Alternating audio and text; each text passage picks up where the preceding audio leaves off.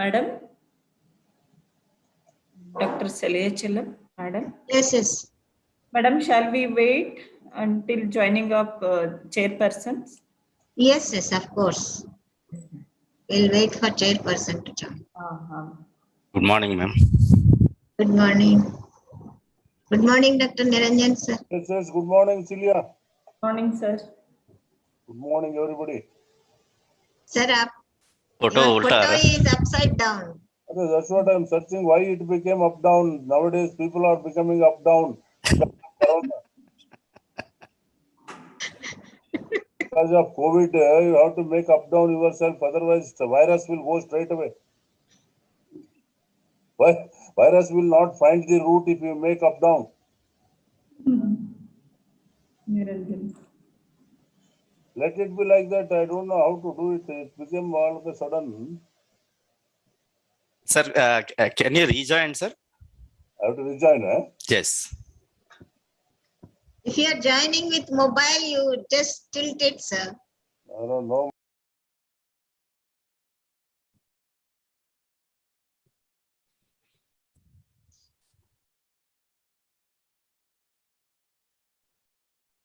Good morning, Dr. Ravi Prakash, sir. Sir, you are on mute. Good morning, madam. Good morning, sir. Voice is clear? Yes, sir. Yes, sir. Sir, nice to see you, sir, after a long time. Yeah. Good morning, sir. Really, good morning. Right. So we will be meeting many people in this e-conference. Yes, sir. Yes, Yes. sir. Sir, you can try sharing your PPT, whether you are able to share or not. If you want to share, or shall I share your slides? You can share, no problem, or otherwise I have to do it from here, or let me try from here if it is possible. Yes, sir. Just try once now. Okay, I will try. Share screen. It is showing host disabled participant screen sharing. Yeah, then Dr. Jayashree, please ask, please allow them, all the speakers, to share the I think, screen. madam, it will be better if you can just Yes, madam. Yes, upload madam. from there, because I have sent you the PPT already. Yes, sir. Even she has to allow me to share. Yes, sir. That is I'll better. share, That sir. is better. Now Otherwise, it's been given, sometimes madam. if some Please problem is there, Sir, that can be. Sir, you just try now. She has allowed you. done, madam. Okay, Done, sir. let me try whether if it is okay. Now you try, sir. Please. It's been given, madam. Yeah, I can do that. All participants can share their PPT. Thank you, ma'am.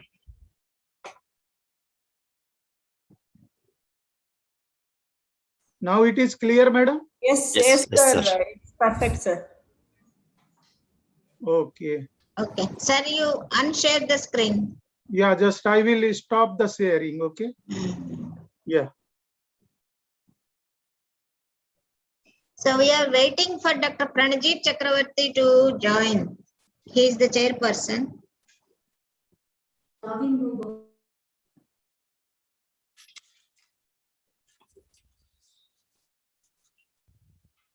He is actually in Solan. Maybe he has some.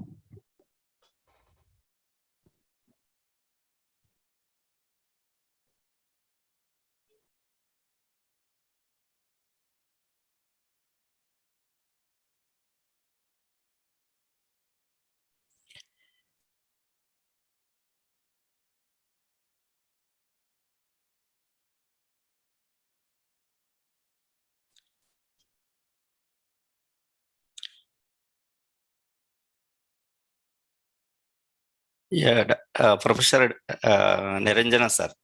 Now it is good.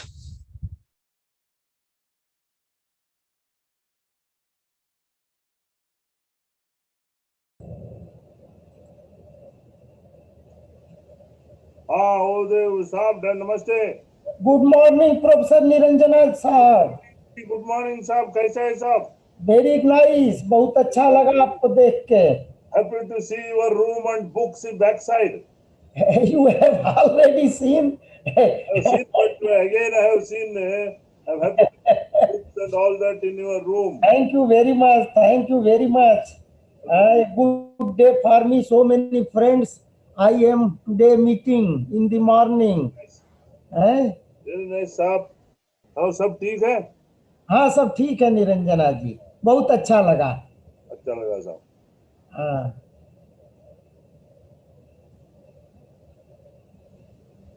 Niranjana ji vice chancellor department हैं। Heading कर रहा है ना? हाँ yes बताए थे आपको। और कुछ थेसिस में आपका नाम है, maybe you have to come और ऑनलाइन समथिंग करेगा, एज करेगा, द कोई सिचुएशन में। Yes, yes, yes, I will do that. हाँ जैसा सिचुएशन रहे। Okay. हाँ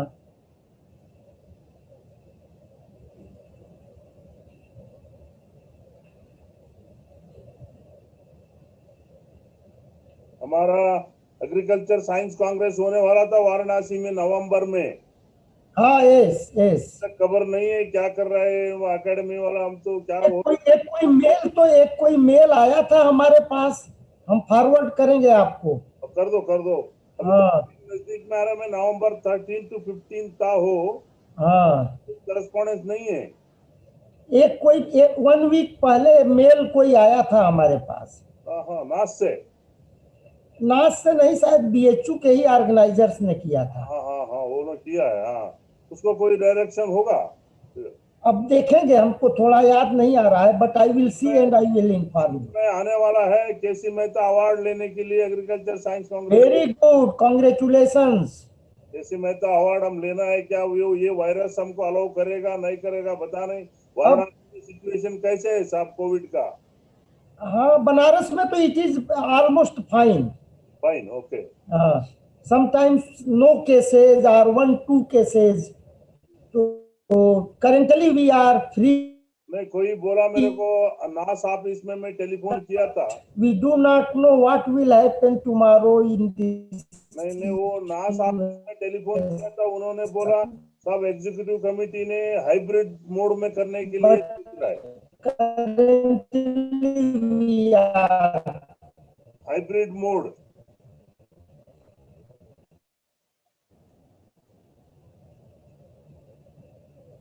यस हाइब्रिड मोड में करने के लिए सोच रहा है एकेडमी वाला.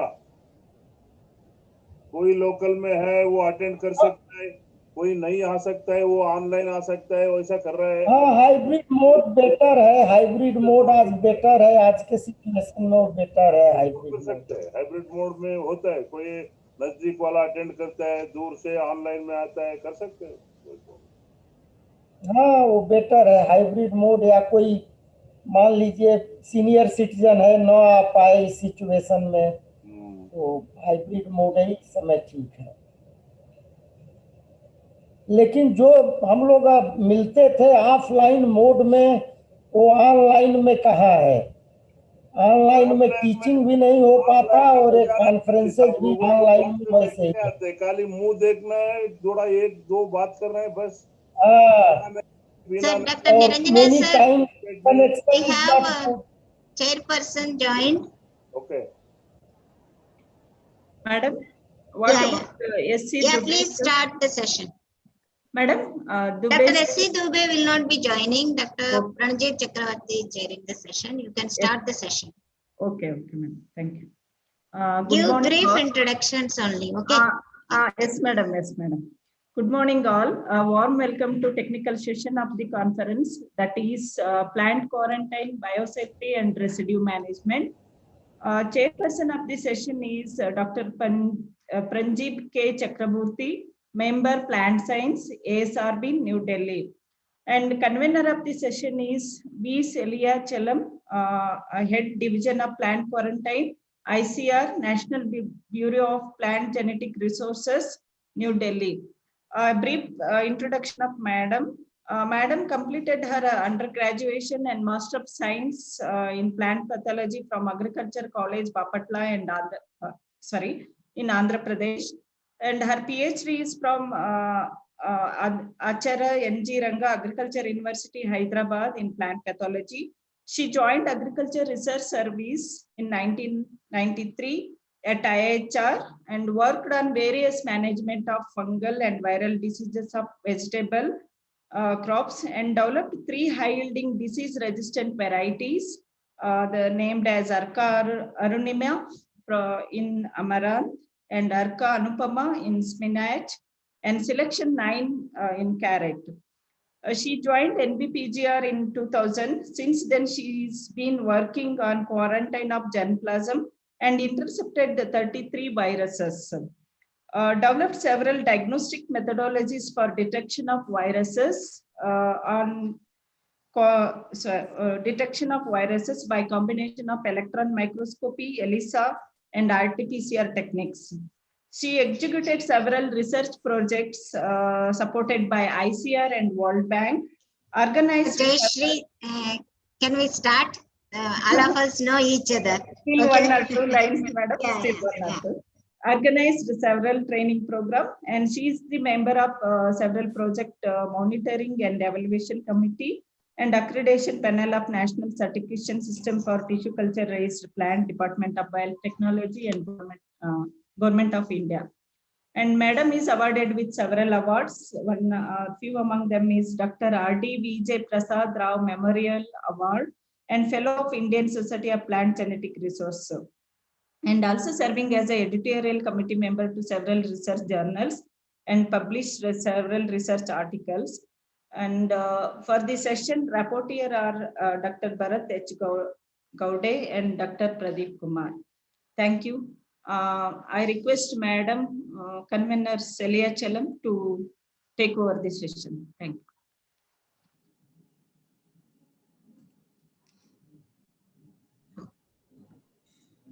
Madam.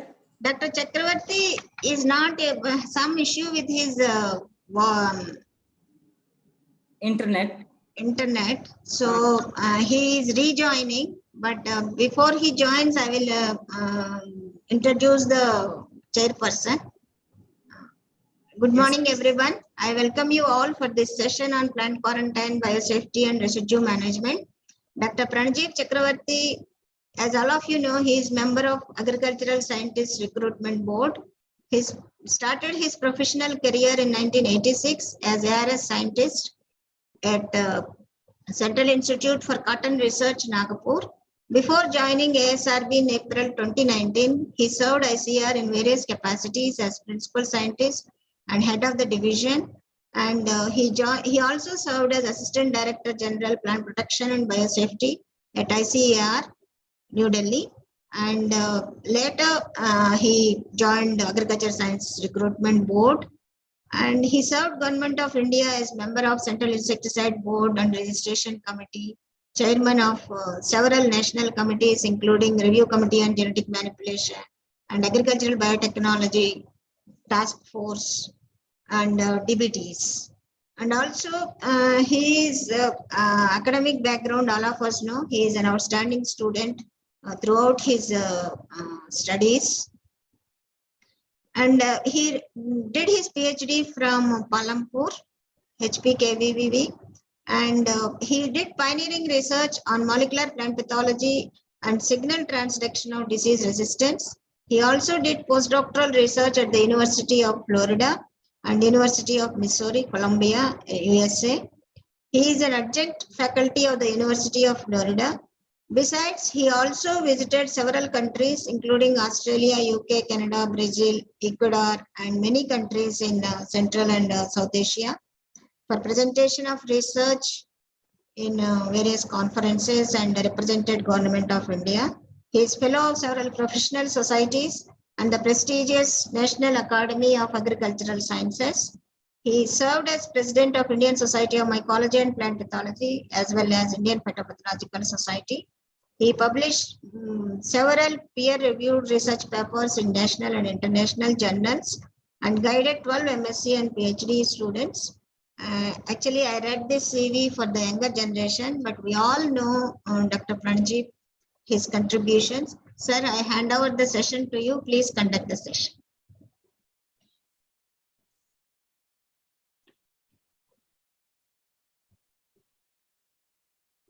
You have to, yeah. unmute, sir.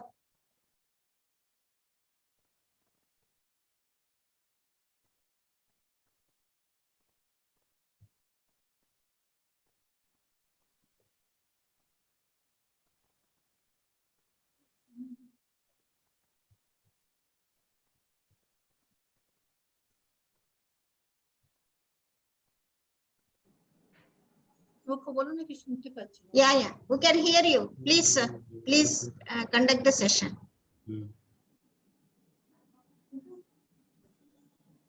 No, আমার কথা ও বলছে ও শুনতে পাচ্ছে না। We can hear you, sir.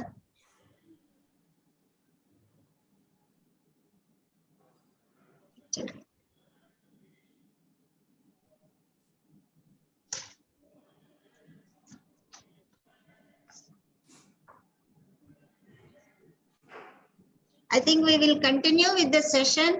When Dr. Pranajit joins again, he will take over. We have our first speaker, Dr. Lavakumar. Dr. Lavakumar is head germplasm health and virology from International Institute of Tropical Agriculture, Ibadan, Nigeria. And he is also the CGIAR germplasm health component leader, focused on ensuring the safe international transfer of germplasm and preventing the transboundary spread of pests and pathogens. He has over 25 years of international experience in agricultural and allied fields in South Asia and Africa. He is working in IITA Nigeria since 2007.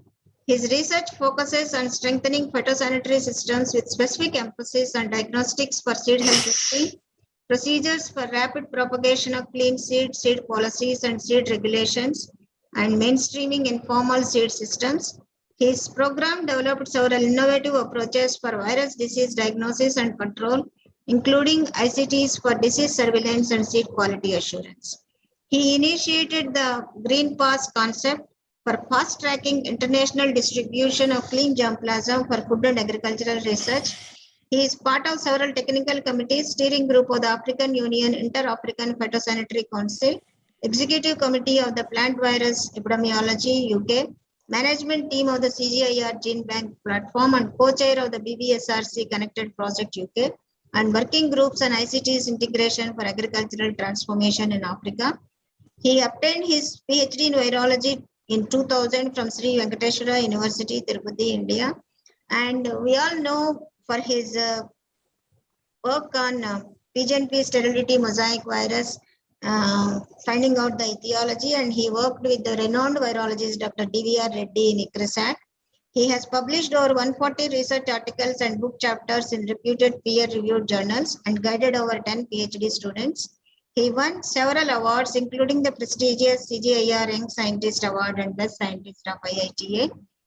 Before I ask Dr. Lavakumar, Sir, Dr. Pranjit, sir, I have introduced the speakers just to save the time.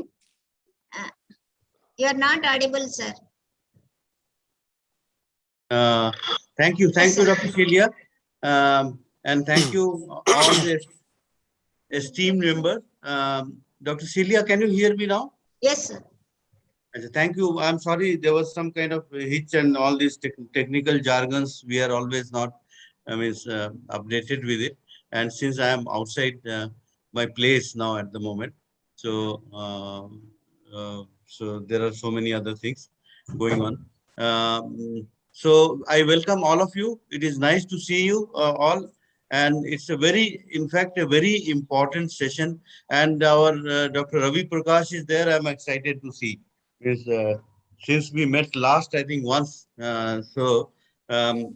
He has made it a point not to meet me somehow. I don't know. but then he is a very important person, and we all know. And entire plant quarantine, biosafety and residue management. I welcome all of you on this last session, and we are very important. I thank my convener, Dr. Celia Chellam, very eminent scientist at the moment in the country. She's also heading the Department of Plant Quarantine, a most important department with relation to biosecurity aspects of plant protection and food security in the country. And I know we have crunch of time, but then I must thank Dr. Celia and the entire organizers for having invited me to share this very important session. Very important speakers are there. I'm not able to name all of you at this time, but I know most of you, and very important and eminent speakers. The session, as you might have already said, because I was not able to hear, Dr. Bharat and Pradeep Kumar is also there to assist us, I believe. And this session has a 3 lead lecture, 3 invited papers, and 3 oral papers. Altogether, we have, I think, allocated some 165 minutes. We may spill over a little over beyond 2 p.m. now with this, because I have delayed all of you. Dr. Lava Kumar has already been introduced. Before we go, can I put my few comments on that, and then subsequently we can go ahead. Uh, uh, this plant biosecurity, biosafety and biosecurity and residue management also has been involved in it, but I see less of it in this, which is another very important aspect, and altogether a different aspect than the plant quarantine, biosafety and biosecurity. And Dr. Ravi Prakash knows it very well because he's dealing with it, but that forms a whole lot of a different subject. Clubbing it with this will not be a justice, but then nevertheless, if there are papers, we will be very happy to see that those. Uh, it remains a major concern, this biosafety and biosecurity for our country, which is poised to become a leader in the world at this moment, because with the so far we have all-time high production of horticultural crops, to the tune of 326 million tons, and which is we have preceded all our previous year's production, and this is all because of the very well management, technological advancement, and awareness among the farmers, scientists, of course, with the policy makers. Without the policy support, nothing can go ahead. We are poised to be the leader of this institute. At that time, plant quarantine, biosafety, and biosecurity, these will be playing a major role. At the moment, we are having a minuscule amount of our export, and of course, we are importing, and both are important. I say this because country still has a very big growth potential.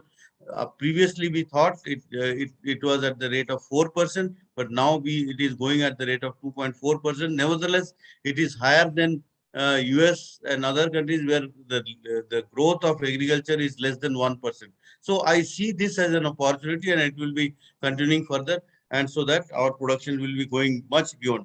But we have a robust system of plant quarantine, but I am afraid we do not really understand the difference between biosafety and biosecurity in the country. That is another very big challenge in the country. In our academia also, we are not following. So biosecurity is something like intentional spread, no, to prevent against them.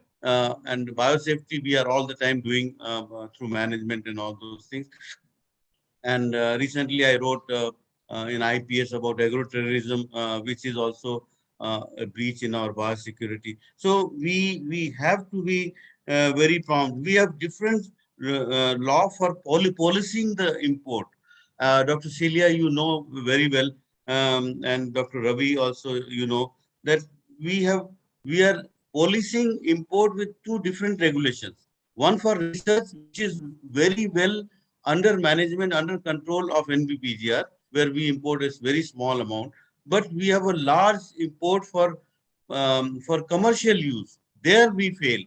I am in Himachal Pradesh. I am in Solan, where Dr. Ravi Prakash, before you joined, there was a huge import of 75,000 plantings from of apple, and before the prohibitory period of 1 year testing and observation, they were released to the state.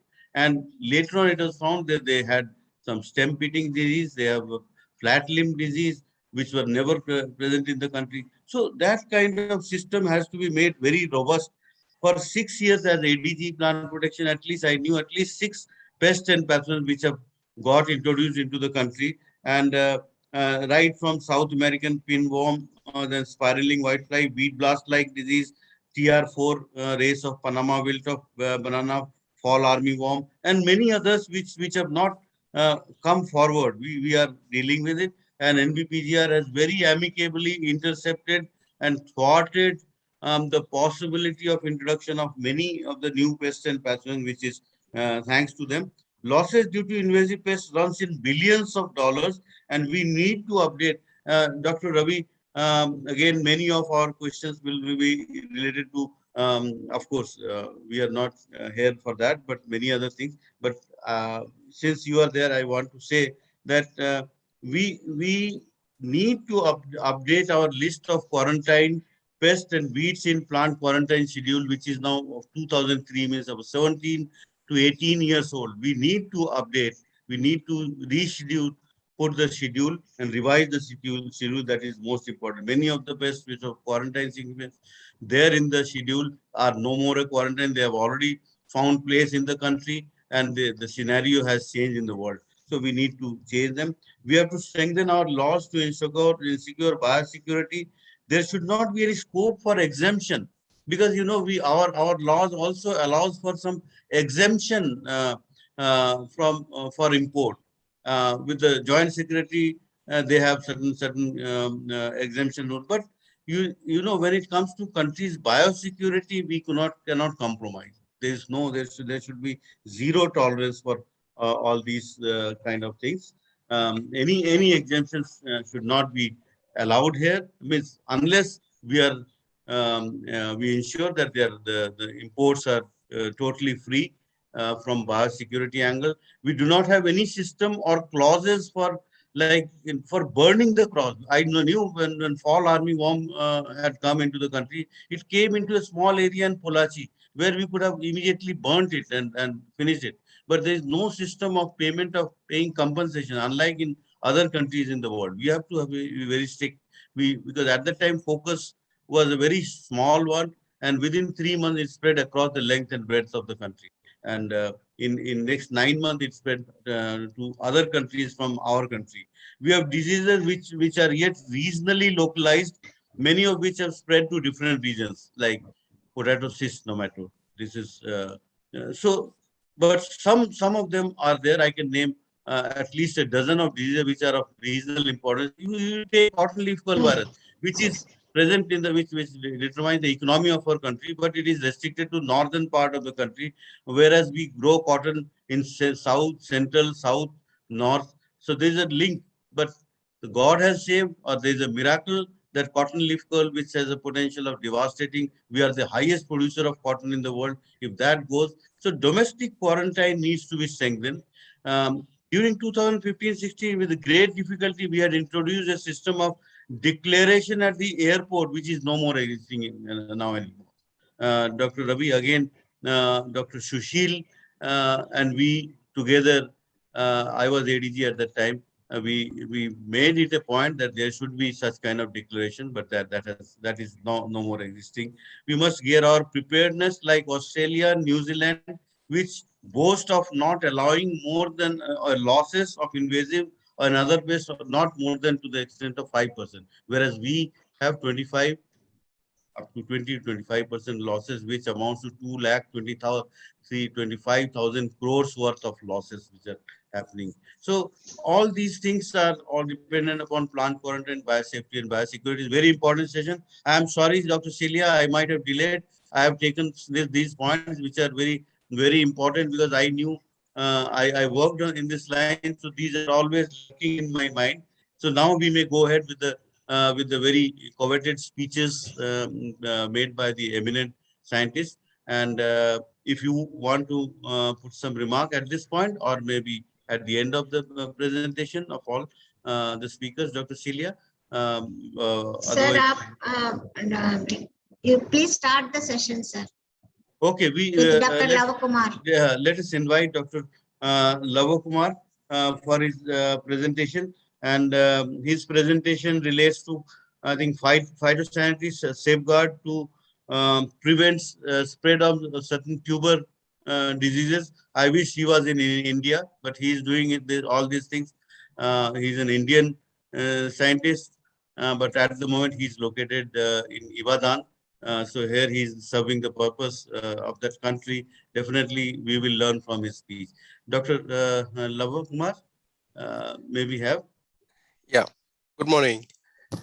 I hope you can hear me. Yeah. Yes, yes. Okay. Thank you, Chairperson, for excellent opening remarks. I think you hit all essential points, and that's a fantastic introduction to the topic I'm going to mention. And I would also like to thank IPS for giving me opportunity.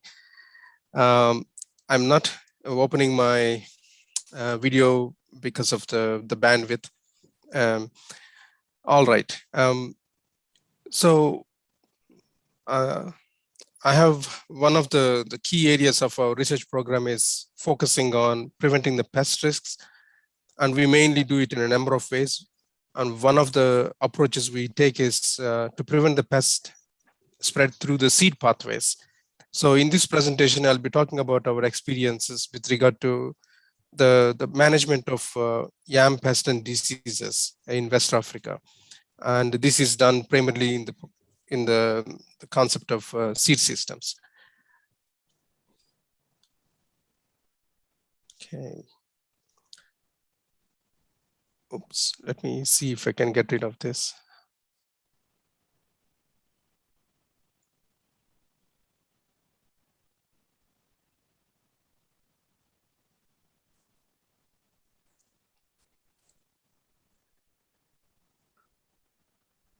Okay. Sorry, it is blocking the screen, but I think, anyway, seed as a pathway for entry and spread of pests is very well established and has been identified as one of the major contributors for intercontinental spread of pests.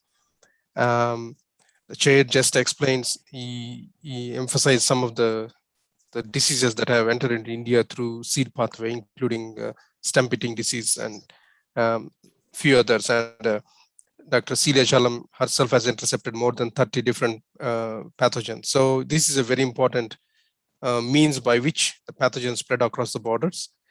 They often serve as carriers of the pathogens which are harmful to the same species, or sometimes they act as a passive contaminants, helping spread of other pests and pathogens that may not be affecting the same species, but once they're introduced and if they find a suitable host, they can jump across and then they can cause significant damage.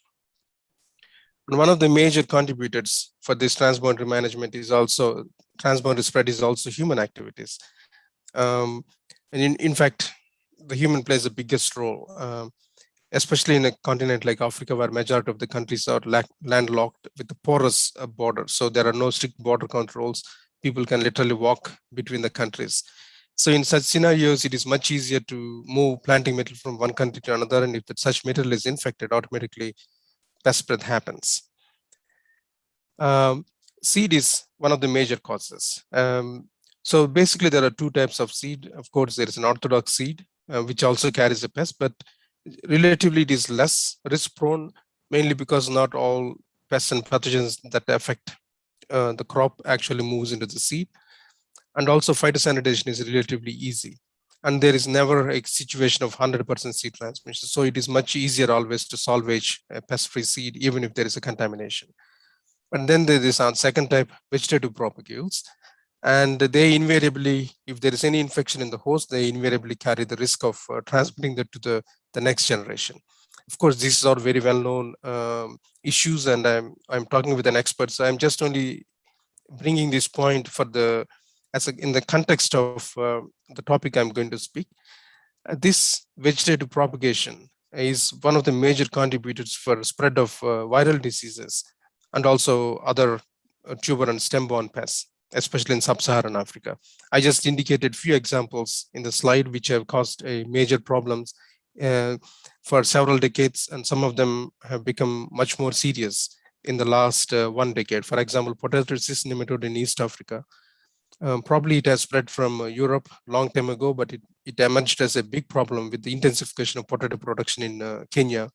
And this pest the spread has been recently detected in neighboring East African countries. And likewise, banana bunch top introduced in 1960s now has spread to 18 countries. And much of this spread has been shown to be due to the contaminated planting material. And another disease is yam mosaic, which is an endemic virus. But again, it soon become endemic in West Africa, but has become a problem all over yam production area in Africa. So this is a major problem. Of course, there are safeguards, just again as kind of the system that exists already. There are IPPC guidelines which prescribes the best practices and phytosanitary frameworks to prevent the transboundary pest of pest and pathogens. More specifically, there is an ISPM 36, which mainly focuses on controlling spread of pest and pathogens through the distribution of plants for planting purposes. So that is mainly vegetative propagation. These systems are there, but they are very difficult to implement, especially when the systems are not working well, which is the case in a number of African countries. And then there is a domestic seed distribution. We often talk about domestic quarantine. One of the major organizations which perform the domestic quarantine mission is Seed Regulatory Agency. Quarantine agency is different. In some countries, there are separate quarantine agency which deals with import and export, and then there is a Seed Regulatory Agency which mainly deals with the domestic seed production and distribution. So this organization play a very important role in preventing the spread of infected seed and propagules within the country. And there are a number of processes. I just used OECD schemes as an example, just to indicate the diversity of schemes that operate for production of seed of different crops and the quality assurance procedures, etc. So all this are there, but then the real issue is the implementation. And this is the situation in much of sub-Saharan Africa. Seed systems is informal, okay? Just to differentiate what is formal and informal, formal system basically includes improved crop varieties, and then the seed production through a formal system, including production of breeder seed, foundation seed, and certified seed. And it is mainly passes through the quality regulators. So this is the situation in bulk of the developing countries, but in sub-Saharan Africa, as you can see, it makes up only 2.54% of the total seed systems. And the bulk of the formal seed only reflects maize and vegetables. And all other crops are mainly informal. Informal doesn't mean it's a bad quality seed, but basically we don't know the quality of the seed and it is unregulated. So therefore it presents a big risk. Excuse me. So this is the situation for the yam. Yam is one crop which is mainly propagated using tubers traditionally. So there is a huge link between the plant health and seed health. If a plant is infected, automatically the seed is infected, and the seed is infected, automatically the plant is infected. It's a super important food security crop. It's a multi-species crop. There are a number of species. All of them are called yam in a common term, but there are different species involved. And it's one of the most expensive food crops, and traditionally it has a very high value. Globally, it is produced in over 60 countries, but almost 93% of the total yam production, food yam production, is in West Africa, spreading from Cameroon to Cote d'Ivoire. And in fact, Nigeria is the #1 producer with nearly 70% of the total production area. Of course, yams are also produced for pharmacogenic uses, etc. I would not be talking about that. As I said, it is mainly propagated using tubers or sets. And also more recently, there are some new methods such as aeroponics and tissue culture based approaches, which are also used for propagation. So the biggest risk is the spread of viruses. There are about 25 viruses that have been reported affecting yam, but the most important ones in West Africa, which are frequently detected, are yam mosaic virus, yam mild mosaic virus. Both are potyviruses with RNA genome transmitted by aphid vectors. And then there are also other viruses which are also very frequently detected, like yam virus Y, which is a alpha flexivirus. And then Badna-like viruses, which are very frequently detected, Badna genus Badna virus. And also there are integrated Badna viral genomes called endogenous para-retroviral sequences. But their economic significance is not known, but they're frequently detected in the indexing programs. Besides that, there are nematodes, which are also big risk, because when the tubers are propagated, if there is a nematode, they also spread. So the most common ones are Scrotalema bradys, which cause dry rot and cracks, and then Melodogini, Incognata, and Javanica. And there are also now, we have a project which are now looking at the biodiversity of nematodes, and we are finding several other species. Some of them are new, but their prevalence are much low. So in essence, viruses and nematodes are #1 threat, and they have been spreading with seed distribution throughout. Traditionally, the seed yams are harvested and they are sold in the market. There is no formal system. So automatically, if the seed is infected, they get transmitted along with the seed to other regions. We have conducted survey in West Africa since 2013 to understand the baseline situation. As you can see, viral diseases 85% incidence, prevalence 90%. And likewise, nematodes incidence is about 25%, high prevalence. Anthracnose insects and other fungal tuber rots causing fungi, although they are widespread, they are not perceived as a risk for seed transmission. So this is very clear that viral diseases and nematodes are major risk. And from the DNA phylogenetic studies, we also understand that much of the distribution happened through the seed because they all originated in, they all have a common origin. So now, how do we control them, right? Traditionally, much of the insects and nematodes can easily be eliminated by simple seed treatments, like such as the chemical treatment. So all those which can be eliminated by chemical treatment, we consider them as category 1 pests. And they are not they are still, it requires still a significant effort in terms of management with regard to the treatments and the post-treatment issues. One of the topic of this session is also residues, and there is also risk of residues coming into it. But then now we have now looked into the more modern approaches, and also the use of herbal compounds, etc., reduce the pesticide risk issues.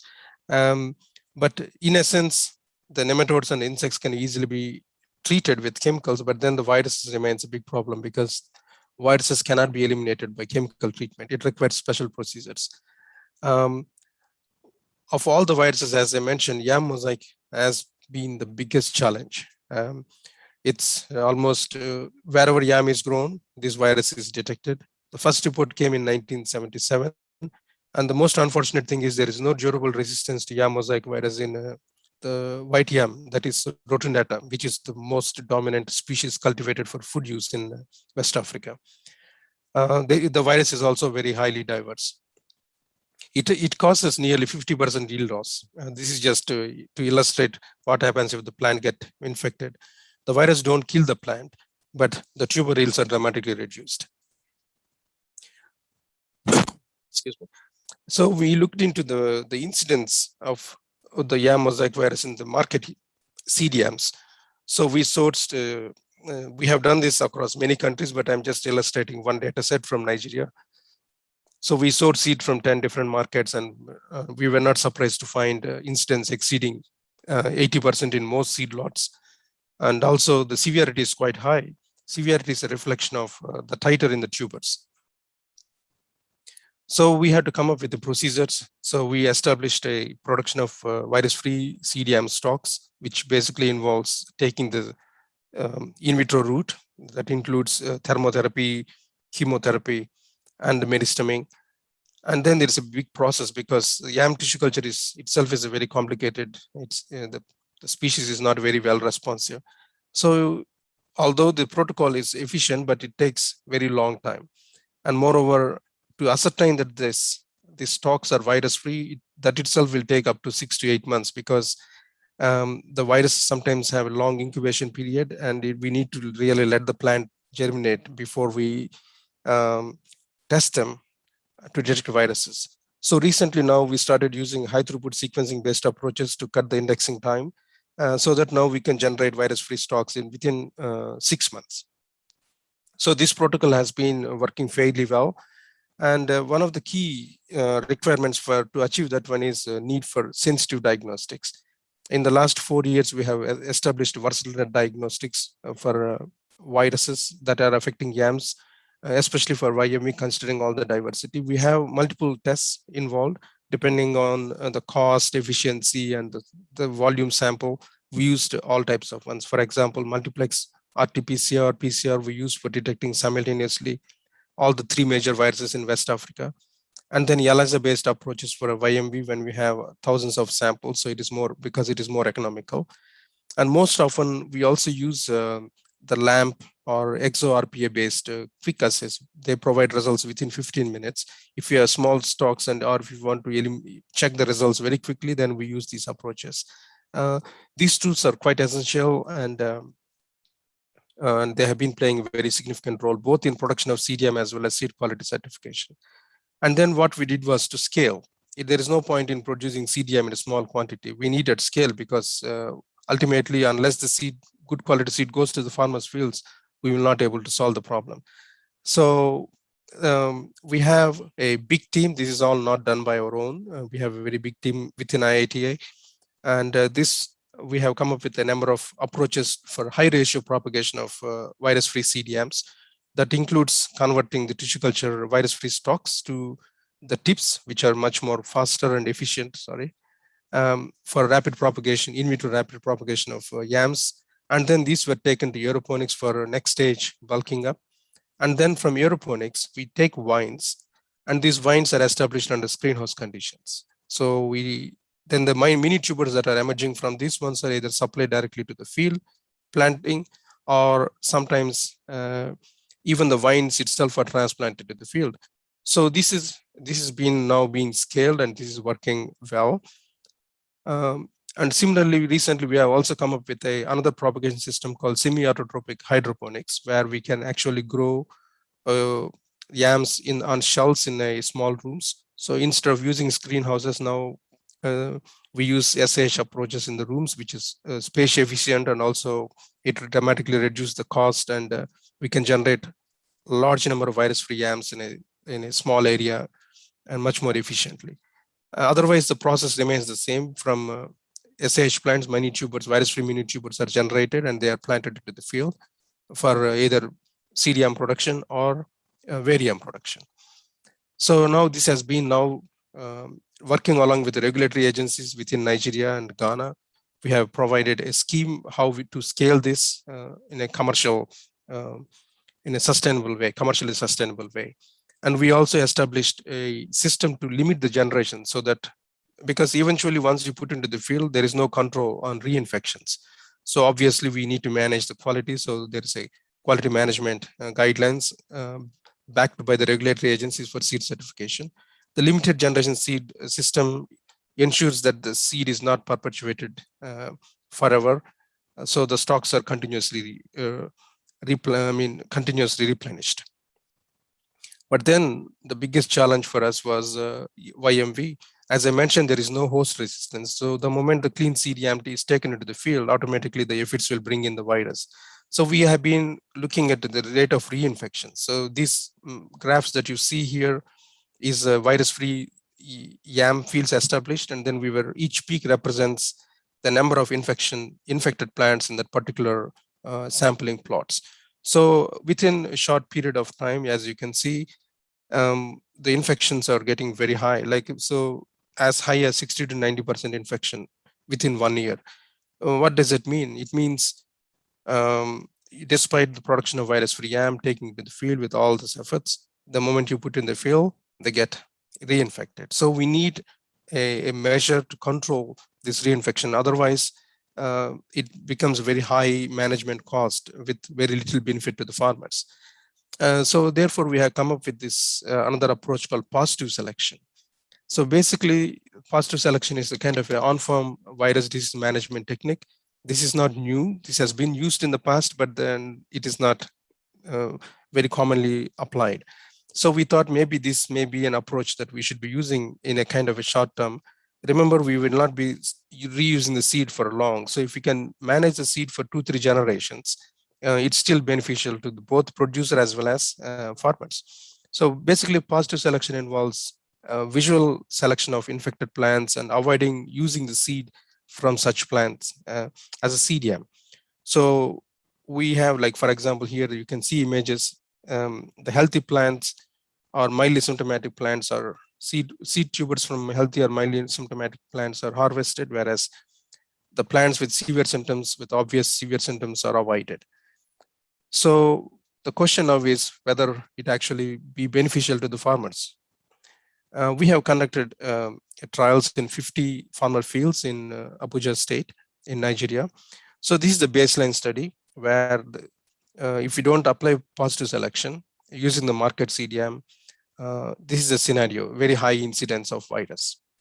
So when positive selection was implemented, even without virus free seed, so within one season, there is a reduction of by up to 40%.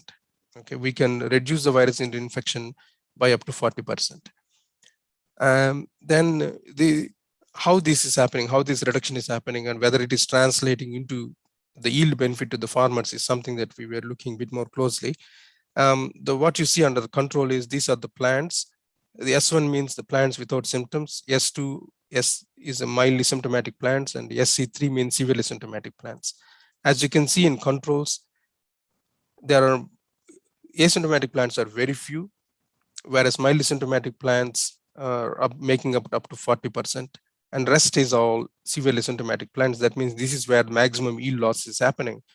Following the positive selection, we shifted for healthy looking plants by up to 50%. Okay, this whole thing has been reduced, and there is a dramatic shift in the healthy looking plants. So we also compared if the plant is asymptomatic, does it mean virus free, by ELISA and PCR assays, and there is a 95% correlation between asymptomatic plants and the virus negative result. So which has been a very good success. So then we looked at the yield, what does it mean in terms of yield? So we harvested plants separately, healthy and infected plants. As you can see here, for instance, this is the mean of 10 different varieties. So there is almost the yield difference between the tubers harvested from the healthy plants versus the severely symptomatic plants is about 50%. Okay, if it is a mildly symptomatic plants, because sometimes farmers don't recognize mild symptomatic plants, the yield loss is still there, but not too substantiated, 20%. So it is working. So this is a very good result, because if you take virus-free seed into the field, and if the farmers implement positive selection, it is possible to minimize YMV incidence in the field and also realize the yields. So to conclude, we have made very good advances to reduce pest spread risk with the CDM propagation, but high risk of YMV exists because of lack of resistance in the plants. Positive selection has shown to have a potential to reduce YMV incidence and at the same time also improve the yields. But then this alone is not going to be sufficient. There is a need for combination of regular positive selection and regular reintroduction of virus-free seed stocks. So this is actually improving the quality of seed that is being propagated in the countries. And obviously, even though this happens within the country, quite often the seed is moved very freely. Even there are regulations which allows free seed movement within the West Africa region. So there is a less risk of transboundary spread of some of these viruses, especially if there is new strains that emerge in due course. We are now currently making a lot of effort to scale these technologies widely. With that, I would like to thank the donors who funded this project, Bill and Melinda Gates, and CJR, Roots, Tubers and Bananas, and GeneBank platform. And thank you for the opportunity, and I hope I have not consumed too much time. Thank you, Dr. Lavakumar. It was a nice presentation, nice learning for we Indians also here. And although this is a very important crop of South India, and nevertheless, we also have our Tuber Crop Research Institute is also into this kind of management, and it's an excellent because this is one of the vegetatively propagated plants where virus management is very essential for safeguarding the production. So we may, I think, restrict the questions at the end. Dr. Celia, all the questions. Dr. Lavakumar has been up. They are ahead of us. If he would like to stay through, and then we can take the questions later. Dr. Lavakumar, would you like to take the questions now? If you have If no there is other one or hand- two, I can clarify because I had to go to office. Yes, yes. I'm at home at the moment, so you need to understand my situation here. Yes, yes. Okay, okay. So any questions for Dr. Lavakumar? Specific questions if anybody has. Sir, can I ask? Seems all clear. Yeah. Dr. Lava, you do help the NPPO Nigeria in certification or testing the samples, right? Are they Yes. send the samples invariably to you, or certain samples only you get? No, it depends on the NPPO for our mandate crops, IATA mandate crops, that is cassava, yam, banana, plantain, maize, coffee, soybeans. We take samples for testing and it comes to them. For any other thing is on only if they bring the samples. They have their own testing facilities. Okay, thank you. Thank you, Dr. Lava. Thank you. Anybody? Thank you. Thank you. It was a nice indeed lecture. And Yeah, I will join later on sure, sure. in the session. Yeah. Thanks Thanks a lot. Thanks for the opportunity. Thank you so much. And we may invite the next person, or Dr. Ravi Prakash. Dr. Ravi Prakash is a well-known known personality. He's a one of the major persons in our NPPO who has the responsibility of safeguarding our biosafety issues. So, Dr. Ravi Prakash, I will read out a little bit about him. I know many of you know him, and he's a presently a plant protection advisor to Government of India, and he's a master's and doctoral degree he did with specialization in plant pathology from the University of Allahabad from Prayagraj. He worked in the field of agriculture for more than 36 years. He has demonstrated leadership in the implementation and development of various schemes, and I know how many schemes might be going on there, lots and lots, and he does not have time. I know that personally. He will not have time for himself also. Definitely, he is one of the busiest person in the country in the NPPO, and he has demonstrated leadership in establishment and demonstration comes seed production farms, farmers awareness program, implementation of IPM in coconut for more than 6 states in India at various capacities. He has also worked as joint directors. Previously, he worked as joint director in CIBRC Faridabad for 7 years, and before joining Plant Protection Advisor. In between, he worked for 8 years as a registrar in one of the very important government organization, PPVFRA, Plant Protection Variety and Farmers Right Authority, and for a long time. So he is a versatile person. He knows what is biosecurity. He knows how to defend it. And he has been doing a very good job right at the time in ensuring our food security in terms of biosecurity as well as residue management and pesticide management. He is also contributor for pesticide management bill, which is presently standing in the Rajya Sabha, and shortly will be heard by the experts. Thank you. With this small introduction, Dr.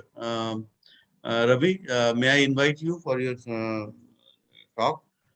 We will restrict now for 20 minutes for each of the talks, and I think you being a very experienced person in this, will be able to do the justice. Nevertheless, we always wanted to hear you, and everybody, more than me, everybody else also would like to hear you because we have several issues. So, but then in such meetings, we are always bogged down with the need for time.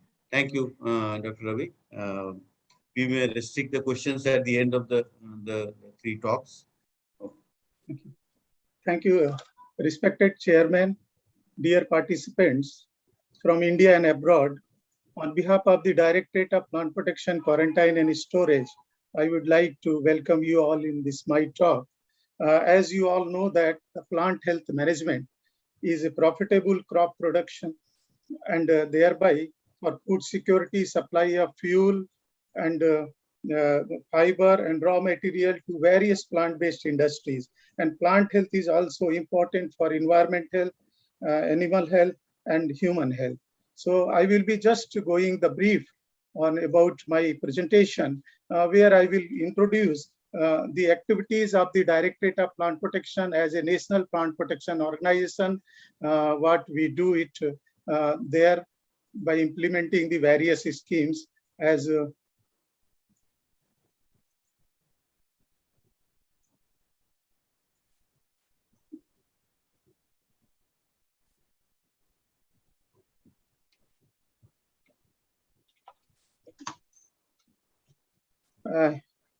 as you all know that India is the member of the Plant Protection Convention and protecting the world's plant resources from the pest. International Plant Protection Convention plays an important role by coordinating among 183 national plant protection organizations and various regional organizations. And in India, we have the very well set up of the plant protection system. Apart from the directorate, many agricultural universities, ICR commodity-based research institutes, NBPGR, IARI, and many other institutes contribute for the plant protection. If you see the milestones in India, the history of the plant protection, we started from the Destructive Insects and Pest Act, which came in the British India in 1914. And then the Locust Warning Organization was established. And then the Directorate of Plant Protection and Quarantine and Storage was established in 1946. And the Insecticide Act was passed by a parliament in 1968 and rules framed in 1971. Which implement the Insecticide Act for registration of the safer and effective pesticides in the country. And then we have started the biological control system under which the integrated pest management program was launched in 1972. And then plant quarantine order was passed in 2003 by replacing the PFS order 1989. And then monitoring of pesticide residue at national level was also started in 2006 and which is being implemented in the project form from the IARI, and Dr. K.K. Sharma is very well implementing the schemes. And then there is a all online system of the CROP and PQIS, which provides the online system for registration of pesticide and as well as the this quarantine information systems. If you see the whole setup of the plant protection system in India, it is under the Union Minister of Agriculture, having 2 more MOS, and then supported with the Secretary Agriculture and Farmers Welfare, then additional Secretary Plant Protection, looking after the Plant Protection Division in the Ministry of Agriculture, supported by Joint Secretary Plant Protection. And Plant Protection Advisor is the head of the Directorate of Plant Protection, Quarantine and Storage at Faridabad. And we implement and look at 6 schemes. Mainly one is the IPM. Through the integrated pest management, we have more than 36 plant integrated pest management center in all over India, which we do conduct the survey and help and facilitate the state government in the various plant protection activities. And then we have the very well established plant quarantine system, which I will be explaining later on. Then we also implement the locust control in desert locust area, where we have the 11 locust control offices. And you all know that during Corona time also, when locust came, Directorate control the locust in effective manners by using helicopters, drones and various methods locust spot control. And then we have the Central Insecticide Board and Registration Committee implementing the Insecticide Act 1968, which is the very apex body for registration of pesticides. Even Chairman Dr. Chakravarti was also a member of the Registration Committee for many years. The Registration Committee under the Section 5 of the Insecticide Act registered the pesticide based on the safety and efficacy of the pesticide.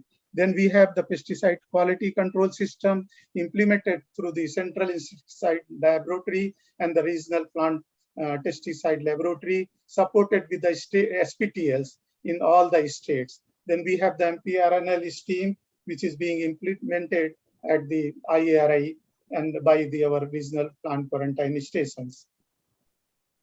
These are the mandate just to popularize the integrated pest management is the major area along with the integrated pest management popularization. Our centers do help the state government for maintenance of the pest-free area, for the safe exports, and then many other activities is being implemented through the integrated pest management centers. Then we have to ensure the availability of safer and effective pesticide through regulatory measures under the Insecticide Act. I explained that registration committee is there for registration of the safe and efficacy based on the efficacy pesticide as registered. Chairman very well knows, and he contributed a lot when he was ADG Plant Protection and regular member of the Pesticide Registration Committee. And another is to prevent the introduction of the exotic pest inimical to Indian agriculture, destructive insects and pests 1914, and supported by the Plant Quarantine Order, which is the regulation of import into India 2003. In 2003, it was replaced by the PFS order, which was there in 1989. And also, the Directorate has to advise and assist the Union Government on all matters, including international obligation related to plant protection, as we are the member in the International Plant Protection Convention and the Regional Plant Protection Convention also. And I informed that control of pest, locust control in desert scheduled area. We also implement the survey surveillance, and wherever this locust attack is there, through our 11 locust control offices, we control it. And then human resource development and monitoring of pesticides are also being undertaken under the aegis of the Directorate of Plant Protection. Now, since I will be focusing on the plant quarantine systems, out of 7 schemes we implement at the Directorate, one of the scheme is the National Plant Protection Plant Quarantine System, which is directly under the control of the Plant Protection Advisor, and one additional Plant Protection Advisor is supported as a plant quarantine. And then we have the various offices in all over the country. If you see that at regional office, we have the 7 regional office presently. Earlier it was 5. The regional plant quarantine office, New Delhi, covered the state of Uttar Pradesh, Haryana, Uttarakhand, and Rajasthan, whereas the regional plant quarantine station, Mumbai, covers the state of Maharashtra, Goa, Madhya Pradesh, and Chhattisgarh, where we have the small offices also under these regional offices. Then RPQS Calcutta, we have the West Bengal, Northeastern region, Bihar, Sikkim, Jharkhand, and Andaman and Nicobar comes under the regional center, Kolkata. Then regional plant quarantine station, Chennai, covers Tamil Nadu, Andhra Pradesh, Pondicherry. And then RPQS Amritsar covers the northern part of Punjab, Himachal Pradesh, Chandigarh, Leh. And whereas the Kandla, we covered the PQS in Gujarat state, because Gujarat has many ports. So these regional offices take care of the Kandla, Mundra, Jamnagar, Ahmedabad, and various offices.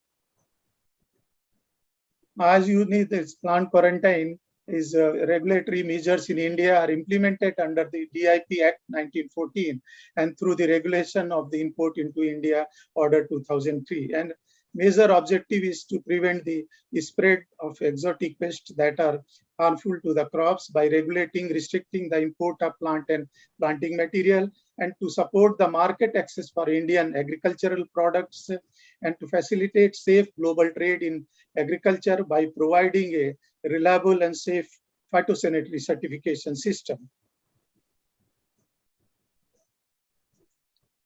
And this import regulation, under the import regulations, as already that there are the various schedules are there, which I will be taking up later on.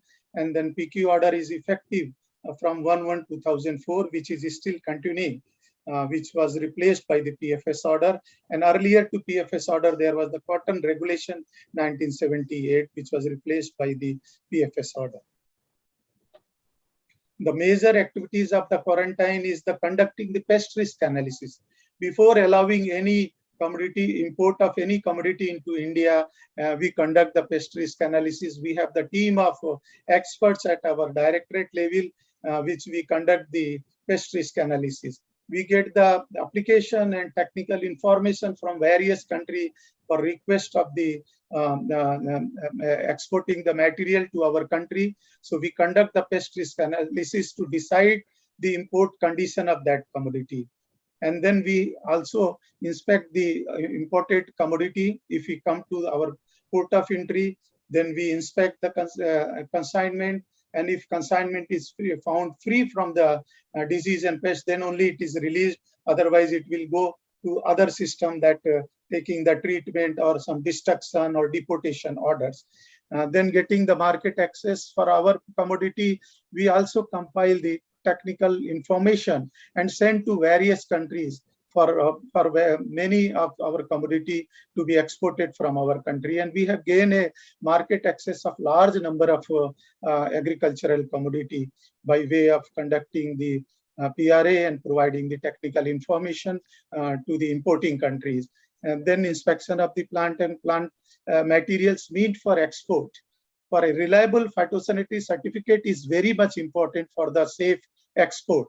And we have shown a very good result of our increasing export because of our very good reliable phytosanitary certificates in field of the plant quarantine.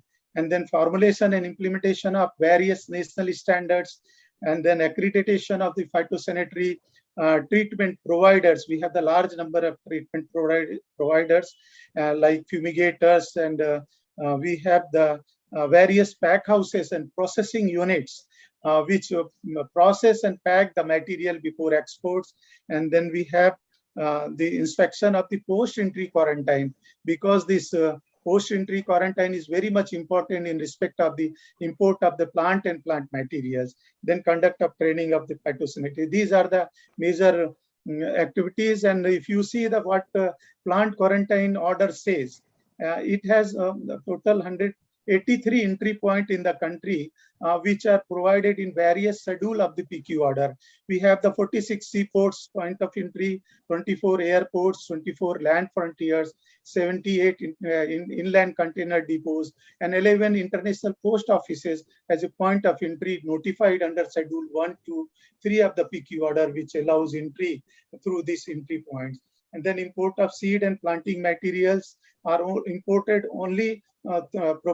Propagating materials are allowed import only through the our regional plant quarantine offices, because we have the large number of plant quarantine offices. But these plant quarantine offices, regional stations, are equipped well to check the virus, bacteria, and other harmful insect and pest. Then we have the allowed through all the notified point of entry for import for consumption purpose. And our germplasm and transgenic and GMOs or research and experimental purposes are being done by the National Bureau of Plant Genetic Resources, where Dr. Celia is the head looking after these activities at the NBPGR level.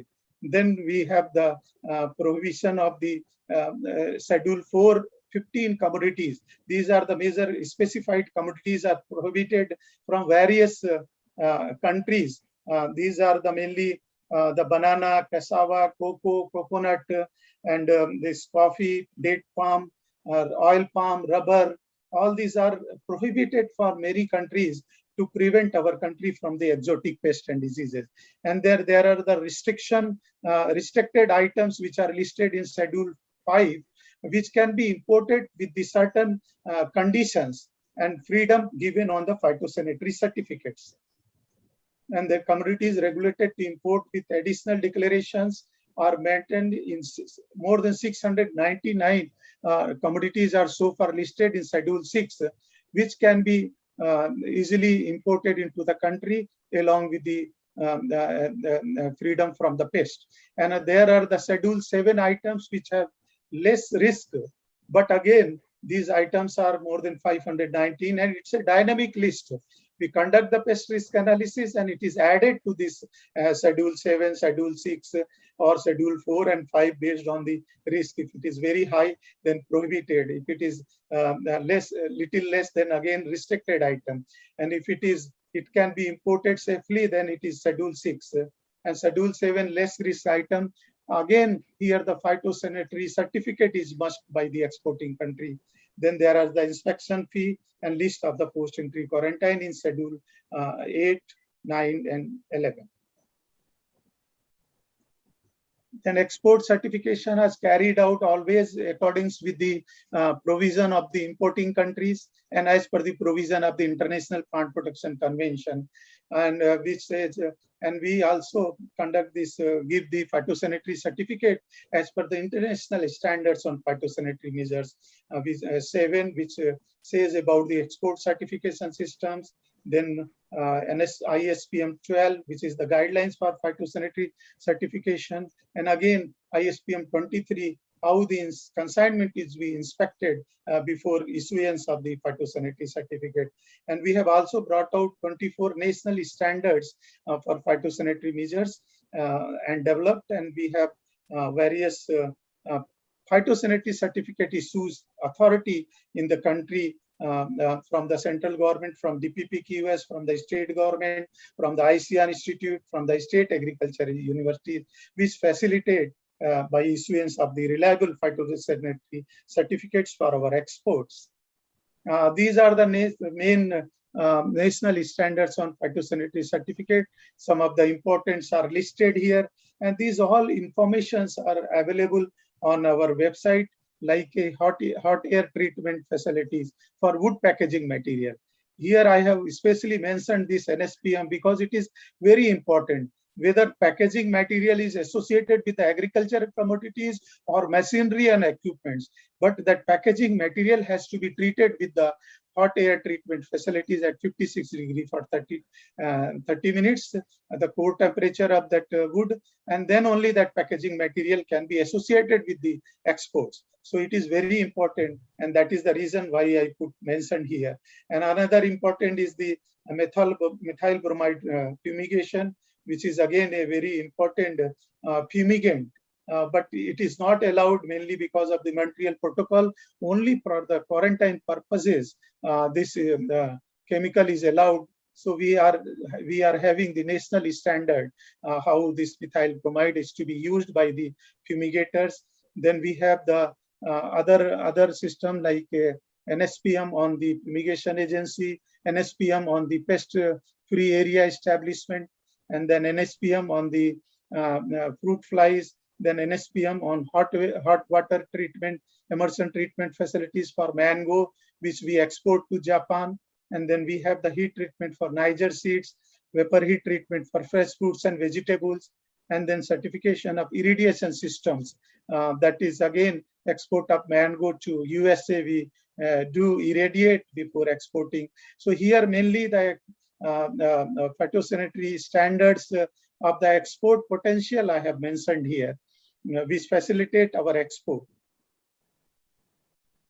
And these are, in addition to NSPM, we have various standard operating procedures developed for export of export inspection, for export inspection of fresh vegetables, fruits to European unions, then export of rice to USA, rice to China, and peanut to various countries, and SOP for dairies, dried chilies, cut flowers to Australia. And then we have the for import inspection and clearance, and post-entry quarantine, which I have already explained. It is for the propagating materials. Then we have the various providers accredited, more than 776 of the methyl bromide fumigators. Then we have the aluminum phosphide, more than 579 agencies in India. Then FHAT, more than 598 facilities, and hot water treatment 42, irradiation facilities 4, vapor heat treatment 9, and heat treatment is 2. So these are the facilitate again to facilitate for the export, and it is being accredited, maintained by the Directorate of PPQNS. Then we have the various pack house and processing units.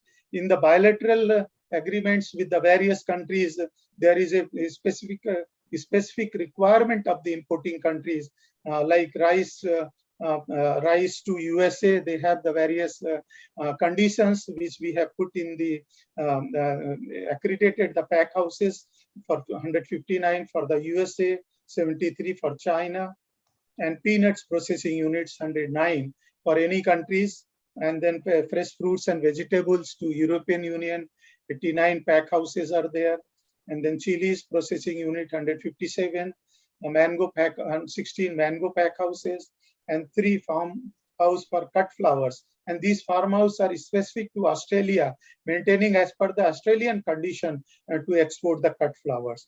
And then pack house for the pomegranate to Australia, where pomegranate are sourced and exported to Australia. And now if you see the scenario, by activities of the plant quarantine at the directorate level, these are the figures given for 5 years in the metric ton.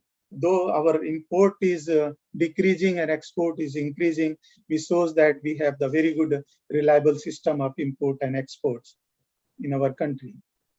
This bar you see, it gives a very clear picture about the import. So if you see this import, of 2021 data, if you see the bar, we have imported around 131 lakh metric ton, whereas we have exported more than 400 metric ton of the material exported to various countries. So whatever we have the well-planned quarantine systems for export as well as import. And again, this is number of inspection release order for the consignment wise, more than 4,50,000 consignment was inspected for the export during 2021, and more than 11 lakh for the imported consignment was inspected. Now market access, I tell, we are continuously working, and it is a dynamic process. Every year we get market access of various commodity, and that is the reason that our export is increasing, which has gone a very large number, more than 4,50,000 consignment.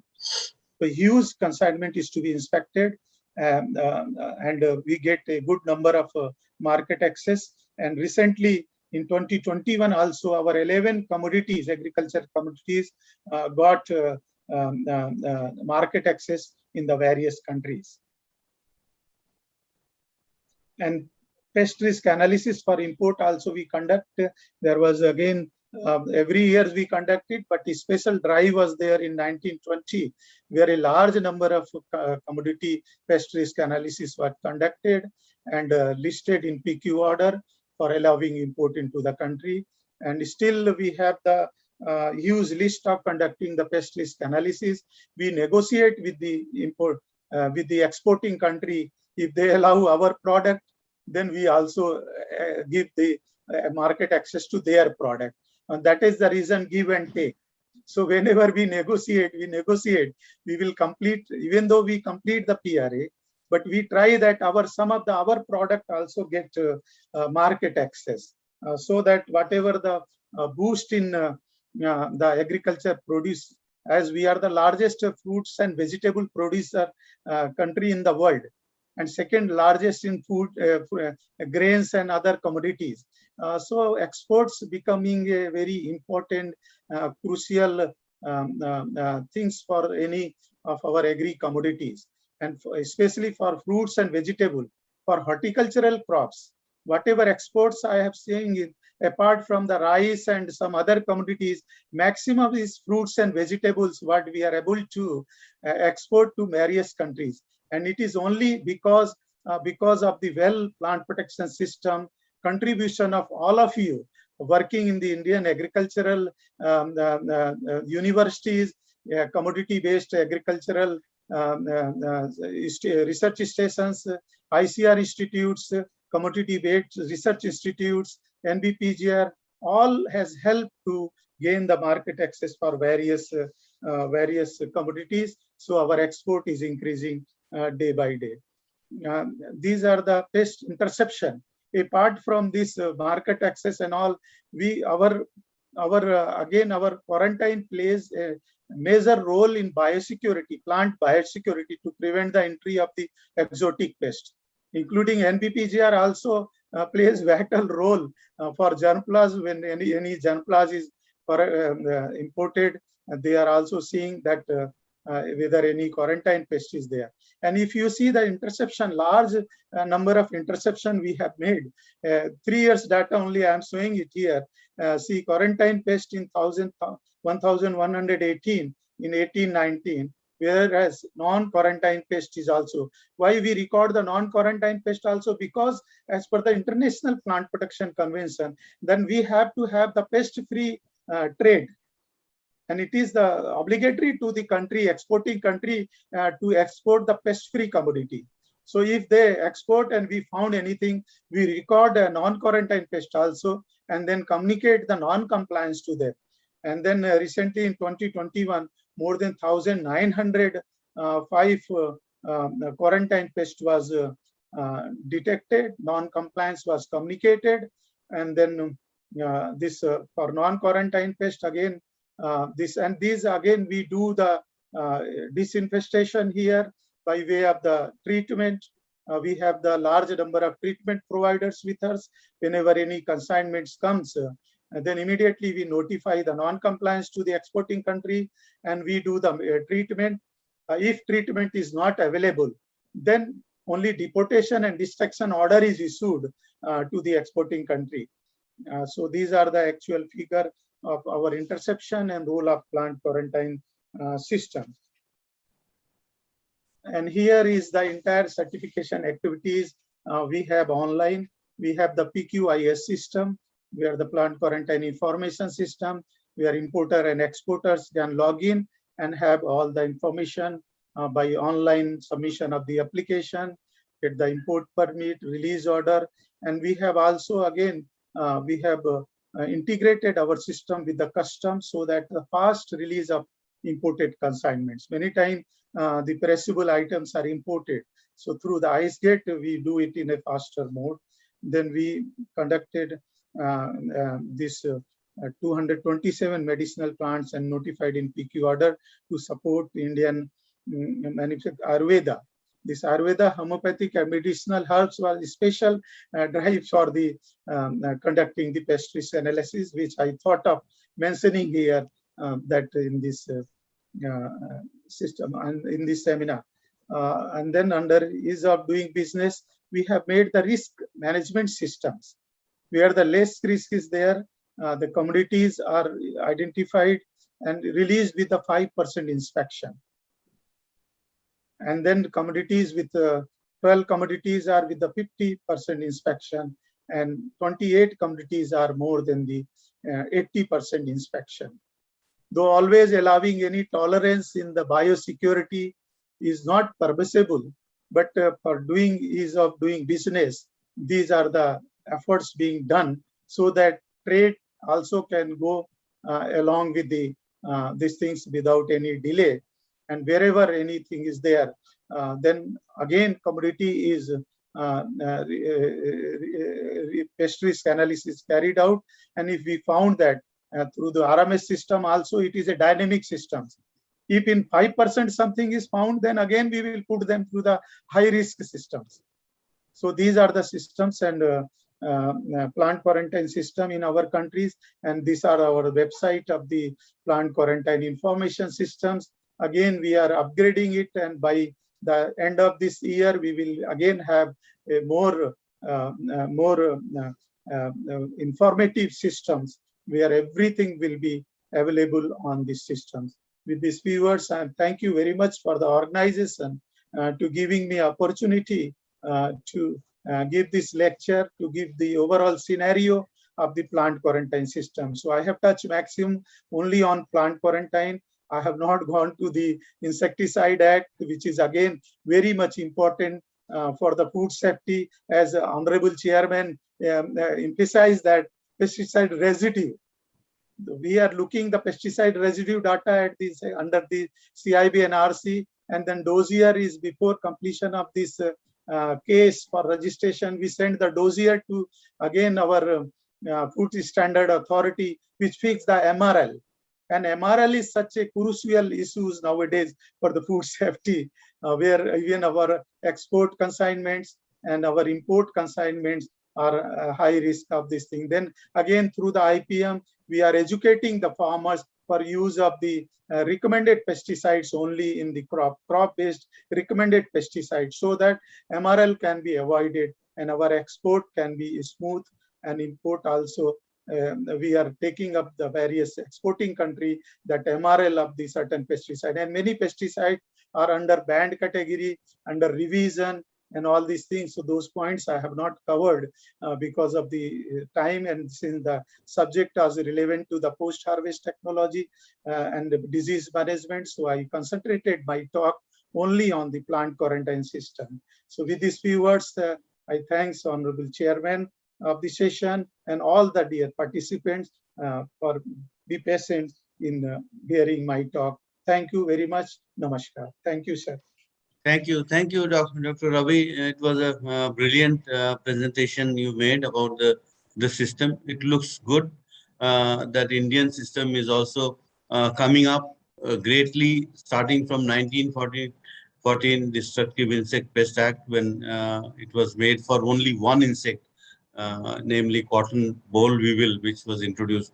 And today we have a robust system of plant quarantine order with more than, I think, 500 quarantine lists at the moment, but there are many more we need to change. And I congratulate you. Nevertheless, we are definitely progressing, but much more and other things have to be done.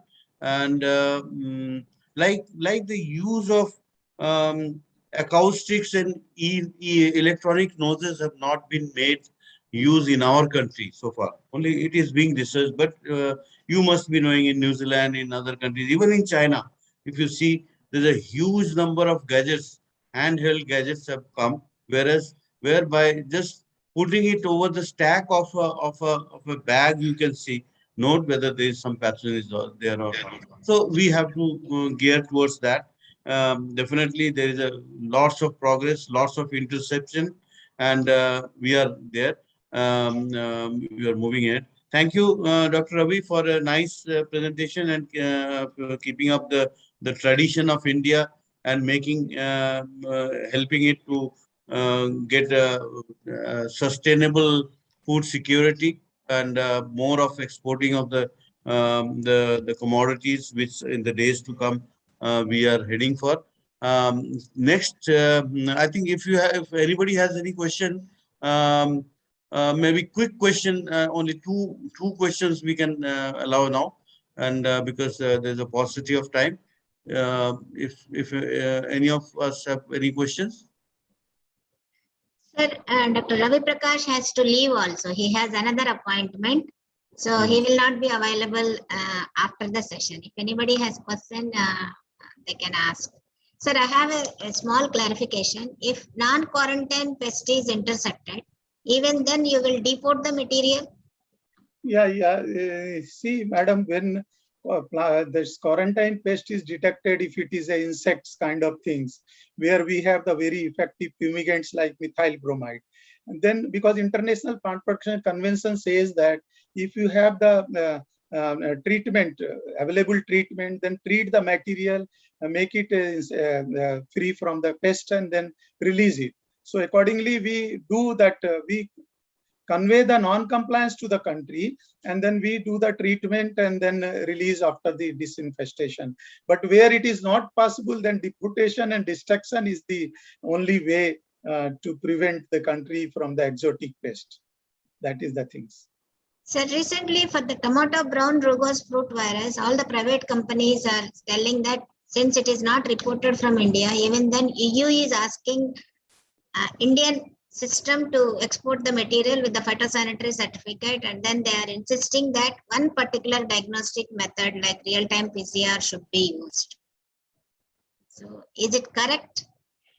See, by saying many things, people are saying it. Actually, they see the nowadays this I don't know this trade pest risk analysis and many even MRL issues and all, madam, they are acting as a trade barrier. Sometimes there will be a genuine issue, they will make it, and sometimes it is not a genuine issue, and they put it.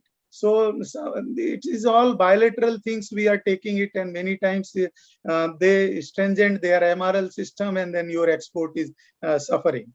And suddenly they will fix the MRL, which is not as per the codex and as per this thing.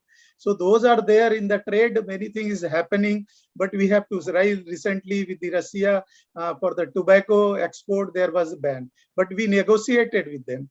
And we said that we have the very well system of export certification system. Then it was agreed. So sometimes the many things is happening in the trade.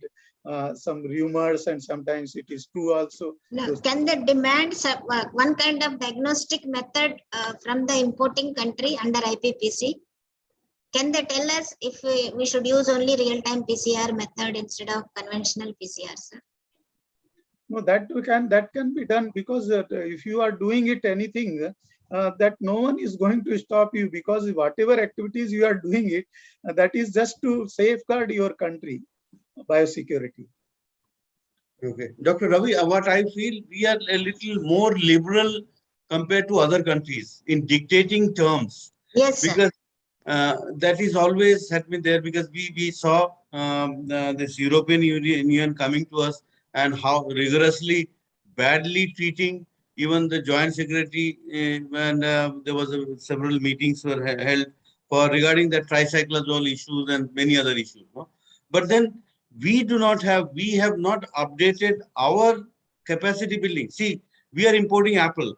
We are importing apple from New Zealand. We are importing apple from Washington and other places where more than 800 pesticides are approved for use. In our country, only hardly 290 or 295, 296 pesticides are registered, out of which maybe 40, 50, 60 are used. Even then we are caught and they dictate terms. Whereas about 800, 900 new pesticides are being used outside, which our country should have got and either played a tit for tat for non-tariff barrier which they impose on us, but we are not able to do. We are not never dictating that you have this pesticide, we hereby reject your things. So that has to be, I believe that system has to be done, because you have that chemical lab or nodal laboratory for residue. No, so that has to be done. In the country under MPRNL also, none of the, except for I think the Grape Institute, where they have methods for 800 pesticide estimation. We do not have a scope. I think even your laboratory, which is a central nodal laboratory for the whole country, I think scope is not beyond 100 pesticide, whereas outside more than 1,000 pesticides are approved for use. So if we are not able to catch them when the things are in the imported commodities, so they will always think that India is you send anything. And the second point is why we have to treat in our border. You cannot ensure, like when I was there, I knew 250 tons of basmati was imported. No? For some reason or the other reason. So you cannot treat them and ensure 100% free, pest-free commodity. No, and you are using methyl bromide at this time in your country. In our country, we are using. Why they are not doing? So such kind of things should be done at their end, why we should have to do it? Of course, you say that we charge 5 times the penalty, but that is not our outlook. No, we don't want to earn through the penalties and all those things, but treating at our own country, washing the pest in our own country. So some of them, they may escape also. So slowly, I think we are gearing towards that kind of thing. And so, yeah, that's a good thing which you said. Thank you all. And now, thank you, Dr. Ravi, for sparing so much time today. Being, I think, holiday, you could spare that much time. So, Dr. Celia, next is Dr. Celia. And Dr. Celia, I'm just exempting myself from introducing you. I believe Dr. Jayashree has introduced you because you are a very important person for us in the country, in the NBPGR. That is you and your colleagues are doing a marvelous job, let me tell you, because you are the knowledge background. You are the knowledge background. Government is an implementing agency. They do not have that, and they get the knowledge thing from you, and you also have to dictate your terms. Like I see Dr. Harinder Raj Gautam is there. Like when they introduced those Apple in the country, they have to dictate terms to the importers. Now, why they import and release in the state, and similarly you also have you have a greater role of developing that kind of electronic noses and so many other things besides managing and intercepting and destroying the intercepted pests. Um, you have, beside your importance in India, you are also playing a very important role in American, in other countries also, American phytopathology also, American, they're also in their germplasm collection. You are a member of the committee. That gives us a pride. This is only one line I am telling, but there are so many things which you are managing. 30 pests you have intercepted. That's not a small thing. With this small introduction, I would request you to please make your presentation, please. Thank you, sir. Thank you so much. At the outset, I would like to thank the organizers, Dr. Dinesh Singh, and others for giving me an opportunity to speak in this conference. The topic is importance and impact of diagnostics and regulations for biosecuring horticultural crops against regulated pathogens. And this is just to, although Dr. Ravi Prakash has explained well, though the commercial imports, because of the quantity, risk is more, but with the germplasm also the risk is equally high because all the pathogens and pests which are associated in that particular country can infect the germplasm. So this is done at NBPGR, germplasm quarantine, under the PQ order. We receive seed samples, cuttings, tissue culture material, and this is just one example. Just because we have not prevented the entry of one virus, banana bunchy top virus, it came into the country in 1943 from Sri Lanka, and now it is there all over India. Not only that, at the DBT, Government of India, and the National Certification System for Tissue Culture Plants, they have a huge system. It is first in the world. They have 4 accredited labs which test the all the mother stocks and tissue culture raised plants to be free from viruses and their genetic fidelity with the referral lab at IRI and NIPB. And all the tissue culture production facilities, they have to test the material before they actually plant in the field. So because of the virus which was introduced, and also we could not eradicate that, at this time the Government of India is spending crores of rupees year after year since 2006. But the positive note is like tissue culture production facilities and a DBT system has certified 450 million plants of banana, potato, sugarcane, bamboo since September 2020. And more than 1,261 pests are regulated as per the plant quarantine order 2003. You can see the insect pests 502, fungi 255, bacteria 97, viruses 264, and 57 weed species. The details are given here. And to ensure plant biosecurity, what we need is regulations. Although if you have diagnostics, if there is no regulation, you cannot prevent the entry. And also the early detection is very, very important. With the COVID-19, everybody knows how important it is to have a sensitive, specific, robust, and cost-effective techniques. And of course, the sampling procedures are statistically significant. And emergency and rapid response teams are very, very important. The importance of plant quarantine, I don't need to explain, especially because of COVID-19. And phytosanitary treatments, Dr. Ravi Prakash has covered. And capacity development, because the customs has the search and seize powers as per the Customs Act.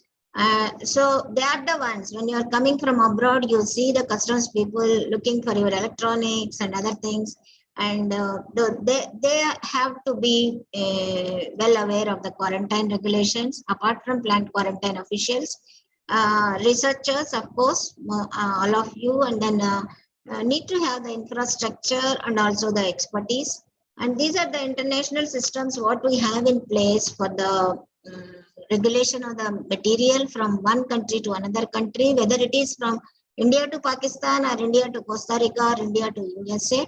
All these international regulations have to be followed under International Plant Protection Convention. And these are some of the international standards for phytosanitary measures. Till now, especially for the students, it is 45.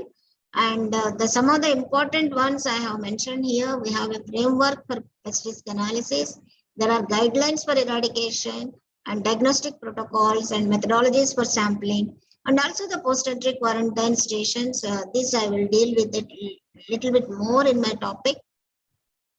And for the pest risk analysis, of course, the plant quarantine order is the Bible or Bhagavad Gita as far as the regulated pathogens are concerned. And the crop protection compendium of CAB International is very useful. And recently in 2018, we brought out an edited volume on potential quarantine pests for Indian tropical and subtropical fruit crops, and vegetable crops is on the way. And this is the topic is regulated pathogens. That's why I have put the slides. In Schedule 4, you can see all these horticultural crops from different countries. For example, banana is prohibited to import from Central South America, Hawaii, Philippines, and Cameroon because of the phytoplasma and the Burkholderia solanacearum. And coconut, coffee, date palm, and then elm, chestnut, and oil palm again. Potato is again prohibited for import from South America. And sweet potato is prohibited from South Africa and East Africa, USA, Israel, for all these regulated pests. Yam from West Africa and Caribbean region, you heard from Dr. Lavakumar. And Schedule 5, again, it has horticultural crops. For example, I have put only representative slides. Banana is imported only with the permission of the director NRC Banana, and cassava again by CRI Kerala because of these pests mentioned here. And this is Schedule 6, where additional declarations and special conditions. Dr. Ravi Prakash was mentioning this is for Pronus from Japan. The post-entry quarantine growing is for 6 to 9 months. And you can see from enormous number of pathogens, including fungi, bacteria, viruses, insects, the consignment should be free. And this is again the Prunus. You can see the number of pests. And crop protection compendium, this is a screenshot. When you open it, you get all the information right from the geographical distribution to what is the phytosanitary risk, and also they have photos. And you can see pepino-mosaic virus is not reported from India, but if the material is coming from tomato and chili is coming from USA, Canada, or any European countries, there is a risk of introducing that one. So, but this is again a dynamic process. This crop protection compendium is now available online, but you need to see the current literature also. And the edited volume, what we have brought out, subtropical and tropical fruit crops, 426 pests are regulated pests. And in that 62 are fungi, bacteria are 16, and 73 viruses.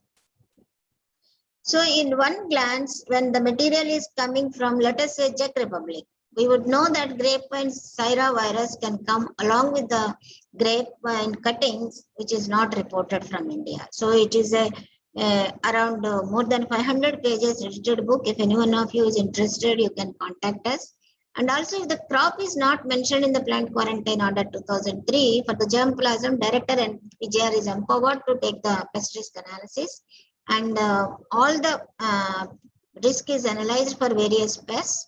And we do about 75 cases per year for new PRA and 25 cases for waiver for additional declarations.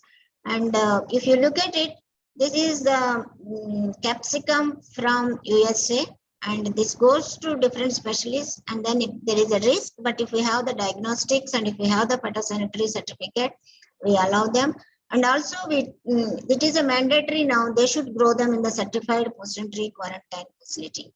As this is how the germplasm quarantine is done.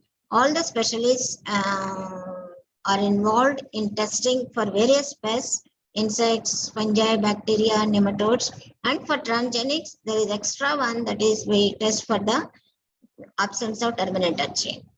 And this is just one example of representative slide. If the material is coming, for example, this one is melon, cucumis, coming from USA, and then this should be associated with the phytosanitary certificate. And this is the joint inspection. We say initially the samples are observed by all the scientists and technicals, and then the samples go to individual labs for specialized tests. And this is one we got avocado recently from Australia. It's a huge number of samples. And this is one technique, X-ray radiography. Although this is a pathology conference, but this is relevant for the students. All the seeds which look very healthy, but when we expose them to the soft X-rays, you can see the hidden infestation by child seeds and bruchids, and the healthy ones are given to the indenter. And this is this will be covered by my colleague, Dr. Jamil, for fungi, bacteria. I will skip these slides. Some of the fungi which are of quarantine importance have been intercepted in both vegetable crops and fruit crops. And we do the test for nematodes and weeds also. Since this is a pathology conference, I'm skipping them. And all the seeds which are healthy looking will go into the post-entry quarantine growing at NBPGR, especially the vegetable cowpeas, vegetable peas, and then French beans. And this is the post-entry quarantine period required for some of the horticultural crops. You can see banana 9 to 12 months, cassava, citrus 1 year, coconut 5 years, and sweet potato 1 growth season. And this is a post-entry quarantine facility is both closed facility where you can, it is with double door entry, 40 mesh net, and polycarbonate sheet, or it can be open facility. But if we have inspection authorities here, it is 500 meters distance, no other related crop species should be grown. And this is even if it is the material is imported by IRI, we insist that they need to give the undertaking and they need to have the certified post-entry quarantine facility. This is one representative one. This is how it looks, and we have about 42 inspection authorities. It is a geographic wise. If it is for Andhra Pradesh, head division of plant pathology, Guntur is authorized to give the certificate. And if it is Arunachal Pradesh, that ICR research complex. And you can see the states. I just kept this because if we have any heads plant pathology are here, you are very powerful, especially to inspect the material. And please take the samples and test them in your labs, and then only you release the material. And also, while you go for certification of the inspection, then facility, you ensure that they have the proper facilities. And this is what we have at NBPGR. The left one is the greenhouse complex, and this is the closed quarantine facility. And also there is a provision for the importer to grow the material at their site, and then we go for post-entry quarantine inspection and collect the samples and test them. And this is the citrus grown at chain irrigations, and tomato at Syngenta, Aurangabad. You can see that this particular material is from Thailand, and you can see the virus-like symptoms. And this is the inspection of cauliflower from Netherlands and France. And garlic germplasm, a couple of years back, around 200 germplasm lines were imported from USA and grown in post-entry quarantine. And we have intercepted garlic common latent virus and garlic virus C. And when we grow the material in the greenhouse, all the symptomatic ones and the representative healthy ones are tested by electron microscopy, which gives the idea about size and shape of the virus particles. Depending on the size and shape of the virus particles, we go for ELISA test. We have anti-sera for about 60 viruses. And we have the conventional PCR protocols, real-time PCR protocols, single-plex and multiplex PCR protocols. You can see the cherry leaf roll virus, which affects many horticultural crops. Tomato ring spot virus affects tomato and chili. And grapevine fan leaf virus affects grapes. And grapevine fan leaf virus, although it is reported in India on grapes, but not on legumes, then it is a quarantine significant. Cherry leaf roll virus and tomato ring spot virus are not reported from India. And these are some of the techniques, latest ones, HDA and then loop mediated isothermal amplification techniques. But in quarantine doesn't mean that we need to use all the techniques. It is based on the objective. If we have the good anti-sera and then electron microscopy shows the particles, we stop there. And if there are any ambiguous results, then we go for specialized techniques. And these are some of the viruses, quarantine viruses, exotic ones, not reported from India, intercepted in some of the horticultural crops like Dioscorea latent virus, garlic virus C, and then pepino-mosaic virus in tomato and chili. And cherry leaf roll virus, although we have not intercepted in horticultural crops, but it affects the horticultural crops, and we intercepted in soybean. And after the inspection, we test them in the lab. But before we test them in the lab, if we find any symptomatic plants, we incinerate them or destroy the material in the pit. Then it's then and there. We don't wait for the lab results because we don't want any pests to enter into the country.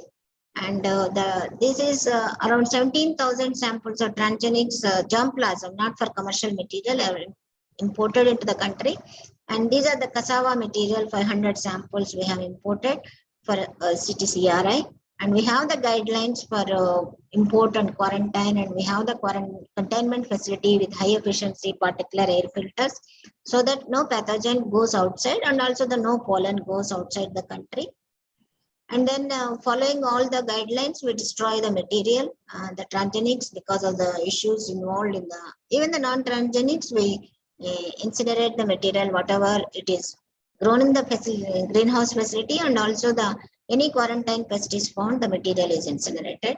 And also we have the phytosanitary treatments like acid wash, pesticidal dip, fumigation, and the X-ray radiography is both detection and salvaging technique. And we have intercepted a number of pathogens in germplasm of different kinds. You can see here, not reported from India, present in India but not on the host, restricted distribution, pathotype not known to occur. And some of them we have intercepted. Transgenics doesn't mean that they come free from pests. They do come with the pests. And also these are some of the challenges. Sample size of the germplasm is a challenge because if you get 25 seeds, the same seed should be tested for all the pests. Detecting an unknown exotic pathogen is a challenge. But what we do is, as far as possible, we uproot the plants which are symptomatic, whether we get a tested or not. Our primary aim is not to prevent the entry. And then availability of anti-sera, post-entry quarantine, of course, it takes one full season, sometimes 1 to 2 years in case of apple. And conformity to international standards, of course, and Dr. Prakash has already explained. But germplasm, it is a sovereign right of each nation. So we do the strict import quarantine, and capacity building is also very important. Recently, between 2015 and 2018, we have actually gone to the ports, seaports, airports, land frontiers, and then we conducted training workshops for both plant quarantine and customs officials. And again, this year in September 2021, 15th to 24th, we are going to organize virtual training program please nominate your scientists for this training program. And also we took them to the seaports and explained and conducted the online demonstration of the diagnostics. And guidelines are available for importing proficiency testing. If any one of you is importing proficiency testing, please import in duplicate so that one is tested by NVPGR and the second set would be released to you if there is no quarantine test. And both USA and Australia, all of you know, they have a very good biosecurity system, and also they have the diagnostic networks. From one state to another state, the material will not go without testing. And since India, we have, it is a state subject agriculture, we have issues. So we propose to have the National Plant-Based Diagnostic Network with all the research laboratories, plant quarantine stations, and maybe either IRA or NVPGR can be the referral laboratory. And it is not that we don't have the systems in place. For GMO detection, you have 4 accredited laboratories, Gazette notified, and any of the samples you can get it tested here. This is the system is in place for GMO detection. So we can always think for diagnostic network also. And this is a national certification system for tissue culture raised plants by DBT. Again, they have accredited labs, one at Shimla, Lucknow, Pune, and Bangalore. So why not the national plant quarantine system also will have this kind of system so that we can prevent the entry of exotic pests in a very efficient way. As I said, in NCS TCP DBT, the material goes with the certified material given the quality label also. And these are the phytosanitary issues. As Dr. Pranjeev has already said, there is a need to revise the pest list of PQ order, and it includes the pests already present, and also virus names are not as per the International Committee on Taxonomy of Viruses. And for germplasm, recently we get plenty of cases for waiving of the additional declarations, especially from USDA recently. I just don't understand the well-developed country like USDA, why they ask for the waiver.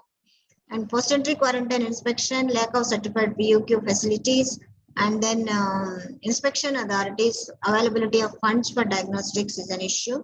And then for bulk imports, of course they have the issue of transfers and all. 3 years they're here and 3 years they go to the insecticide board, sometimes the locust department. And so under exports, as I mentioned earlier with Dr. Ravi Prakash, like for pests not reported from India, they ask for the issuance of phytosanitary certificate. I think Dr. Sujay Rao will be discussing more about this. Tomato brown rugose fruit virus, we don't have it in India, but EU insists that you do real-time PCR and give the certificate. And some of the, I already said, accredited test laboratories, India should think about it. And awareness among customs officials is a time-to-time process. So we need to, this is my last slide. The way forward is by closely monitoring which pests are most frequently reported from which countries and what commodities tend to be infected or infested. So it may be possible to predict high-risk pests, commodities, or regions of origin, and also collecting and disseminating the relevant plant pest information across SAARC region and also Asia Pacific region. Early warning systems are very, very important. Although we have the early warning systems for certain pests like locals, and strengthening pest surveillance program to identify new pests, and roster of exports in India and also in the region is very, very important in line with the European Union. And we need to have the working group of biosecurity for plant tests. This, of course, the network I have already mentioned. I would like to thank the ICR, Department DBT, and the MOEF and CC, and UNICEF for providing the funds. Thank you so much. Thank you, Dr. Celia. It was again another brilliant presentation and invokes lots of satisfaction that we as a at the global front, we are emerging as a strong nation to defend our own food security that way. And you have shown how what should be the way forward. And it was a very well made presentation. Anybody has any question? three questions, quick.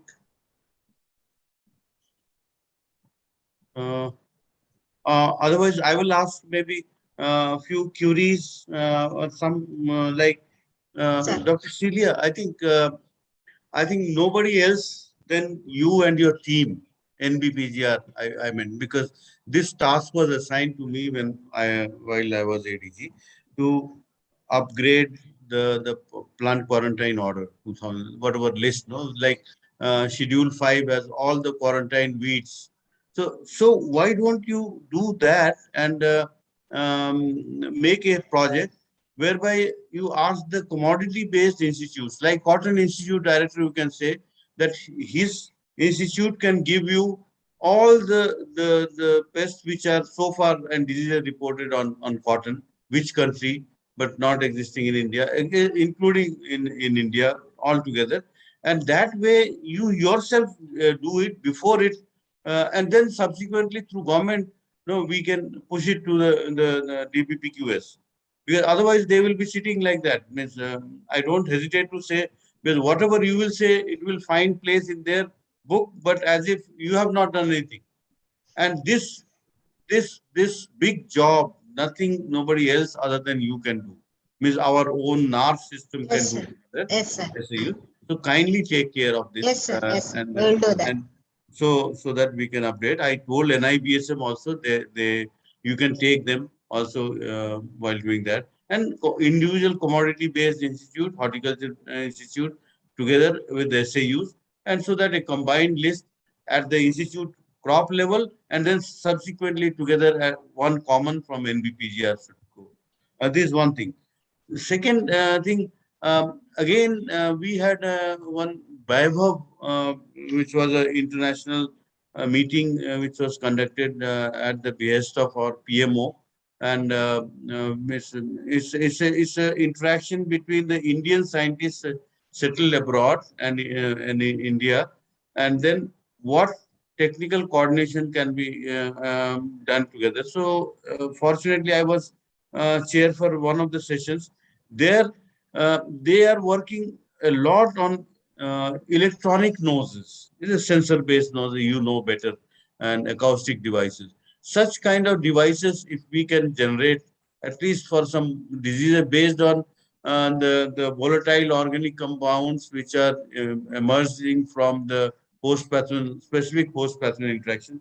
There are huge number of such kind of gadgets if you see on the website, no? And China has made like late blight of potato and everything. It is there. Electronic noses are there. Only you have to change the chip and you can detect the commodity. Such kind of thing can be research can be established with the individual biochemistry department and IRI and all those things. And third point, what I was a little curious was, did you put those intercepted pests in the onto your website? When we go, we try to see this what you are doing. Sometimes I ask Dr. Kavita Gupta and sometimes others. So they will give 1, 4 or 5 pest list or which they have. But when I see you have intercepted hundreds, maybe, or maybe in last 5 years, how many?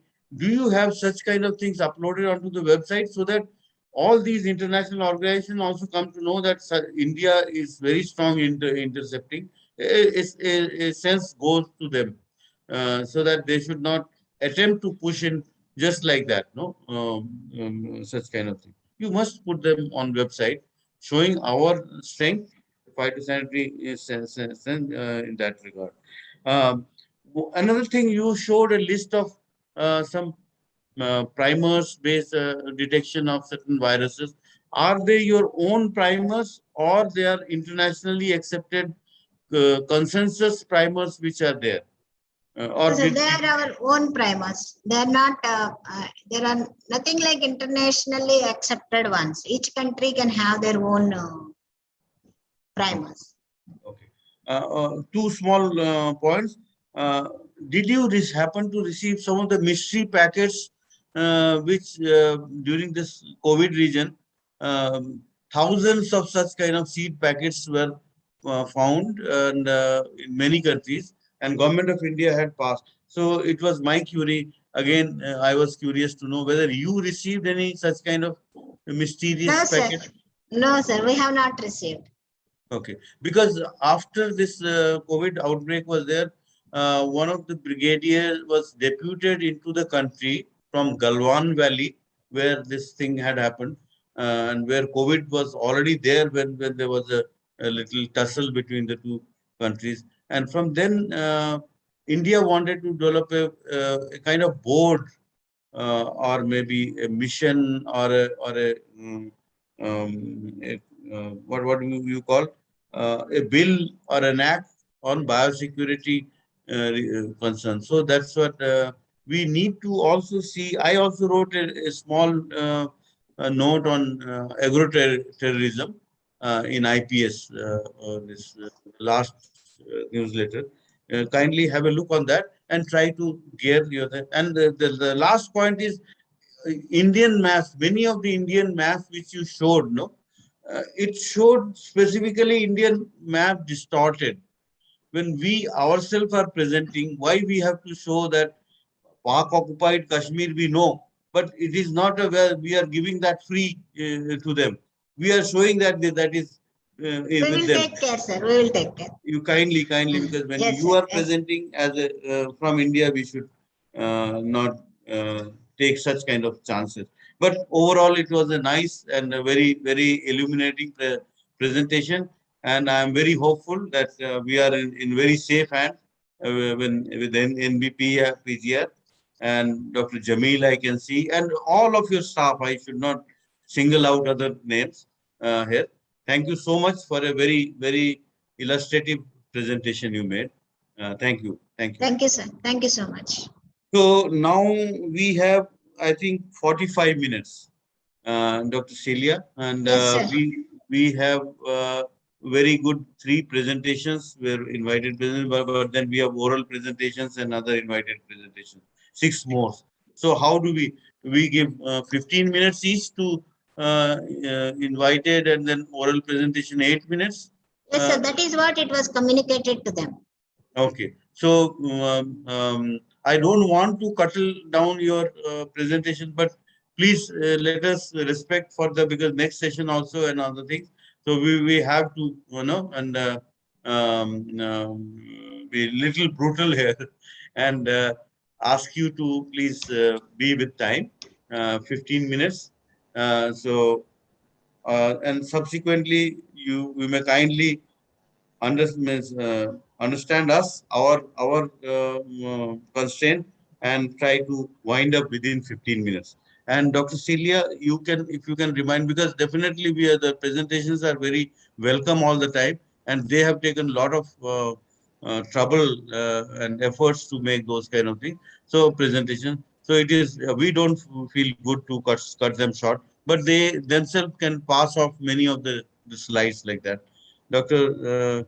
So next is Dr. Thangavellu. Yeah. Dr. Thangavellu, are you Yes, there? sir. Yes, sir. I am there, sir. Yeah. Dr. Thangavellu, we all know you very well, and you are an established scientist, and you have done your MSc, PhD on the fusarium wilt, on which you are working presently also.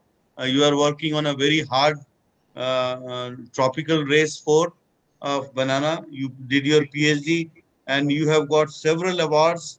You develop the FOC specific molecular markers and the LAMP and other methods for that while in Australia from Brisbane in 2008. You did MBA from Madurai University. He received Jawaharlal Nehru Best PhD Award.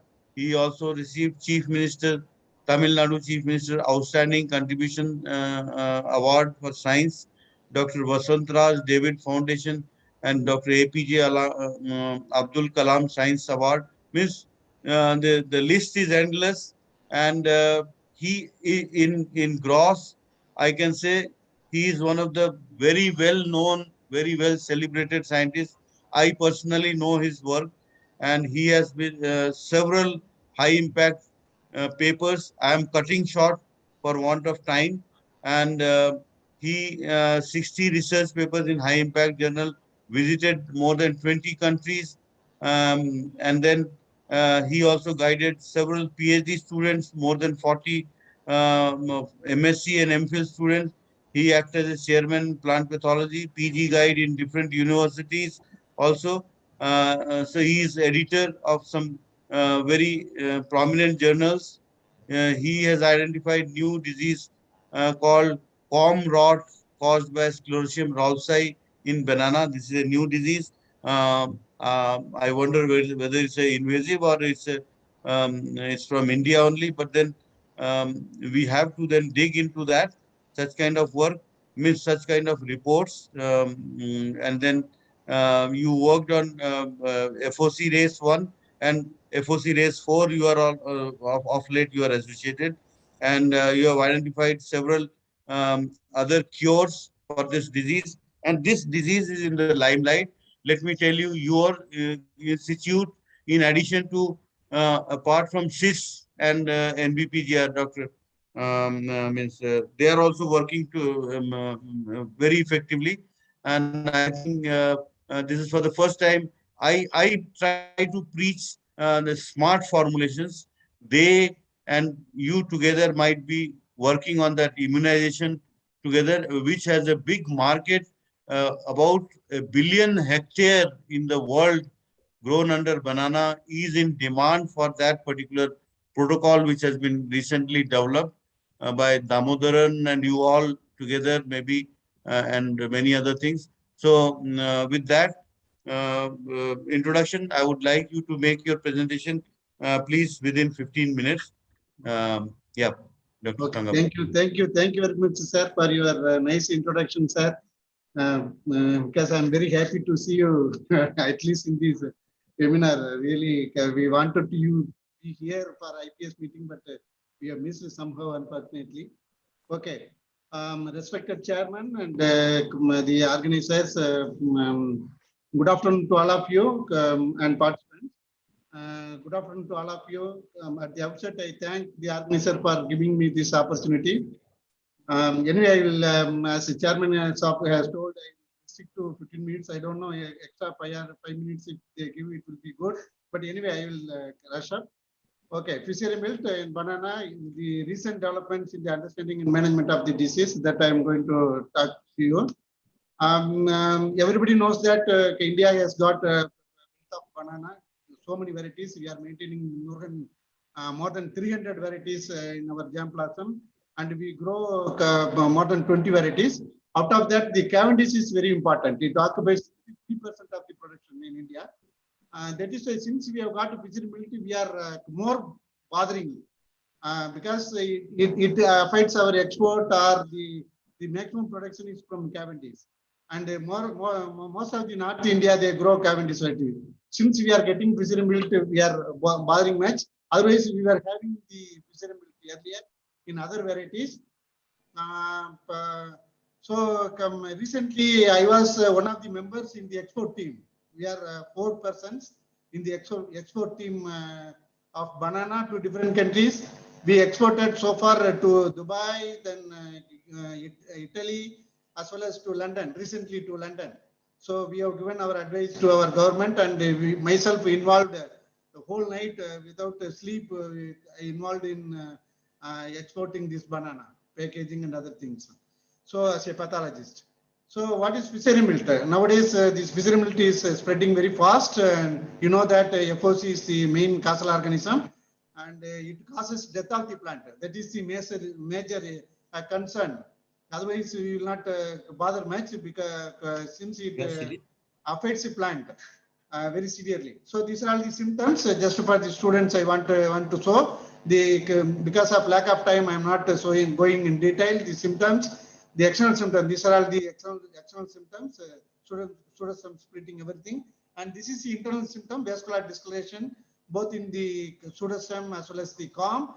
And these are all the different types of the vascular discoloration in the comb, and combined with other persistent disease also, the rhizome rot as well as the rhizome borer, everything. So there are 3 races. 4, but the race 3 is not infecting the banana. So 3 races, race 1, race 2, and race 4. So we have to have pathologists, a lot of discussions on this, but somehow it is not happening. But anyway, I will just tell you about this one. The race one, which has destroyed the Gros Michel earlier in up to 1950s, and it infects other varieties like Russell and Caproli. Race 2 affects the cooking banana. But after coming back from Australia, I visited the Theni area, where the people were calling it as a comrade, rhizome rot caused by Erwinia. But when I visited there, surprisingly, I noticed the presence of the fusarium in Cavendish, Grand 9, and that was identified as race 1, the VCG 0124. Recently, we identified the presence of the race 1 in Bihar and Uttar Pradesh, where the TR4 is the major problem. So now we have to change our mind that TR4 is not alone causing fusarium wilt in Cavendish, and race 1 is also equally important because it is causing fusarium wilt in Cavendish type of banana. So this is the race 1, which is infecting all the varieties like TR4, and this is race 4, which is infecting this all the bananas.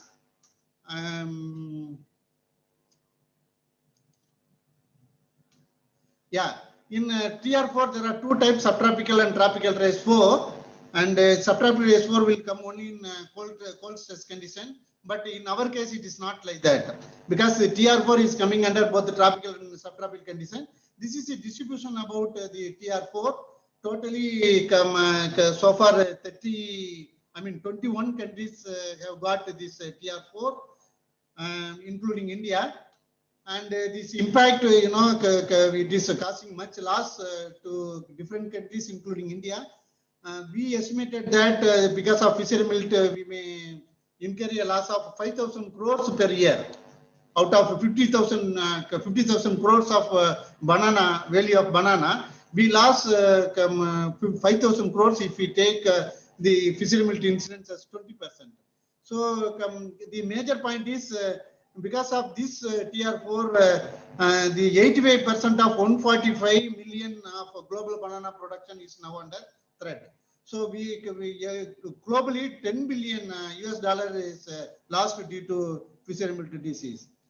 And this you can see the devastation done in Bihar, in Uttar Pradesh, particularly in Maharganj Nagar in UP. Then this is again in UP, in Ayodhya district and Faizabad.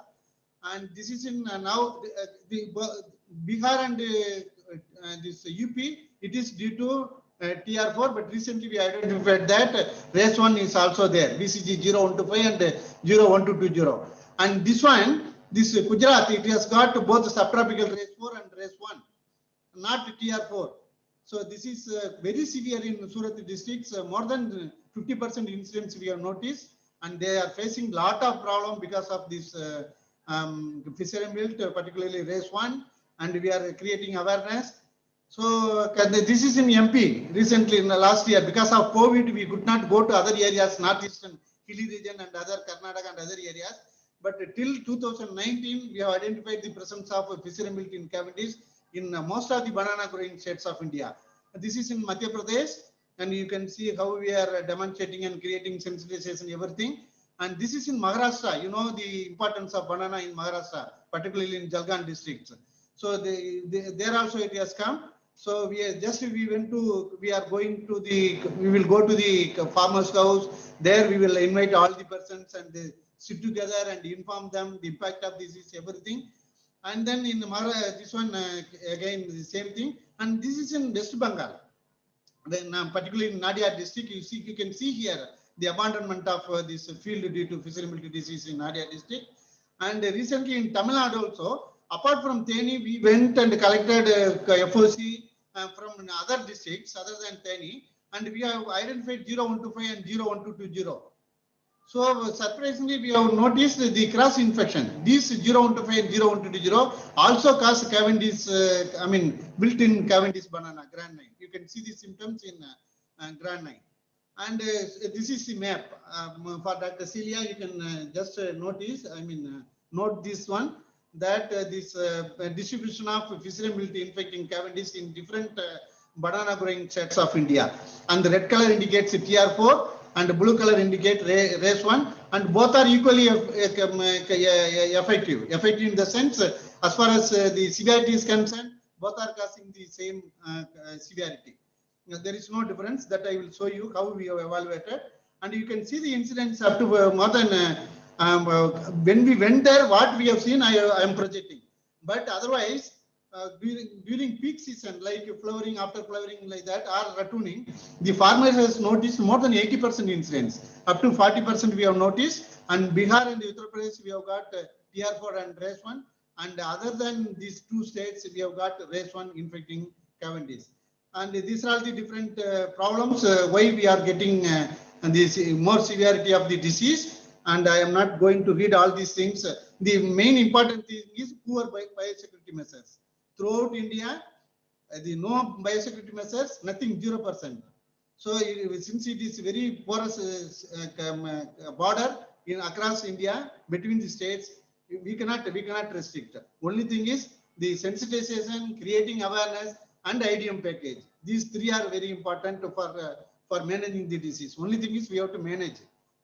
So we cannot prevent because very difficult to convince the farmers or implement our plant quarantine policies. You can see the abandonment of these fields, and most of the people, they are going for other crops like maize and other things, grapes. How to diagnose it? Pathogenicity, BCG analysis, then marker, and then phylogenetic analysis. Clearly, we have developed a very good method to diagnose the fusarium. And these are all the, see, we invited all the TC industries people from different countries, and we have given training to those people. And this is happened in this destruction of the plants in Surat districts. And we have made a lot of publications both in Hindi and English, and it was released. And recently in 2019, when we conducted ICB, International Conference on Banana, we invited international experts like Dr. Altes, then Blomi, Guy Blomi, and others. And we have given the training to all the people, including the PPO. And we have screened our 320 jam classroom both for race 1 and race 4 in Theni as well as Bihar, and we identified local varieties which are resistant to Cavendish variety. This Jahaji, Bor Jahaji, all these things are resistant to this TR4 as well as race 1. And this is about the TR4. So we have got enough number of tolerant or resistant varieties to both the FOC race 1 and the TR4, like Williams, particularly if I say that William race 1, it is resistant to race 1. So like that. In foreign countries also like Brazil, they have got resistant varieties, particularly GCTCV. One Formosona, they call it as a Formosona, but it is not working here. When I tested in Bihar, it was a moderate resistant, giving 3 score in maximum of 6 scale. So, but in other countries, they are telling that it is working, but I don't know. The Formosona, which we are talking elaborately on this importance and the importance of Formosona. This transgenic banana also has been developed by Australian, by this one introducing this resistant gene analog 2-3. So they are claiming that it is 100% effective. I mean, since this is transgenic, we cannot import at present. And Chinese has developed 2 different varieties, EZJ9 and EZJ4. This is giving very good control against TR4. The another important thing for Dr. Celia is, since she is there, we have developed our own markers, because our TR4 is entirely different from the TR4 available in abroad. We have to note this point that ours is entirely different. That because we have done the whole genome sequencing, and it will be going to be published soon in Journal of Fungi. So going to be accepted now. Last week only we have sent our paper. So this we have developed because when we tested the marker available at abroad, it was not working correctly. So then we have gone for designing our own primer, and we have successfully developed and validated for all the races of Indian isolates. So this is about the TR4, the validation as well as sensitive test what we have developed, as well as for the subtropical race 4. which is there in Gujarat and Madhya Pradesh also. So for this also we have developed and well dated, and this is for the race 4. Generally, when something is coming, so whether it is race 4 or not, just to quickly see, for that also we have developed the marker, and this is for the race 1, which is infecting the Cavendish, which is clearly working against the race 4. And LAMP method also we have developed for the rapid diagnosis of the FOC TR4.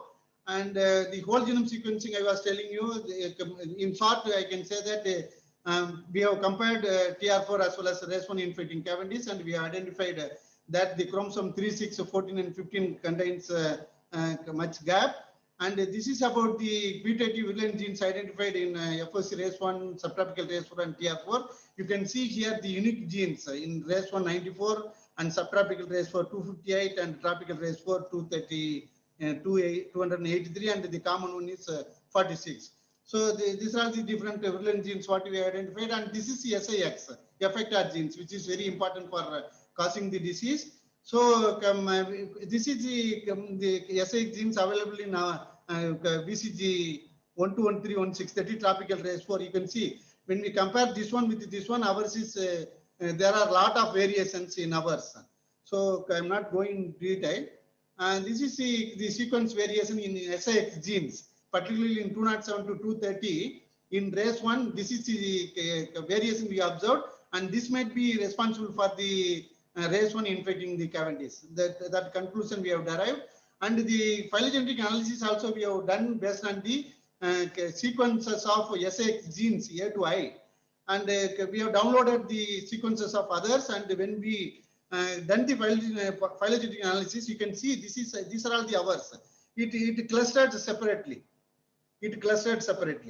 So these are all the our Indian isolates, and these are the sequences from Elizabeth and Gao. Gao means from China.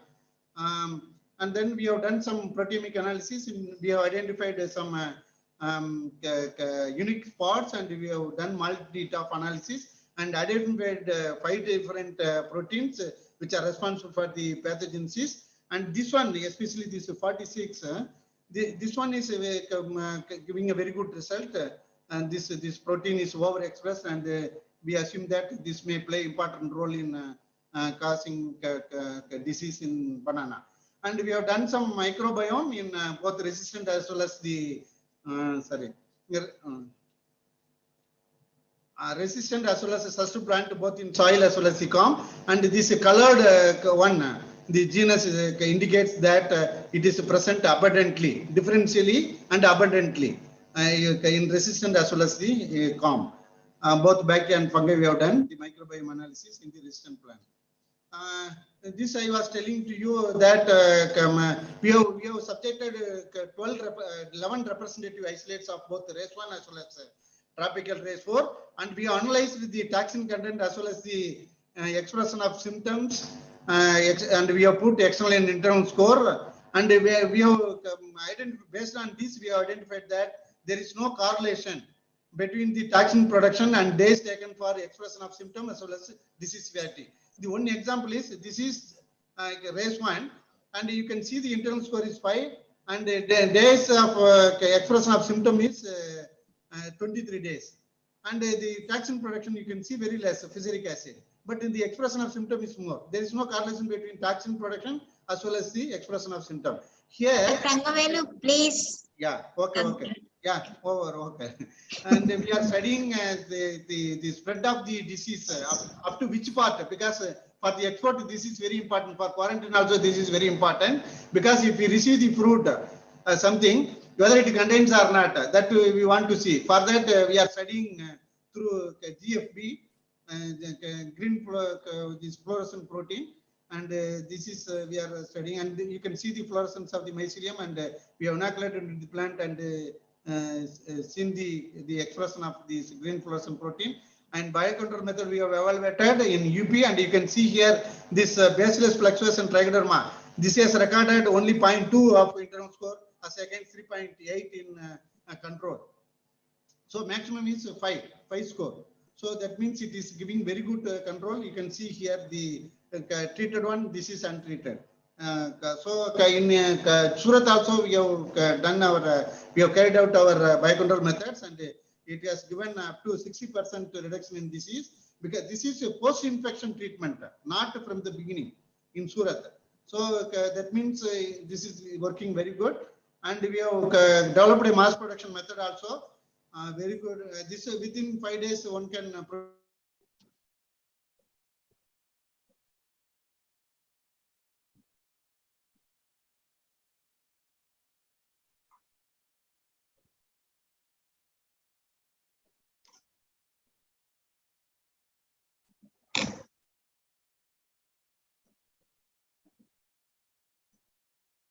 I think, is it okay? Dr. Doc- Tangavelu has frozen, I think. Okay, Dr. Thangavelu has, he's over with it now? His connection problem, sir. Otherwise, yeah, he's back. Dr. Yeah, Dr. Tangavelu Thangavelu? is, yeah, Are you done with? yeah. Now it is okay, sir. Okay, thank you. It's not moving, sir. Okay. Over going to Bhavya, do's and don'ts for management of fissurable disease. This will be useful for all this. So conclusion. So what we can get out of this presentation, the fissurability in cavities is caused not only by FOCTR4 but also by FOC race 1 and subtropical race 4. So we have got everything. Only thing is the management and creation of awareness, sensitization, all these are very important. The tropical race 4 is restricted only to Bihar and UP, where FOC race 1 is also found to cause devastation in Cavendish banana. As we don't have effective quarantine system across the country, creation of awareness and sensitization among the stakeholders and development or identification of resistant clone or variety and adoption of IDM practices. All these are very important for sustainable management of this disease. Thank you very much, sir, for your patient hearing. Thank you. Thank you, Dr. Thangavelu. You have been doing good work, but not very happily. I'm telling both the institutes are doing very good work, but you are not means going together all the time. Means he is not quoting your methods, and you are not quoting his method. He is telling the consortia with the immunization is working very well.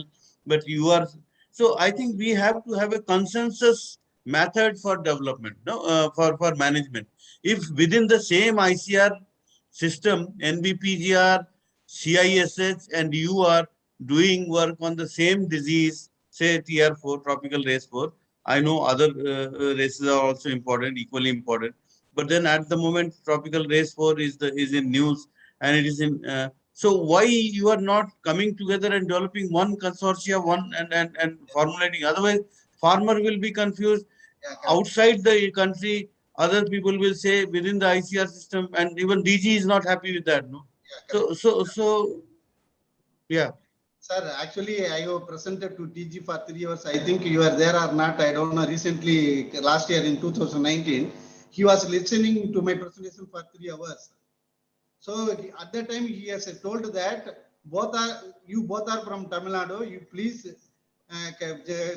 test your products, both of your products in UP.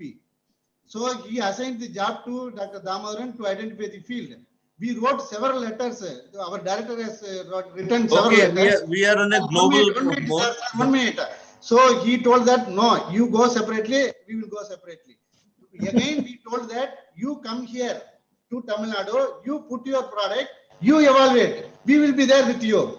For that also, he is not agreeing. Okay. We'll talk that of this seminar. Please help us, sir. Help us, because farmer is very important. If sure. Agents or consortia, it will be beneficial to the farmers and not to anybody. Yeah. Thank you. So, what regulatory measures have been on policies have been kept in place to prevent its spread throughout the country?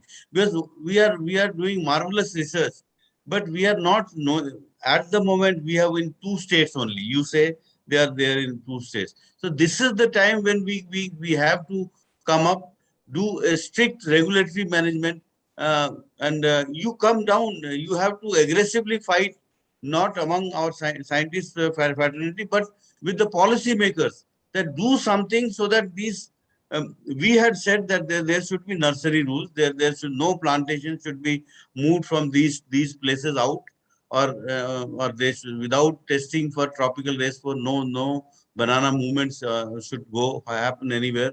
As you yourself said, Maharashtra is one of the regions which produce largest amount of seedlings, no, and industries are flourishing there. So it's a very important thing. So this is in short, I just wanted that have a meeting, and off the record of the arena of this meeting, we will meet together and we'll decide, and then we'll do something. Thank you so much. It was a nice and very elaborate. Your presentation is always full of science, and that's a very good thing which you have been doing from the very beginning.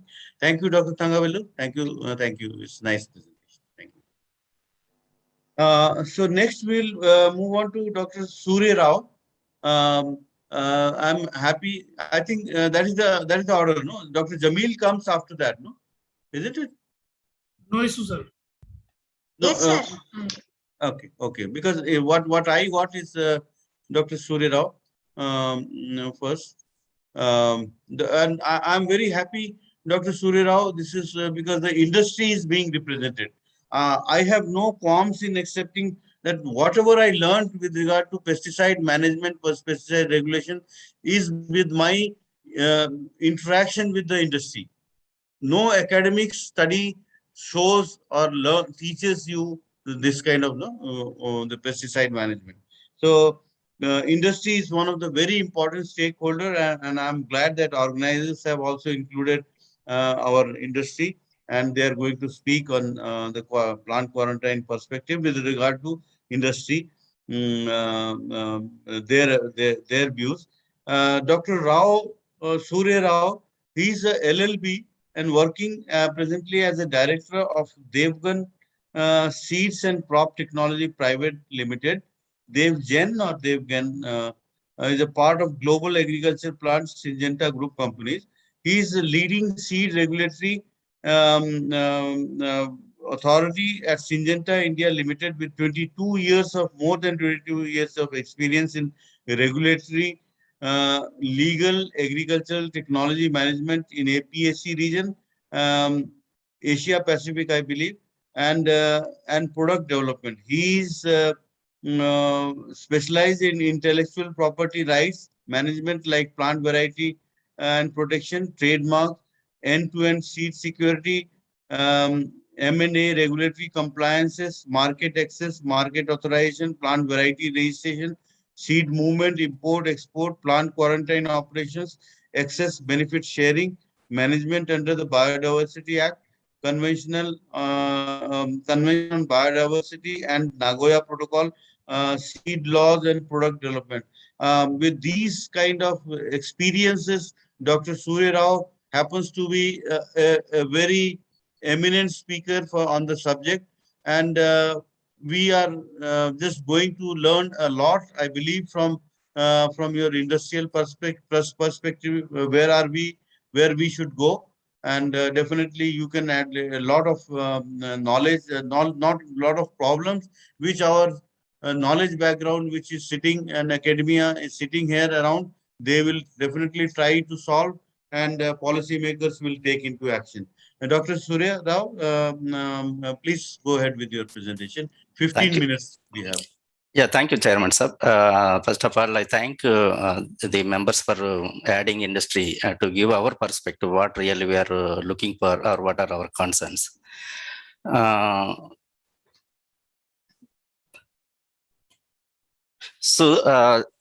To give the context, you know that the growing population, we have to feed the way emerging the population, the anticipations. So 70% more we have to produce the food. So to feed the global increasing population. So to feed that, yes, as an industry, we see also then there is an opportunity. So the global, the seed market, we see nearly 90 billion by 2026. This is the estimations from the survey. So I also see that the seed health is one of the key value additions in horticulture crops to meet increasing food demand for the increasing world population. I think this will bring back to the context of this seminar. So as an industry, we have a significant responsibility for seed health to deliver adequate seeds to the customers and the national phytosanitary regulations as well. So in acceleration of the seed movement, I think there are a lot of developments happened at the international level as well as the country level. So there are a few, just I want to mention here. So WTO had an agreement on the sanitary and phytosanitary measures. It applied based on the bilateral agreement protocols.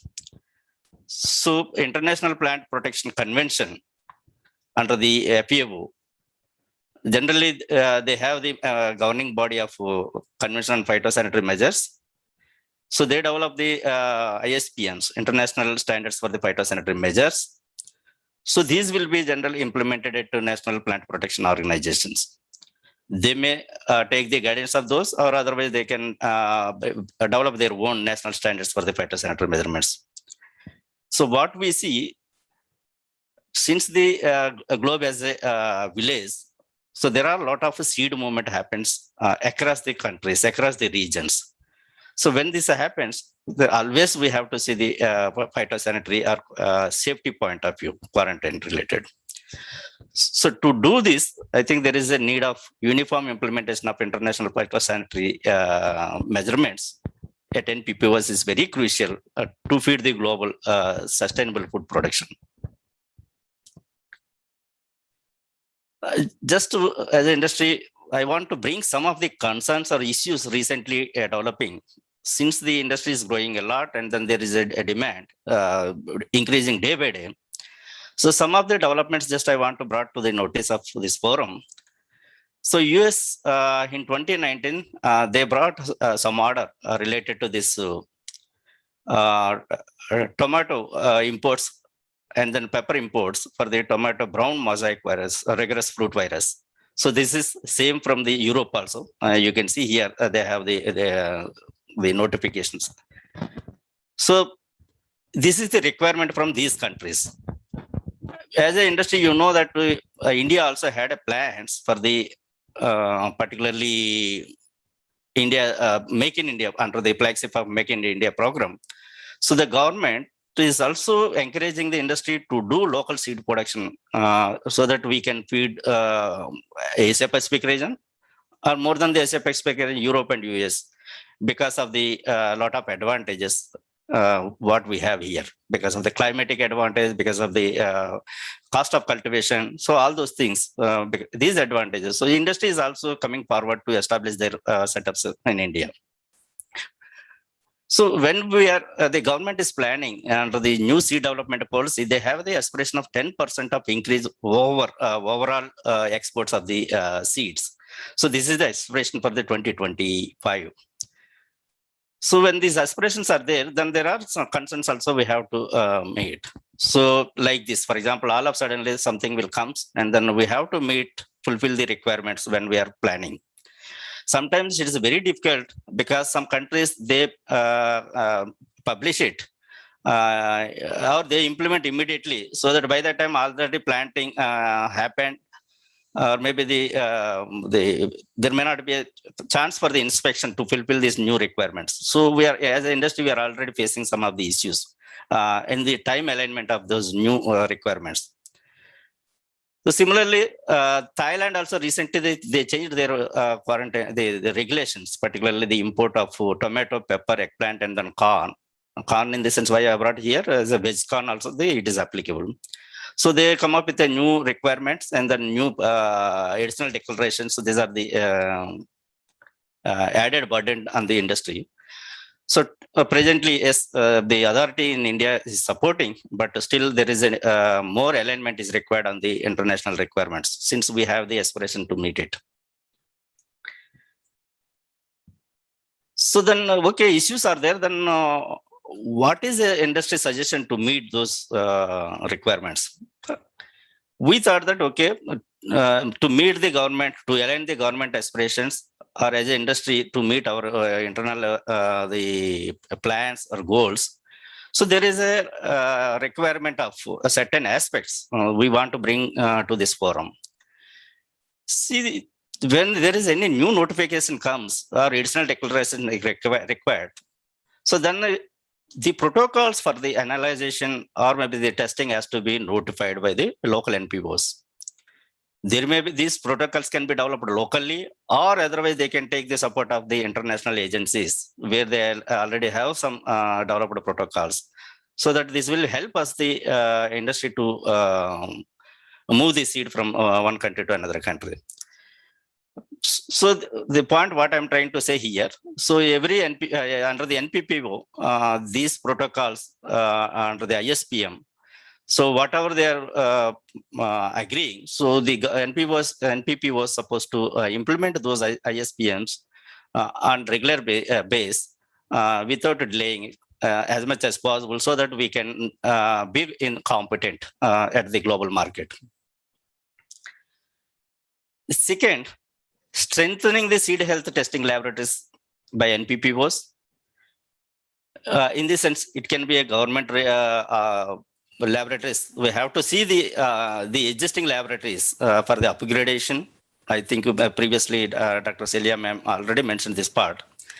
So we have to revisit the existing seed laboratories, the laboratories for the seed health testing, and then this is the time to establish new seed labs, because the industry requirement or maybe the demand from the consumers is increasing day by day for the seed health point of view. So there should be more seed health labs to be established by the authority. And then also encourage private and public partnerships in the establishment of seed health laboratories. So this is one of the submission from the industry. So, okay, the laboratories are there, but unless those laboratories are not accredited, so then it is very difficult to convince at the international platforms, maybe the cross-border transactions of the seed. So then the accreditation of private the seed health labs also is important, because the one way the government feels that the public funding is very difficult, so they want to withdraw the investments. So then why can't they encourage the private labs, so that the industry is also coming forward? They want to establish millions of dollars in this area. So then there should be the authority can form an expert committee, so prepare a roadmap, and then develop a accreditation guidelines, how it has to be, and then what are the protocols to be followed and all those things. Encourage private investments by providing tax incentives, so that the industry will come forward. I'm not saying that whether it is MNC or local, but yes, all the as an industry, whether it is a private or government, more investments supposed to be encouraged in this area by giving a tax incentives. Do on regular audits for the whatever the laboratories are accredited, if at all. So then give the accreditation to the private laboratories, encourage national and international accreditations also, because we have the NACTAMBO and then ISTA, ISHI. So there are international, the recognized laboratories are there, so that the government can also encourage the private sector to get these, not only national accreditations, but yes, for the international accreditations as well. So the next point, the movement of seeds for the laboratory testing for destructive samples. So this is the key, because today we all discuss about the safety, biosafety point of view. But same time, we also have the other aspirations to meet the demand of the food, and then the quality seeds for the growers. So then we cannot stick saying that because of this, whatever the controls we have, we strictly implement, but we don't move further. Based on the demand or the requirement, as a authority, we have to see what is the alternatives will be available or can be provided with due precautionary measures. I mean to say, presently, for example, as an industry, we want to establish laboratories in India with a world-class facility. So then this facility is supposed to be recognized for the international testing requirements or their protocols also. If that is the case, then we need to import a lot of the protocols to establish the testing methods, like implementing the ring test. So in that situation, we have to import the positive samples from other countries to here. I am not saying that it has to be permitted freely, but yes, since the government already has some sort of biosafety guidelines for the GMOs, LMOs, similar such type of guidelines can be developed for this quarantine pest, plant quarantine pest management also.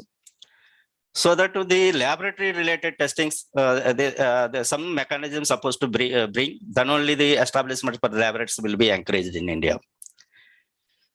Same time, governments, the NPP was supposed to focus on implementation of ISPMs, because so ISPMs, once they publish at global level, international level, so then implementation is taking so much of time.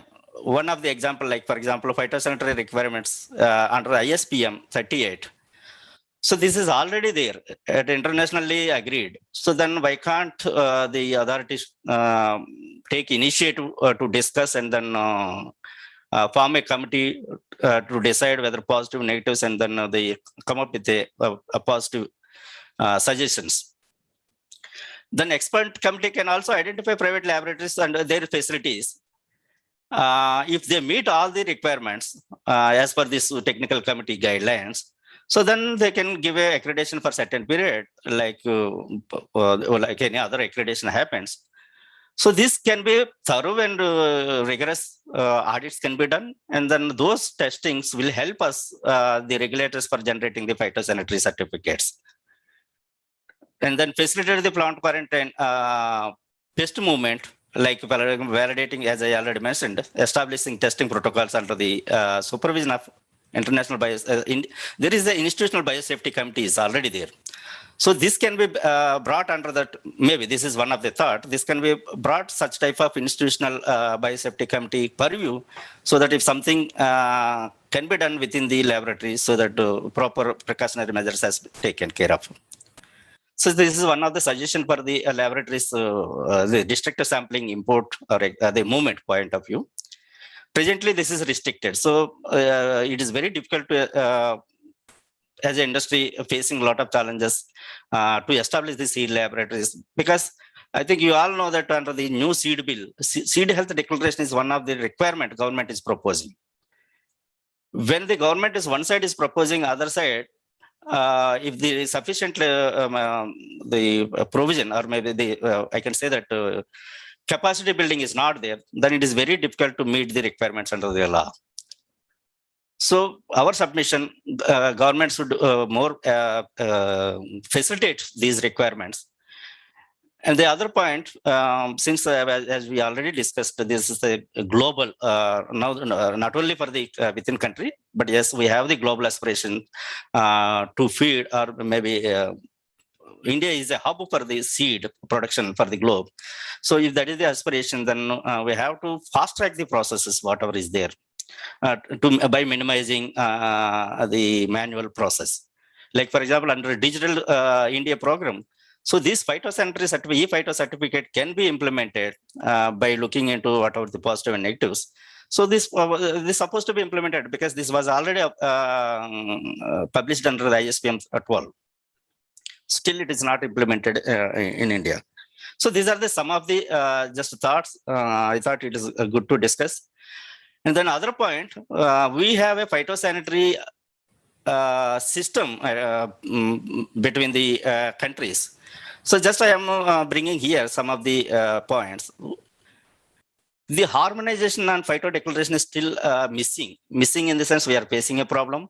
One example, India PQIS, they publish, these are the yellow part, there is an additional declaration is required. But same thing when the US website or their the requirement, they are not updated. So the phyto issued at the US level. So and then the requirement by the Indian authorities. So these are not matching. So there is an alignment with the government to government. For the latest requirements, immediately it has to be updated on the website, and then the testing systems supposed to be as per the requirement. Now, because it's not a manual nowadays, everything is online. Why can't this communication should be implemented on a fast track basis as much as possible under this digital requirement, so that these type of issues what we are facing will be minimized or maybe they reduced. Then if it is because of this, what is happening, it's a lot of what is it, damages we have to pay because of the consignment once it is reaches to the port. So we have to pay a lot of damages to them. And then the shipment will be held at customs till we get a NOC from the regulators. Customs may issue a so-called notice to the party and need to pay damages heavily, and then the parent seed will be destroyed at customs authority. So these are the some what is that, bad things we can anticipate. We are already facing at customs level. So these supposed to be these are maybe easy because once it is a government to government, because of lack of communication or lack of updation of their systems. So this is happening. Just I thought it is good to bring. Then capacity building already mentioned.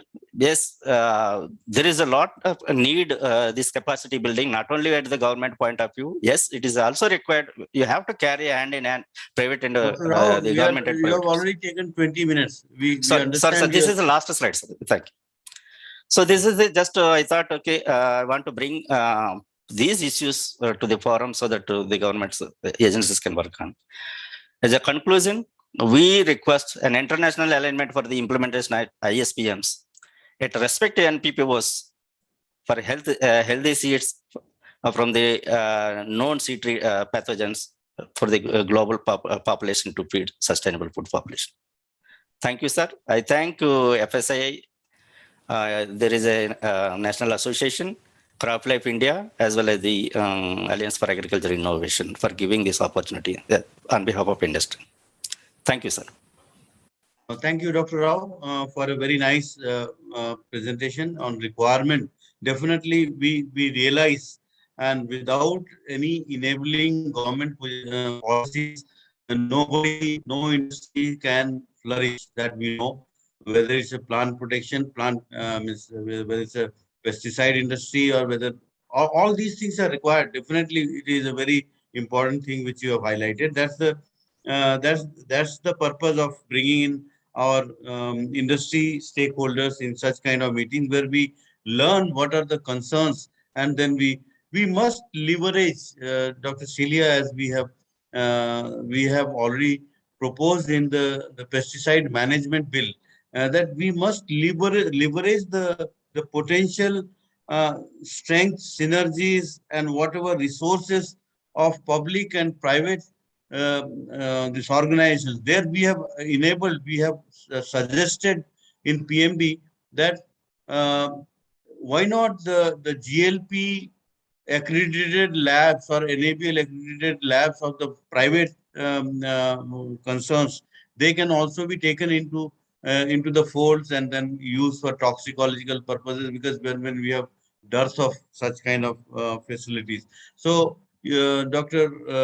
Rao has really pointed out the very much requirement of a need of the industry, and together with the three stakeholders which are involved is academia, research and academia, industry, and the policy makers. We three should join hands, without which nothing can move together. And government, I am aware of those kind of situations where government makes rules in advance for betterment, for creating, but creating the provisions comes later. They put the rules first. Like drones have been allowed for the first time in the government of India, without having provisions for the approved the formulations of pesticides for use. We have, so the ultra low volume formulations have not been. Similarly, certain pesticides have been told that like glyphosate cannot be used without the use of without the presence of PCOs. We do not have PCOs all over the country, you know, but then farmers, it will definitely draw illegal practices. So we need to have very prompt before we make any such kind of guidelines and rules. We have to take all the stakeholders together. The concerns of the stakeholders are the ones which we in the academic research area we need to take up and put forth to the policymakers that such kind of things should happen. And thank you for highlighting many of these very needed topics or needed ideas for going together, moving ahead in the next century or the next decade. Thank you, Dr. Rao, for the nice presentation. And I hope the rapporteurs are taking the notes and some of the recommendations definitely go, as we have done in PMB, definitely in any of such kind of plant quarantine orders and all those things also, and also in the horticultural arena, we have to take the industry's perspective also. Their synergies, their support, their resources have to be used together with the government resources, public resources, and then that will leverage the potential and make the things faster. Thank you, Dr. Rao, for a nice presentation. We will next go to Dr.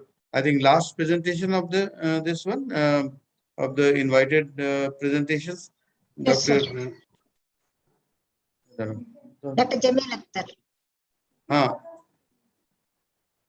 Now Dr. Jamil, no? Dr. Jamil Yes. is there. He's there. Yeah, Dr. Jamil is there. So Dr. Jamil is going to make a presentation of, I think, what I had read, because I don't have all the paraphernalia in front of me together.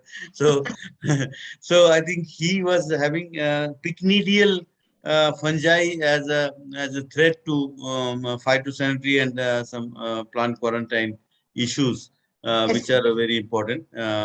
Definitely, Dr. Jamil Akhtar, we all know, is a very pleasant scientist all the time. He is a very smiling. I have been seeing him to all the colleagues. You also must be aware. He joined ICR NBPGR as a senior scientist in 2000, long time, 2000, a decade before, and now principal scientist before from plant governance since 2016, shouldering major responsibilities of detection and diagnosis of seed-borne fungal pathogens of quarantine clearance at a national service, and tested more than 3.5 lakh imported germplasm. That's an enormous number, imported germplasm samples. His area of research are fungal taxonomy, very rarely found area nowadays, and reported some fungal pathogen seeds, different crops from India. I know all of you are doing this, which are very important. For the first time, such perfect stage of Fusarium graminearium on Oryza sativa, and many other species, Diaporthi, Helianthai on safflower, Diaporthi phaseolorum, made significant interceptions. These are the usual his work, and now I think seeds do not escape his notice when it lands into our country. So that's why we say that we are in safe hand. He is involved in teaching in various PG and PhD courses of PG school, IRI, guided 3 MSc students, chairman of 9 MSc PhD students, and co-chairman for the research at Ranchi, also in other institutions. In addition to institute research, and is presently handling 8 externally funded research projects. PI and co-PI, and published more than 85 international national papers, so many book chapters and edited books, 3 edited books, 50 popular technical articles, many awards and honors to his credit. The government of Uttar Pradesh awarded Srimati, then what is Kavuri Sharada Memorial Award of Plant Protection Association of India, Hyderabad Outstanding Scientist Award, Professional Association of Tamil Nadu, Scientist of the Year Award 2009 of Agriculture and Environment Technology Development Society, and Uttarakhand, Fellow Society of Plant Protection Science, Indian Phytopathology Society, New Delhi, life member of 9 academic societies. This shows that how much he is involved in the scientific arena. Editors of Indian Phytopathology, Associate Editor of Indian Journal of Agriculture and Allied Sciences, and member of editorial board of various national and international journals. With this background, Dr. Jamil, we look forward to your presentation. And since you are one of our hosts, so you have to do justice and within 15 minutes, please. We are already 2:10, now 2:25. So, yeah, go ahead. Thank you very much, sir, for nice words. Most respected chairperson of the session, reporters, and my dear delegates. I'm here to present our experiences with regard to the pycnidal fungi, which are really a quarantine concern for importing, especially the horticultural crop germplasm into India. As we all know that the trend of the horticultural crops with regard to the food grain, it's a very happy situation that we are now leading. But at the same time, our population is burgeoning day by day. So we need to feed the population. And that is why we need to expand our horizon of the genetics of the crops belonging to agri-horticultural crops. And you know that more than 1,500 species of the crop plants which are supposed to be utilized one or the other form by the different communities. And for their transboundary movement, there is always risk of introduction of the pathogen, especially the fungal pathogen. There are more than 300 species of the fungal pathogens which are supposed to be of quarantine concern. And while doing so, we need to take care all precautions for avoiding any kind of introduction of those particular pathogens. And as per one of the reports, approximately 15 to 50% of the developing nations are really suffering from the post-harvest management in especially the horticultural crops. And especially in India, post-harvest losses ranges from 5.8 to 18% in case of fruit crops, whereas 6 to 12% in case of vegetable crop.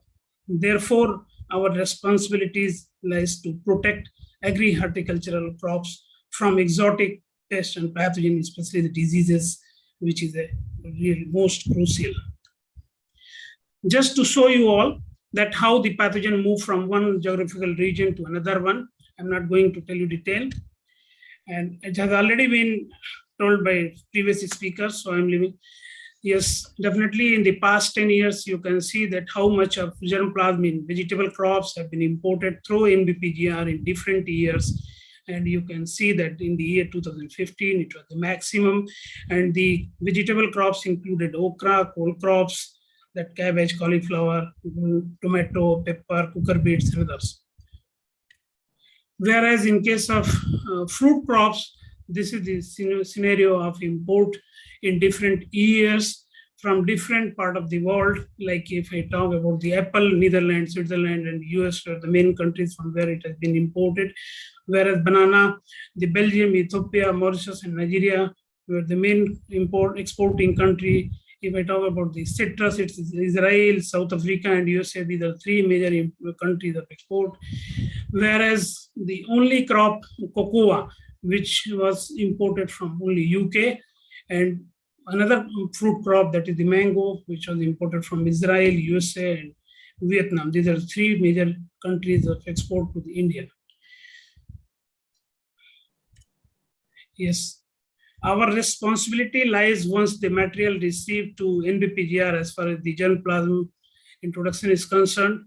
So being a nodal agency in the country to import the planting material, our duty starts here, like the examination of the document related to the importing material, whether the conditions are fulfilled or not, whether the import permit or the phytosanitary certificate, which is compliance to the import permit, is there or not.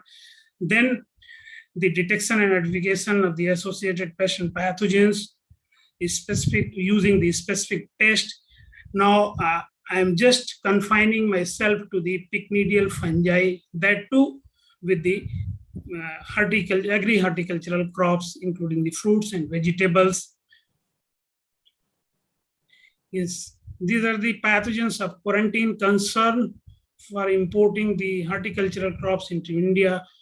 These are the list, including different genera like Vermia, then Botrytis, then Diporthi, different species of Diporthi, which are really quarantine concern for importing horticultural crops from different countries into India.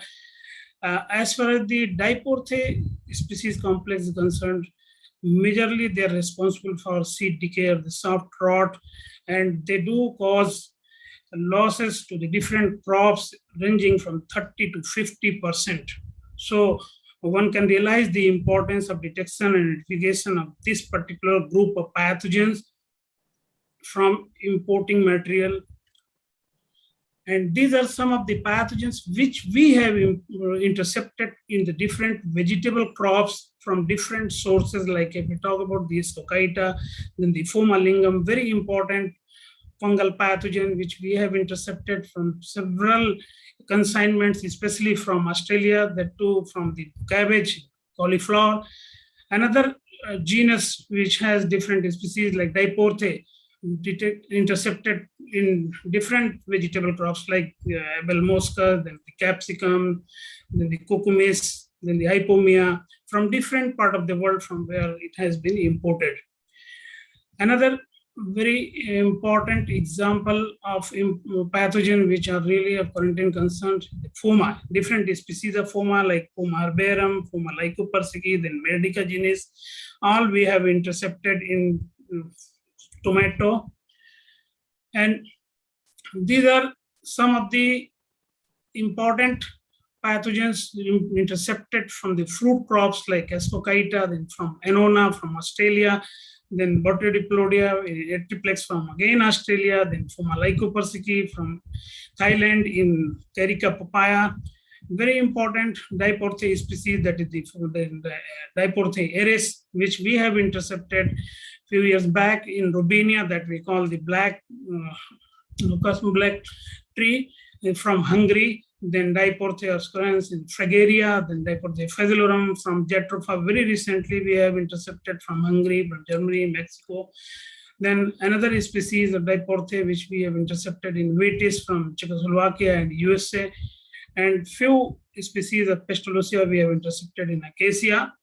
These all come under either a non-quarantine regulated or not reported in the host as far as the quarantine concern of these pathogens. When we analyze the interceptions of the associated pathogens with regard to the import of tomato, you can see 3 species of Phoma, that is the herbarum, lycopersicki, and Medica genus. So in a nutshell, that I can tell you, when we are going to import from the region, especially the Africa and Oceania, perhaps the little safer to import the tomato germplasm from these 2 geographical regions, whereas if we are importing from America and even other countries of Asia, there are little higher risks with regard to the introduction of these particular 3 species. Coming to the capsicum, there are 2 species, the Diplodia and the Phoma exigua, and there is a high risk of introduction of this particular pathogen when we are going to import from America and Europe. And this particular crop is very much infected with the different pathogens, including the verticillium also. So we are more concerned when we are importing the consignments of capsicum from European and American regions. Then coming to the cole crops, which includes mainly the cabbage and cauliflower, you can see the risk associated with the import of this particular pathogen, that is the Phoma exigua, apart from Verticillium albatrum. The major risk is from European region. When we are going to import particular these 2 crops, we have the higher risk in introducing this particular pathogen, especially the Phoma exigua. Then the Phoma lingam. When we analyze the situation, this particular pathogen is confined to the European region, which is very much highlighted with the red circle. And though the pathogen is present in India, but all across the globe, there are 5 pathogenic races. That is why our responsibility lies to restrict the entry of any kind of introduction of this particular pathogen from the different importing countries. Another example of the quarantine fungus, that is the pycnidial, that is the Phoma bt, very serious pathogen, which is responsible for causing more than 50% crop losses in case of beet root. And the countries from where this particular crop has been imported are mentioned over here. And the maximum risk is associated when we are going to import from the UK. Another example of plantation crop, where we have the quarantine concern, mainly the Tethudia uli as well as the Ascophyta heavy. So whenever we are going to import the rubber plant from these many countries which are mentioned, we have very high risk in importing this particular 2 quarantine pycnidial fungus in India. These are some of the pathogens which we have intercepted in different crops. I'm not going to tell you detail because all is mentioned over here. Few more pathogens which we intercepted, like Diporthe falciparum in Oroxylum, very recently we have intercepted. And Diporthe, as I already told, that more than 110 species of Diporthe, they do cause the leaf blight, they do cause the seed decay, the canker, fruit rot, and pod rot. Apart from Diporthe, we have another species, Phoma. They also do cause, they do have the more than 110 species. They mainly cause the leaf blight, the root rot, and the wilting.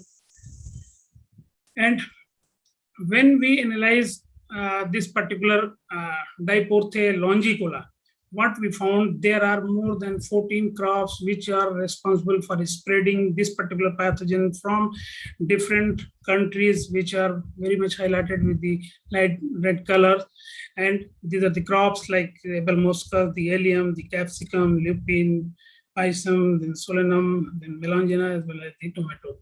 And the crop losses reported so far up to the 90% loss in the seed germination. So we can realize the importance of this. And the Diporthe falciparum, which we have detected. Dr. Jamil, 12 minutes are already over, please. Huh? But within 2 minutes. So very important pathogen, which is basically a pathogen of soybean, but we have recently detected and identified through ITS, and we are doing the multi-gene sequencing for confirmation of this particular pathogen. Another example of quarantine concern, when we are going to import strawberry, we have the very important pathogen, that is the Pestalozziac claviculia.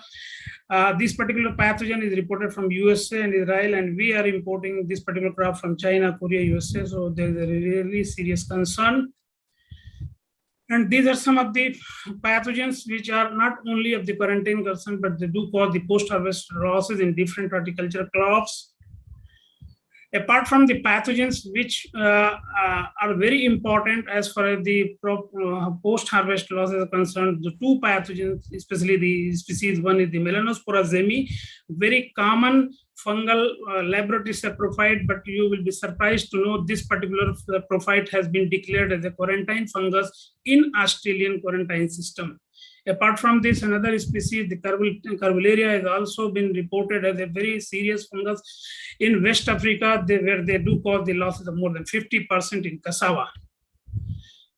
So there is a need after release from our NBPGR to do the do the inspection of those released consignment at the indenture site, that we can very well realize it over here.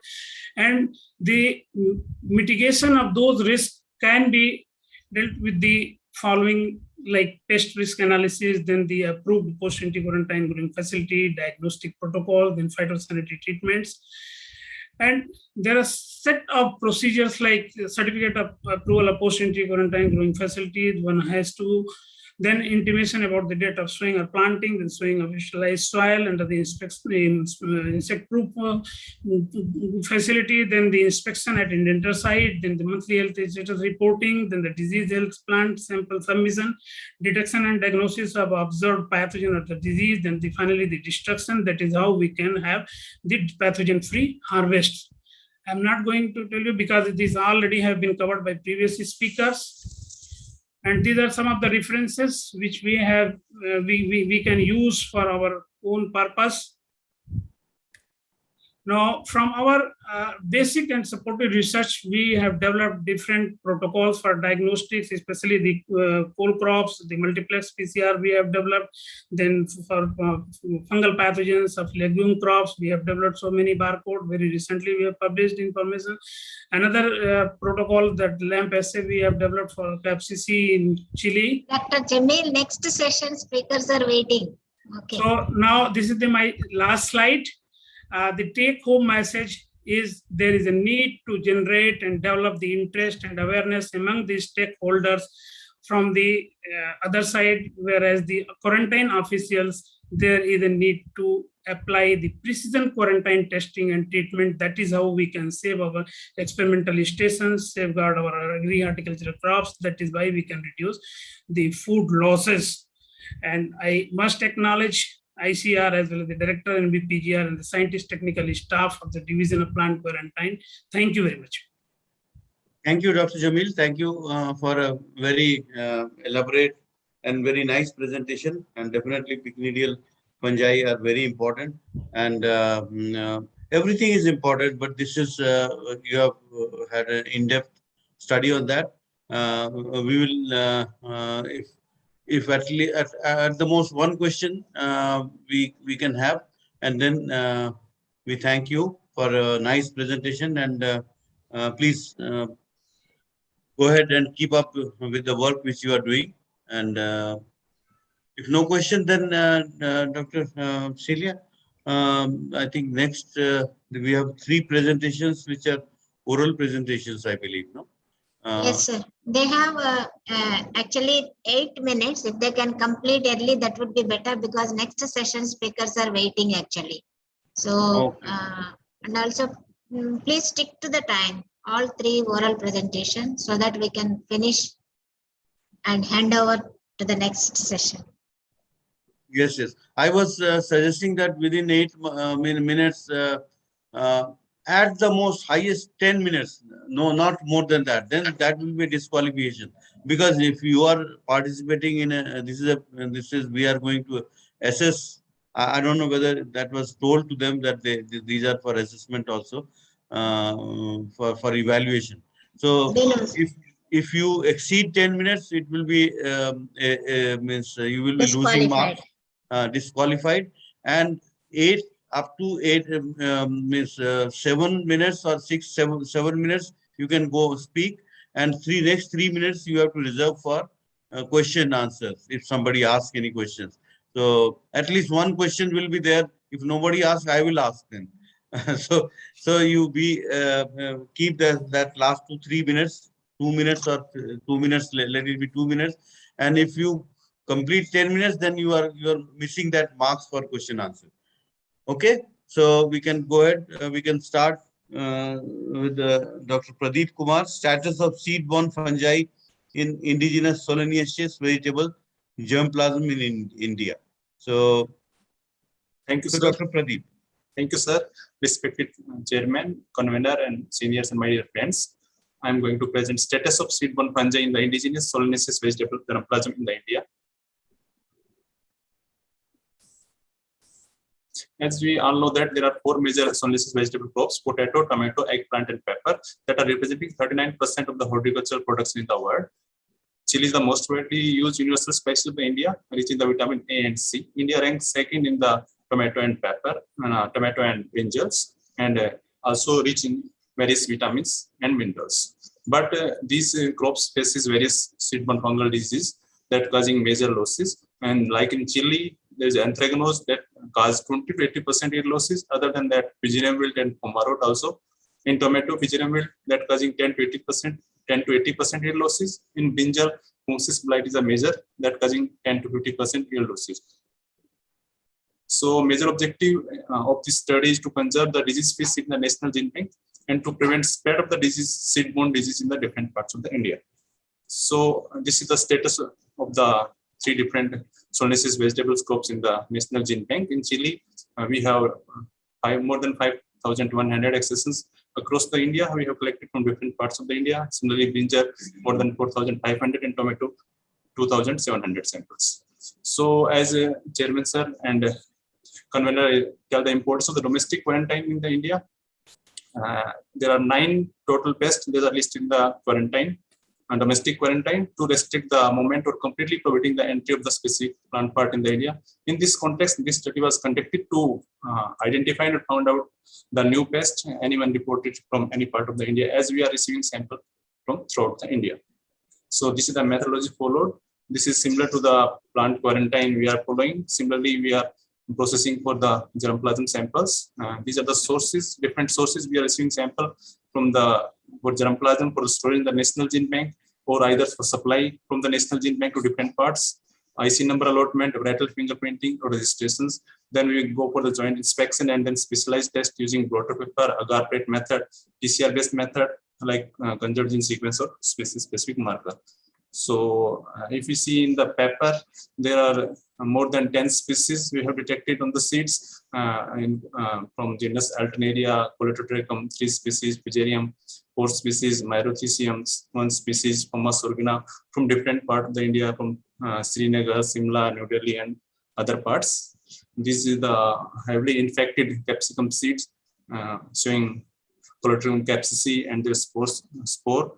And these are also inhibiting 10 to 100% seed germination. If heavily infected, then 100% inhibition of the seed germinations. These are the other fungal pathogens we have detected: Coletotrichum glirospoid, Alternaria alternata, Fusarium oxysporum, and this Myrothecium leucotrichum is the new host report on the paper from Ranchi, Jharkhand, as there is no report from the India. For this, we have also developed the test note non-wound inoculation technique to check the pathogenicity, either these detected pathogens are pathogenic or not, and we found that the green chili is more sensitive than the ripened chili. Other than this, we are also developing PCR and LAM-based detection protocols. If we are facing any problem in the taxonomical identification, then we are going for ITS-based gene sequencing.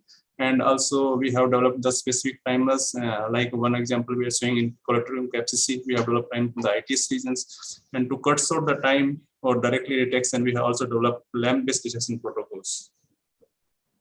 Other than this, we are also doing genetic diversity studies to check how much variability is there from the isolate from the different part of the India. And not only from the India, we are also comparing this from the abroad samples. Here, this is one example. We are seeing that one isolate from the USA of Colotrichum capsicum was clubbed together with the Bangalore and the Maharashtra isolate. So we are checking this status at genetic level also. Similarly, if you go into other crop like eggplant, there are different species of Bipolaris, Axillarium, Fusarium, Pomma, and Verticillium are detected from the different parts of the India as shown in the graph. And these are also causing germination inhibition from 10 to 100%. And these are the different pathogen we have detected.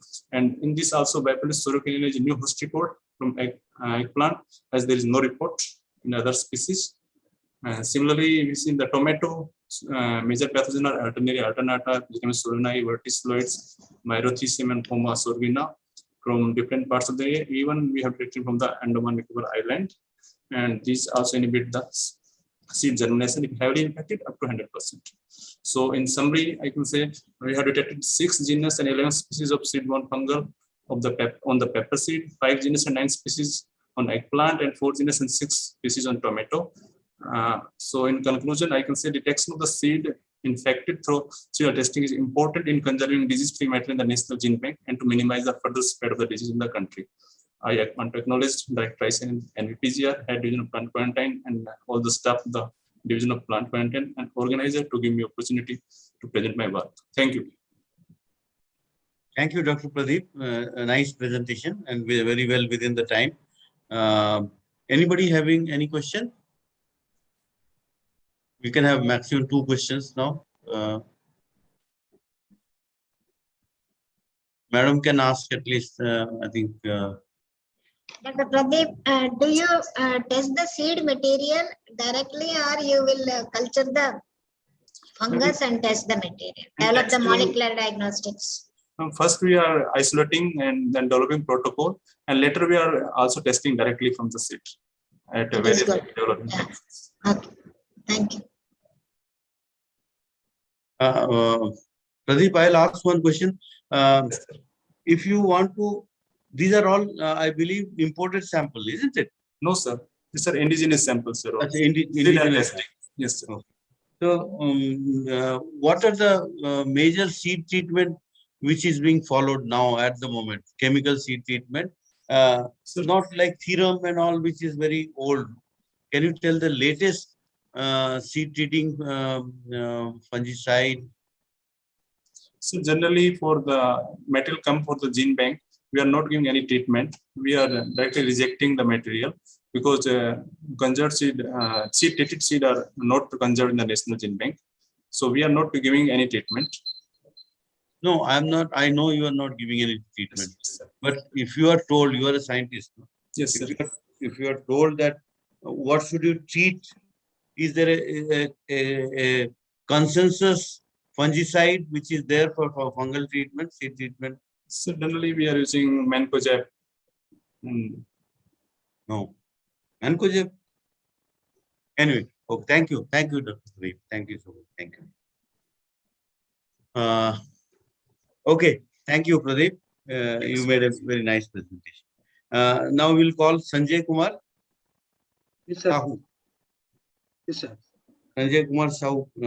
Standardization of methodology for determination of hexaconazole in papaya.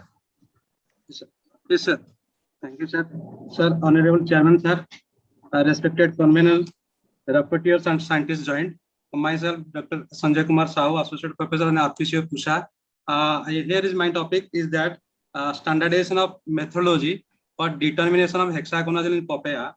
So, hexaconazole is a unique systemic triazole fungicide, which is highly useful for the management of different diseases like powdery mildew, anthracnose, lead blight, early blight, downy mildew and gray mildew disease in vegetables and fruits, and also effective for management of black spot disease, damping or root dot disease in papaya. Here, my purpose is to standardize the methodology. That's why I'm going for. That means farmers usually use this pesticide in order to ensure the productivity and to compete in the market in terms of quality and price. But the injudicious use of pesticides that leads to many problems, particularly pesticide residue in food commodities. That's why one of the objective of pesticide residue analysis is to develop a cost-effective methodology for estimation of pesticide residue in different food commodities. With this background, the present study was carried out to study the objective that to standardize the methodology for determination of hexaconazole in papaya. So to standardize the methodology, we have selected these are the parameters. These are the parameters which are standardized to achieve a good cost-effective methodology before carrying out the estimation of residues of different pesticides in different substrates. These are like selectivity, linearity, limit of detection, limit of quantification, repeatability, reproducibility, accuracy, and confirmations. So what this selectivity is? This is the ability of the extraction and cleanup or any that separation system or the detector to discriminate between the analyte and the components. That system should have the selectivity one. So next is linearity. That's when we are injecting the different constants of a standard, the detector should give a linear response.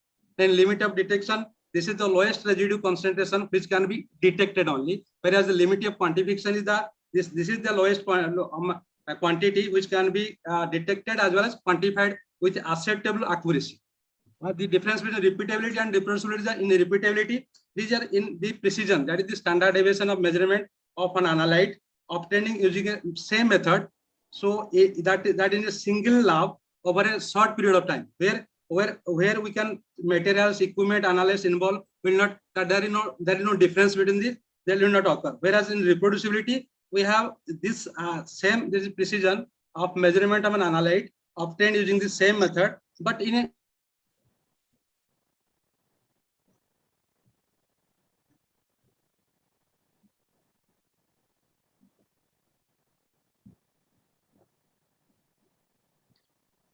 Ayush, you are not audible.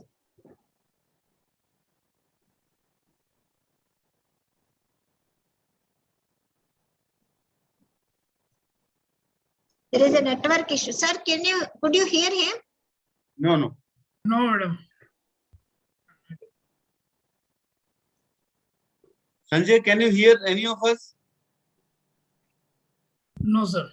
No, sir. Ayush, Is Ayush? he is there, but his voice is not audible. So his name is Ayush or Sanjay Kumar Sahu? He has put the name as Ayush Kumar Sahu. Maybe he's using somebody's phone or something. Here in the presentation, what you sent is Sanjay Kumar Sahu. Yes, sir. Yes, But what they do is they don't change the name. Achha, achha. There is an option to rename. No, Okay, they should. Maybe we can take the next one.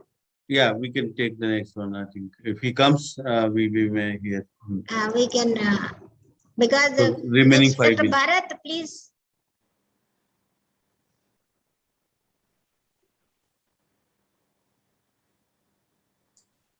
Slides are visible, ma'am? Yes, yes. Yes. Shall I start, ma'am? Yes, yes. Very good afternoon to all of you, respected chairman of the session, convener, all senior scientists and colleagues. Today, I will going to present on the managing the threats of plant nematodes during the international exchange of vegetative propagules.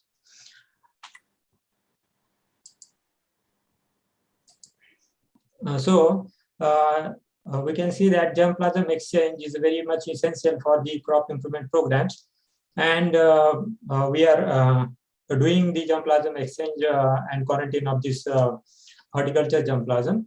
However, it poses the risk of the introduction of the exotic pests, including the nematodes. So if we see, I will give the introduction of the nematodes. The nematodes, plant parasitic nematodes are multicellular, small microscopic multicellular organisms. And there are more than 10 devastating genera are reported in the world. And these are broadly categorized into the root parasites and the areolar foliage parasites.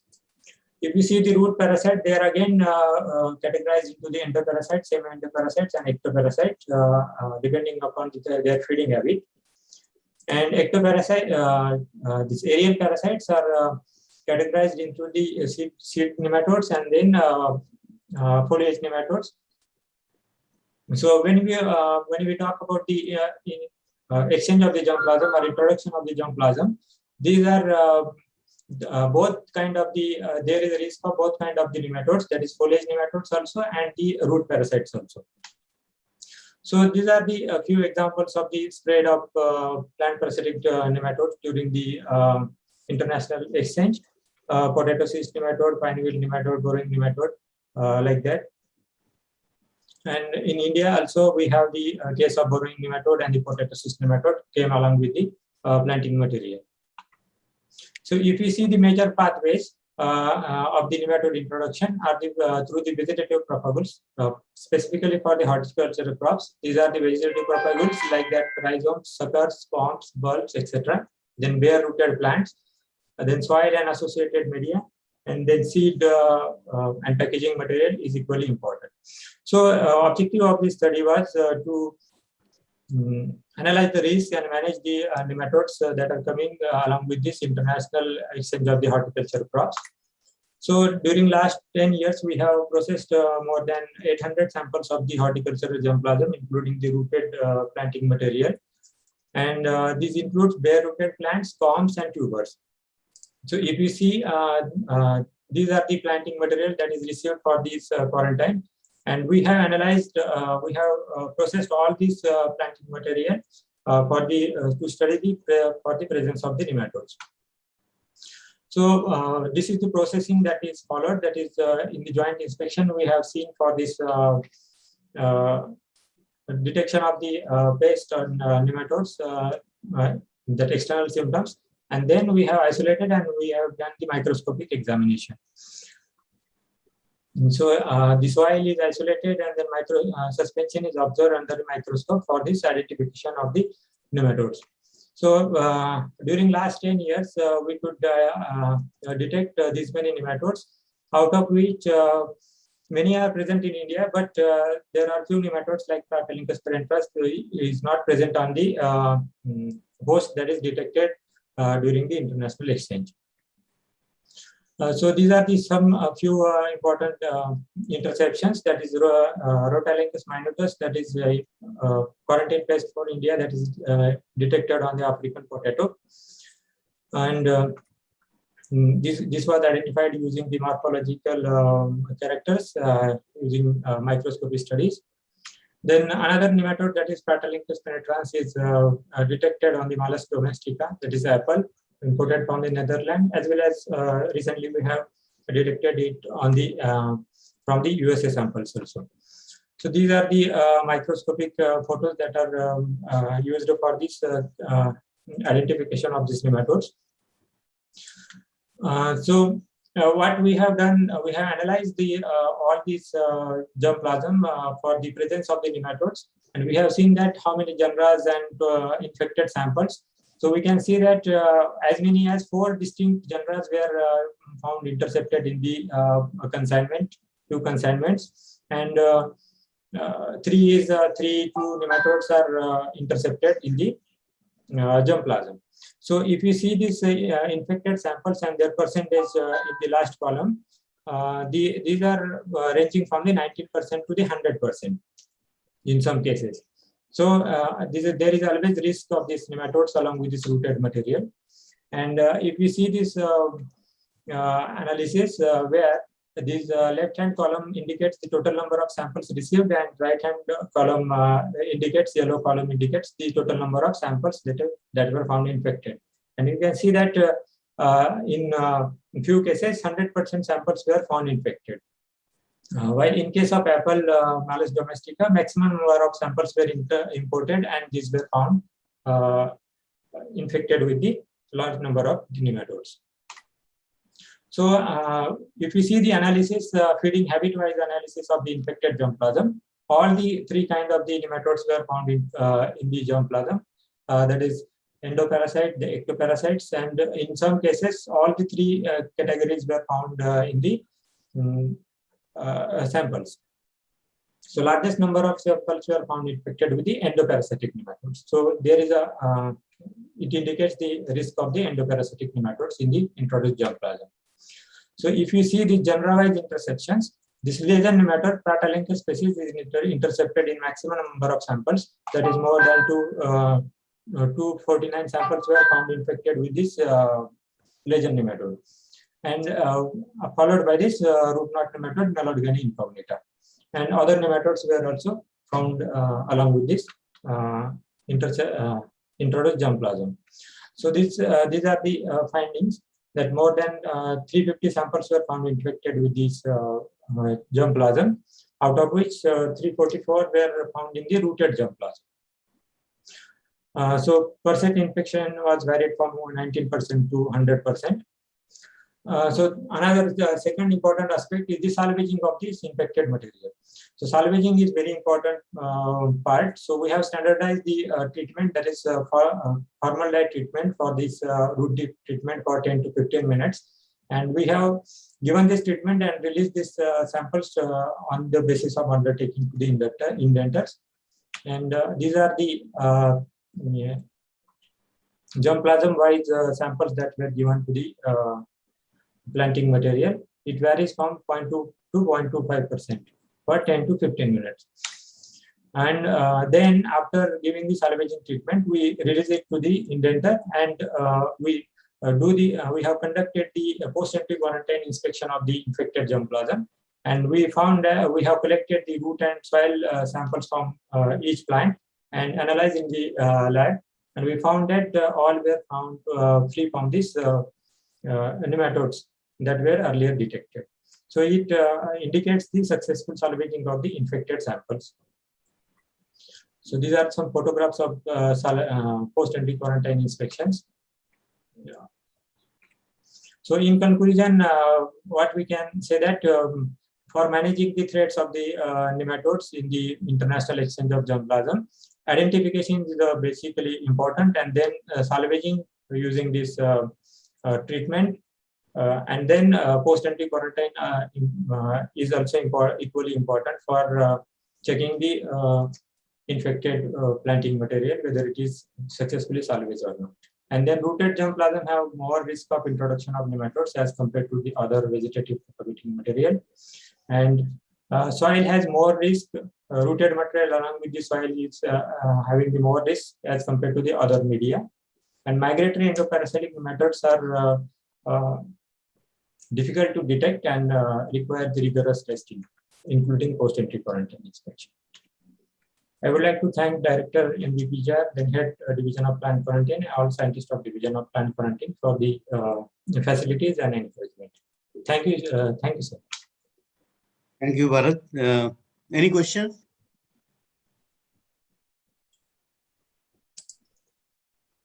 Bharat, I'll ask two quick questions. Prunas, have you encountered Malaidogaini enterolobi? No, sir. Actually, in the exotic germplasm, we have not intercepted it, but we have surveyed some Tamil Nadu areas where we have found that Malaidogaini enterolobi in the GAVA samples. Okay, we think it is invasive, but you have not found in imported samples. Okay, can you give me two names of the most recently registered nematicide and one microbial nematicide for the first time? One is Vellum Prime is there, and another one is Nimitz. Which one? Vellum Prime. That's the trade name, no? Nimitz, sir. Nimitz. No, that is also trade name. The actual, what is the chemical? Because you cannot say Fleopyrum, sir. In Vellum Prime, it is Fleopyrum. Yeah. So, and what is the microbial one, which is for the first time registered in the country? Microbial, sorry, sir, I'm unaware of that. Thank you. Okay, thank you, sir. Thank you, sir. Actually, the next session, we are waiting. Yeah, so we can, okay, thank you for my convener, Dr. Celia, and rapporteurs, and all the eminent scientists who have been there all along, listening to the presentations. Very important session it was, and it will safeguard the future of our nation and have in ensuring food security. And thank you. Each and every presentation was very good, very nice, and definitely some recommendations have emerged out of it. Our rapporteurs will be making them. Maybe we'll note down, and then subsequently it can go as a recommendation, no, to the organizers. Thank you, Dr. Celia. Thank you. Thank you, sir. Thank you so much. Before Dr. Jayashree takes over, I thank you so much. Even though you are in Solan, you are attending, and you have given very good suggestions and such an inspiration to all of us. Thank you, sir. Thank you so much. Madam and sir, I would like to thank Chairman of the session, Dr. Pranjit Chakraborty, for magnificent heading of the session and giving a critical comments over the presentations and suggestions for way forward. And I also thank Madam Dr. Celia Chellam for smooth conducting of the session, being a convener. And I thank and congratulate all the presenter for the informative presentation. And last, I thank all the participants in the forum for your patient hearing. Thank you, one and all. Thank you. Thank you all. Thank you so much. Thank you. Sorry, Dr. Jayashree, we took more time. It's okay. And sorry for the next session also. Madam, with the same link, we'll be continuing the session, technical session 6B. Good afternoon to all. The convener of this session is Dr. H.R. Gautam. Gautam, sir, are you there?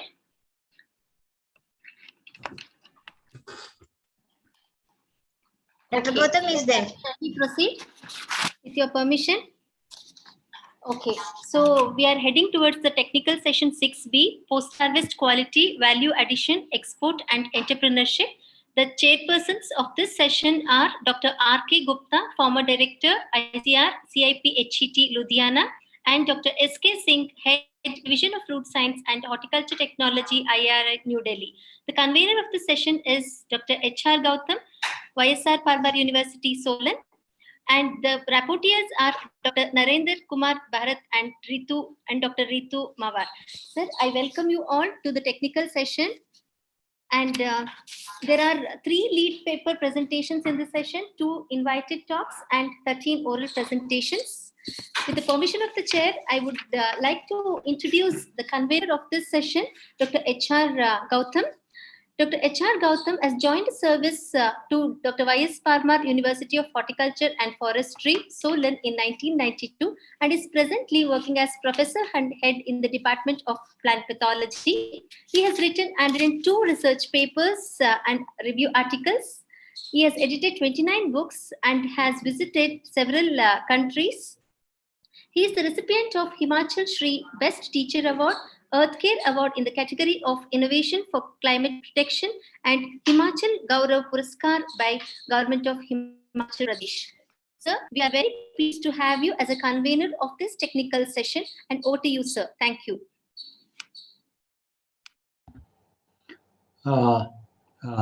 Thank you, Dr. Rajeshwari.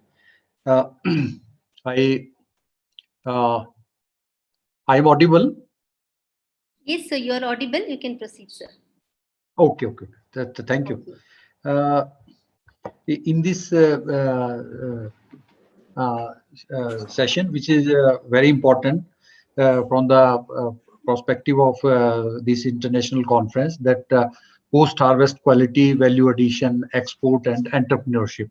In this, we have this session will be chaired by Dr. R.K. Gupta, who has been former director of ICR CFED Institute, which is located at Ludhiana, and Dr. S.K. Singh, who is head of the division in Department of Fruit Science and Horticulture Technology, ICR, IRA, New Delhi. So, first, Dr. R.K. Gupta has joined. Hello. Dr. R.K. Gupta sir has joined.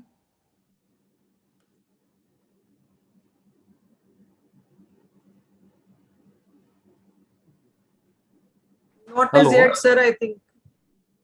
Huh? Not as yet, I think. He's not there. Okay.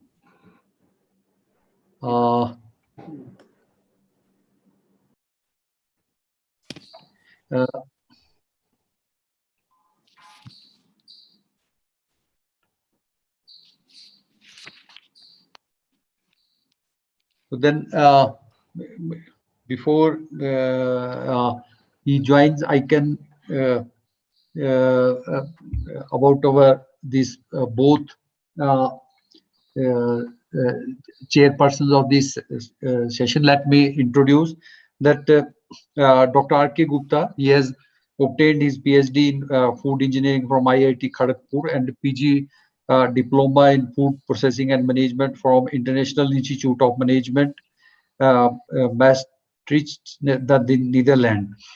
He has more than 35 years of experience. He was engaged in research and development and training in the area of post-harvest processing and value addition of food crops with specific reference to horticultural crop processing. He has more than 100 research papers, which are mostly in food engineering and technology field. He is a fellow of Indian Society of Agriculture Engineers, Institutions of Engineers India, and Biovet Research Society, High Tech Horticulture Society, and many other. He is a recipient of many other awards. He has chaired many sessions in many international conferences and symposia. He was holding the post of director of ICR, this Central Institute of Post-Harvest Engineering and Technology, which is popularly known as CFED, which is a nodal institute for such type of research activities in our country, and made a significant contributions, because this is a very important area. And he was also holding the post of director of Mahatma Gandhi Institute of Rural Industrialization, Government of India. So we also have another eminent chairperson in this session, that Dr. S.K. Singh. So Dr. S.K. Singh, sir, namaskar. So Dr. S.K. Singh is presently professor and head division of fruits and horticulture technology, ICR, IRI, New Delhi. Dr. Singh obtained his BSc Agriculture in 1989 and MSc and PhD from the elite Banaras Hindu University with gold medal. He did his postdoc with DVT overseas fellowship from University of Florida, USA, on tropical fruit biotechnology, and the field which is going to make a significant contribution as far as improvement in horticultural crops is concerned. He joined ARS in 1994 at IRI. His research contributions include development of commercial protocol for micropropagation and biohardening using mycorrhizal fungi in crops like grapes, citrus, and pomegranate, and their rootstocks. He has also developed micropropagation protocols for many fruit crops. He has developed in vitro screening procedure for salinity tolerance in grapes and citrus, which is a main problem in many parts of our country. He has developed in vitro breeding using different techniques in seedless grape and mango. He has identified and released 4 promising seedless grape hybrids, namely Pusa Aditi, Pusa Trishar, Pusa Swarnika, and Pusa Purple seedless, and 2 mango varieties, Pusa Deepshikha and Pusa Manohari. He has guided 6 MSc, 17 PhD students. He has made a significant contribution as far as publications are concerned, with over 200 research papers, 12 books. He is a fellow of many societies, and important one, he is a fellow of NAS, Indian Academy of Horticulture Sciences, Hill Horticulture Development Society. He is a recipient of Hari Om Ashram Trust Award, then Bharat Ratna Dr. C. Subramanian Best Teacher Award of the ICR, Scientist of the Year Award in 2009 from IRI, and many other. He is in the governing body in many of the important institutions of the country. So I welcome you, sir, for chairing this important session. So then Dr. R.K. Gupta has joined. No, sir. So then, ma'am, in the meantime, we can start because we are already late. We can start. Yes, we can start. So then I also welcome that the reporters, Dr. N.K. Bharat from Dr. Y.S. Parmar University and Dr. Ritu Mawar from Rajasthan, that our ICR Institute is there. So I welcome both of them, and I think they will make notes of the proceedings of this important session. So here in this we have 3 lead speakers: Dr. BVS Mahajan, who is Director Post Harvest Technology, PAU Ludhiana. I welcome you, sir. And Dr. R.B. Tiwari, who is a Principal Scientist Division of Post Harvest Technology Agriculture Engineer of ICR, Indian Institute of Horticulture Research. I welcome you too, sir. And Dr. V.R. Sagar, Head Division of Food Science and Post Harvest Technology, IRI, New Delhi. So then in this I then hand over to Dr. S.K. Singh to for his remarks so that we can formally start the session. Dr. S.K. Singh, please. Most Honorable Dr. Just 1 second, sir.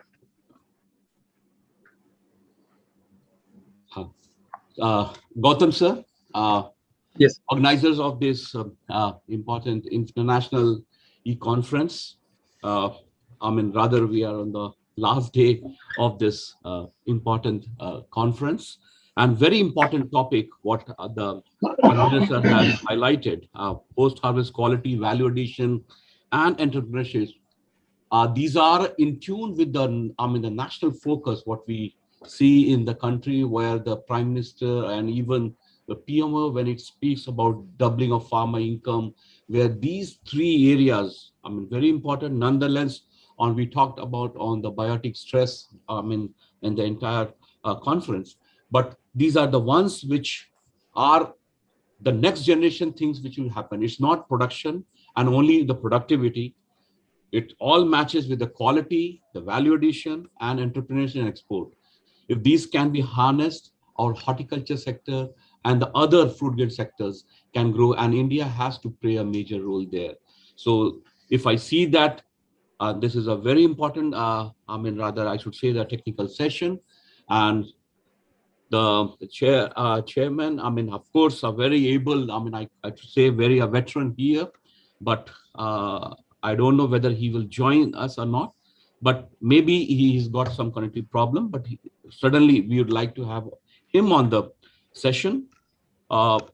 Sir, amply what you have talked about me, basically I am a breeder and a biotechnologist. Working in the area of food science and production, and my association goes with the plant pathology with the use of mycorrhiza, very important component in our nursery and tissue culture production business.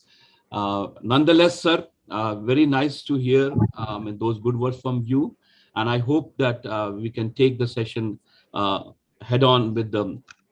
Sir, you can call the speakers and then we take the session forward, sir. All right. That would be nice. Thank you, sir. That with your permission, sir, as I move forward, so then our as our eminent speakers know that the lead speaker, they will have a 20 minutes time. So then I will request all them that so that because valedictory function is also at after 5. So then our first speaker, the lead speaker is Dr. BVS Mahajan, and then before I invite him, so then I will introduce him to our august audience who are connected online. So Dr. Mahajan has 30-year experience in research, extension, and teaching. He has developed several protocols in post-harvest handling and export marketing of horticulture crops. He has published 120 research papers in peer-reviewed journals of national and international repute, 55 popular articles, 13 book chapters, and authored 1 training manual for farmers and post-harvest horticultural professionals. Dr. Mahajan has organized numerous hand-on training programs for farmers, traders, extension specialists, and scientists on post-harvest management and marketing of horticulture crops. He has also attended advanced training on information services about storage and distribution of vegetables and fruits in Holland. I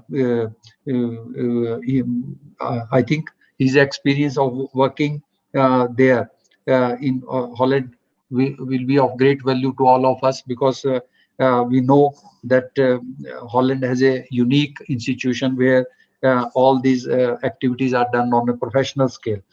He has also visited Bangladesh to explore the possibility of export of Kinnu fruits from Punjab. Dr. Mahajan has been nominated as chairman of Cold Chain Committee of Punjab State.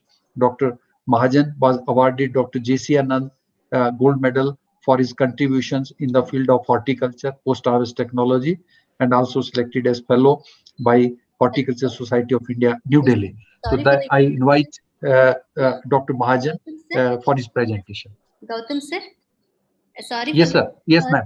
Sorry for the interruption. Sir, the valedictory function starts at 5 o'clock. So I request you all to kindly adhere to the timings and proceed, sir. Thank you. Yeah. Okay, I will request all the speakers that. So, Dr. Mahajan, please. Okay. Good afternoon, and without wasting time, I'll start sharing my slides.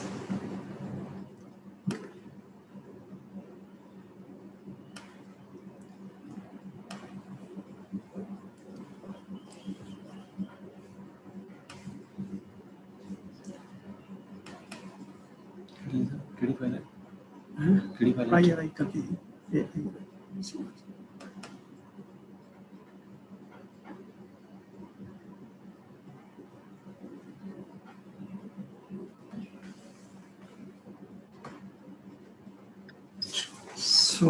once again, good afternoon to all of you.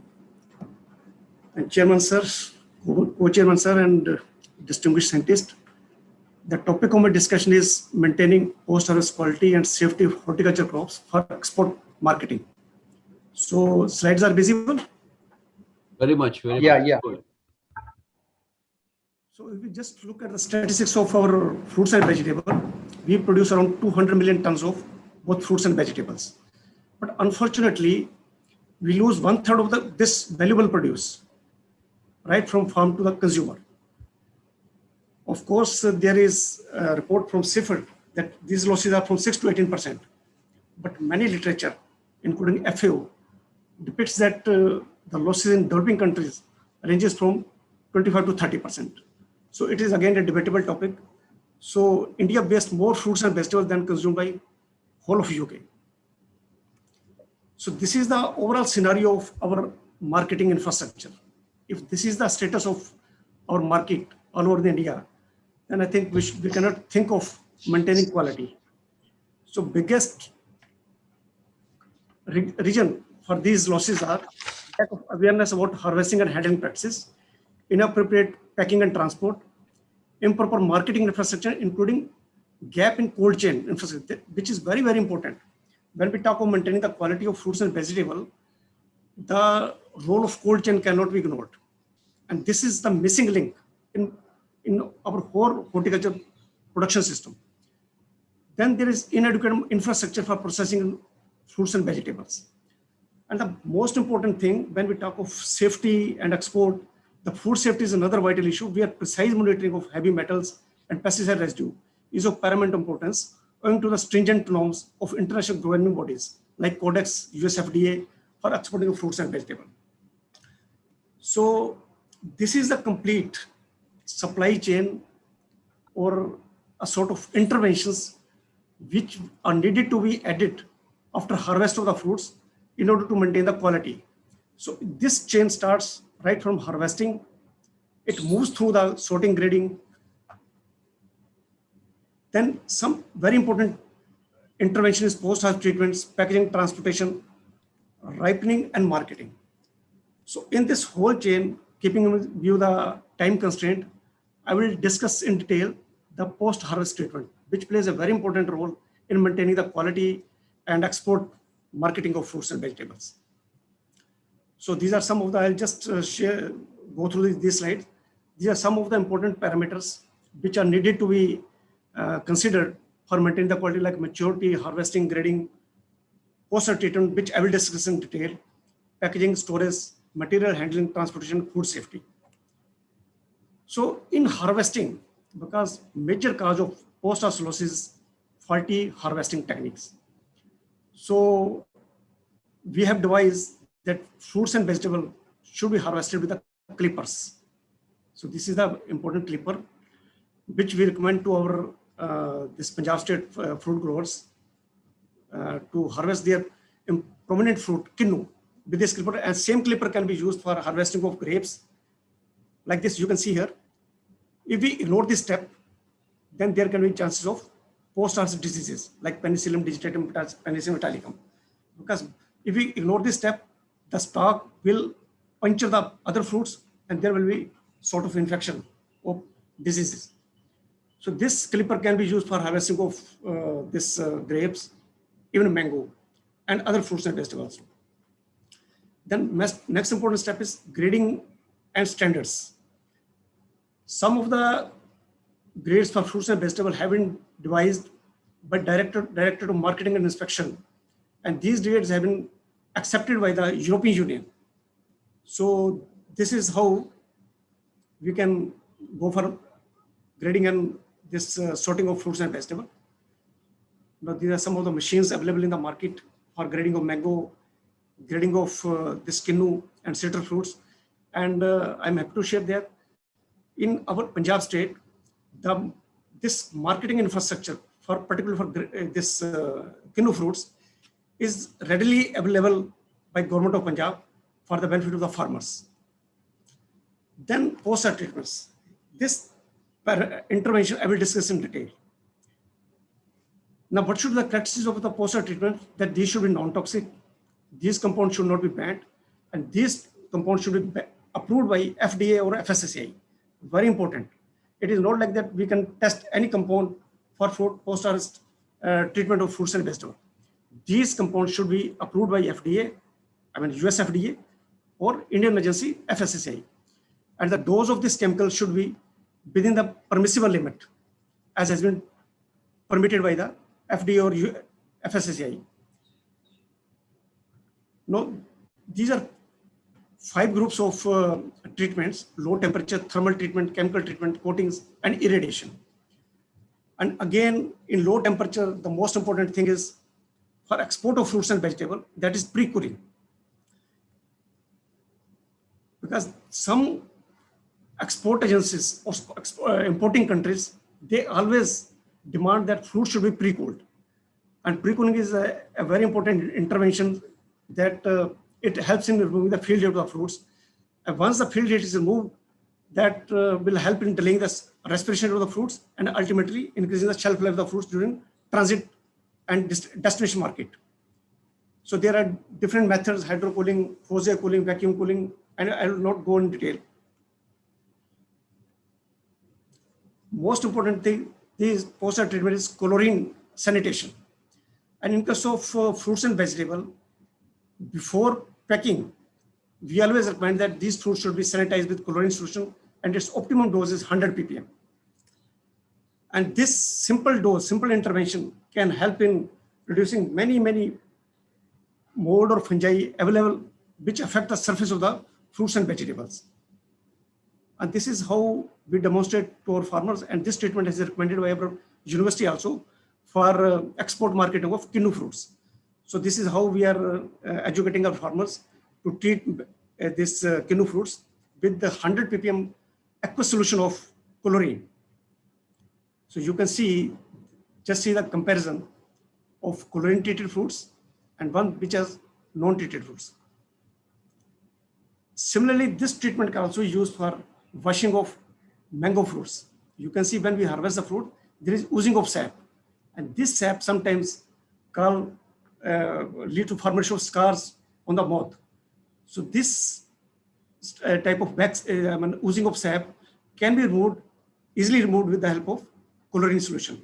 And if it is retained on the fruit surface, you can see it will affect the market quality. You can see a black streak on the surface of the produce. So these are some of the things which in fact affect the marketing of the fruits and vegetables. So this is how you can go for, this is the protocol. First you have to desap the mango fruits, then treat it with the chlorine solution. And this is how. And then comes a thermal treatment, most important for export of, particularly for mango fruits. One is hot water treatment and another is vapor heat treatment. For export of mango to Japan, they always demand vapor heated treatment fruits. And for export of mango to US, they demand gamma irradiated mango fruits. And for other countries, there is demand for hot water treated mango fruits. And for hot water, you can see this is how we have standardized this treatment to give hot water treatment at 52.5 degrees centigrade temperature for 5 minutes. And it can help in removing the fruit fly infection on the fruit surface. So this is a commercial application of hot water treatment. And this is one picture from the Brazil. And even Netherlands country also follow these treatments. So this is how hot water treatment for other fruits and vegetables, but most prominent is mango, where we have to give 52 degrees centigrade temperature and it should be maintained for 5 minutes. Then vapor heat treatment. In this case, fruit is exposed to 47 degrees centigrade in saturated air for 20 minutes. And it is very mandatory for export of fruits to Japan. So you can see this is a vapor heat treatment. This infrastructure is available at Fruits and Vegetable Market, Vashi, Maharashtra. And you can see when I visited this mandi, this market, the fruits were being ready for shipping to Japan country. This is Alfonso variety. Then most important treatment is surface coating. Now recently FSSAI has approved 3 coatings, that is shellac, Carnauba and Beeswax, for export of fruits and vegetables to any other country. Other waxes, polyethylene based waxes, they are banned. These are not approved by Food Safety Standard Authority of India. And in our state, Punjab, or in citrus crop, the shellac wax, which is available under the trade name of Citrashine, is commercially being used in Punjab and other citrus growing states. So other shellac based coatings are Tal, Prolong, Bensil, there's a long list, and Prima Fresh, Vexol. These are all shellac based coating which are readily available in the market, and these can be used on citrus or other fruits and vegetables. So you can see the level type of infrastructure available in Punjab state for Kinnu fruits. And you see once the fruits are waxed, you can see their market quality. Similarly on pear fruits, even you can see this comparison, the fruits which one is waxed with Citrashine and the one which is without wax. So you can just judge the quality, visual appearance of the fruits. And this simple intervention can lead to financial gain to the farmers. So this wax can be applied on other fruits like guava, pear. Then another important treatment is calcium chloride application. It helps in improving the firmness of the fruits, and which is very important parameter for maintaining freshness of the fruit during transit and marketing. So an optimum dose which we have optimized, that is 2 to 3% calcium chloride application after harvest of the fruits. Any fruits, we have tried in number of fruits, citrus, even mango, peach and plum, and even in temperate fruits like apple. So you can see if we ignore this treatment, it can lead to bitter pit, formation of bitter pit. So you can see without calcium chloride treatment, you can see some problem when you cut out the apple or pear fruits, you will find blackening of the internal core. So with the calcium chloride treatment, you can see the freshness of the fruits.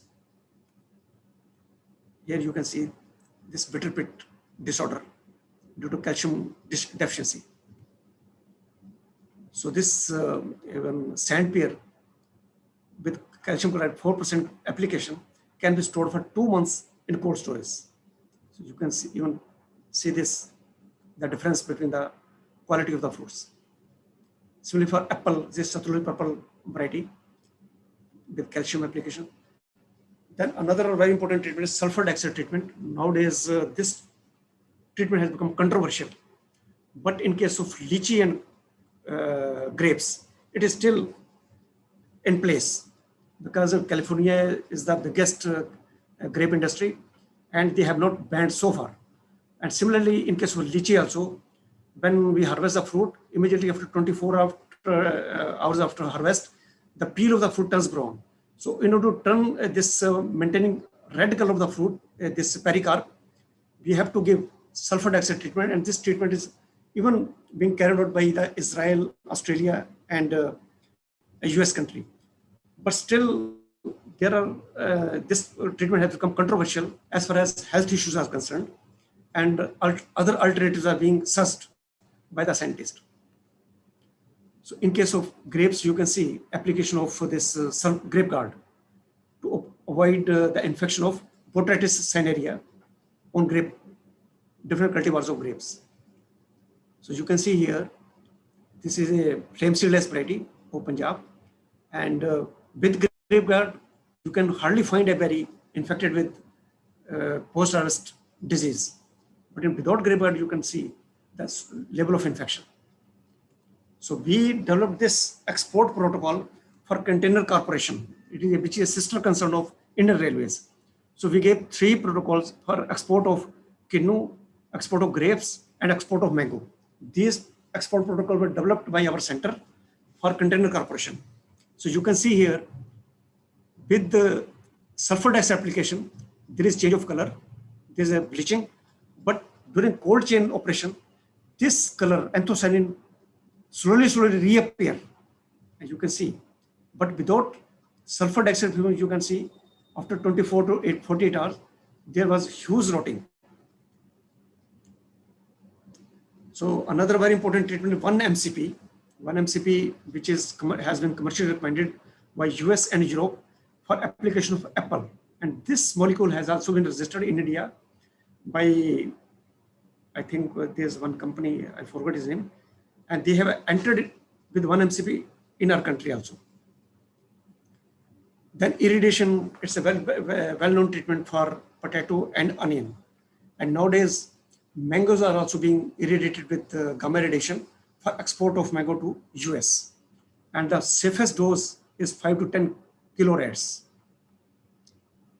So for different fruits and vegetables, you can see the different doses of gamma radiations, 150 to even 200 kiloreds. Then another very important intervention is packing.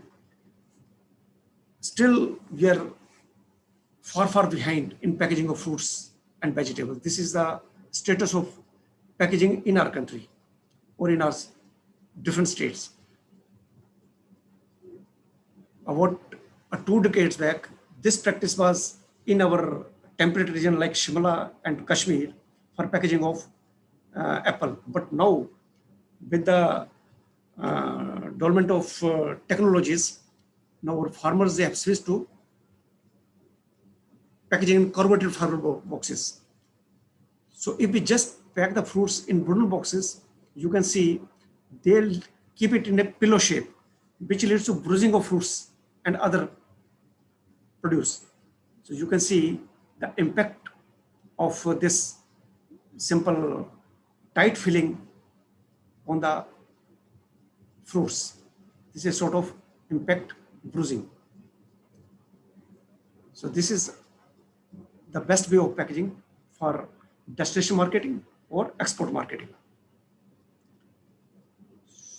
So this is the, you can see Punjab and Himachal Pradesh has made some progress in proper handling of kinnu and apple. Corrugated fiber boxes are commercially being used in kinnu, apple and mango. But in other fruits like pear, sand pear, or many vegetables like tomato, still we are dependent on wooden boxes or baskets, which is not a good practice. So you can see, I've highlighted here the wrong practice of packaging and the right practice of packaging for maintaining quality. Then comes last is the storage, very important part for maintaining quality of horticulture produce, because as I'm already mentioned in my first slide, that there's a huge gap of cold chain system in our country. We have very good production system, we have very good fertigation system, polyhouse, net house cultivation. But when we harvest the produce, we just throw away the produce in the market. And that is all due to lack of cold storage infrastructure in our country. We have around 6,500 cold stores in our country. But we have around 200 million tons of production of fruits and vegetables. So in just 6,000 cold storage, we cannot handle this much of produce, valuable produce.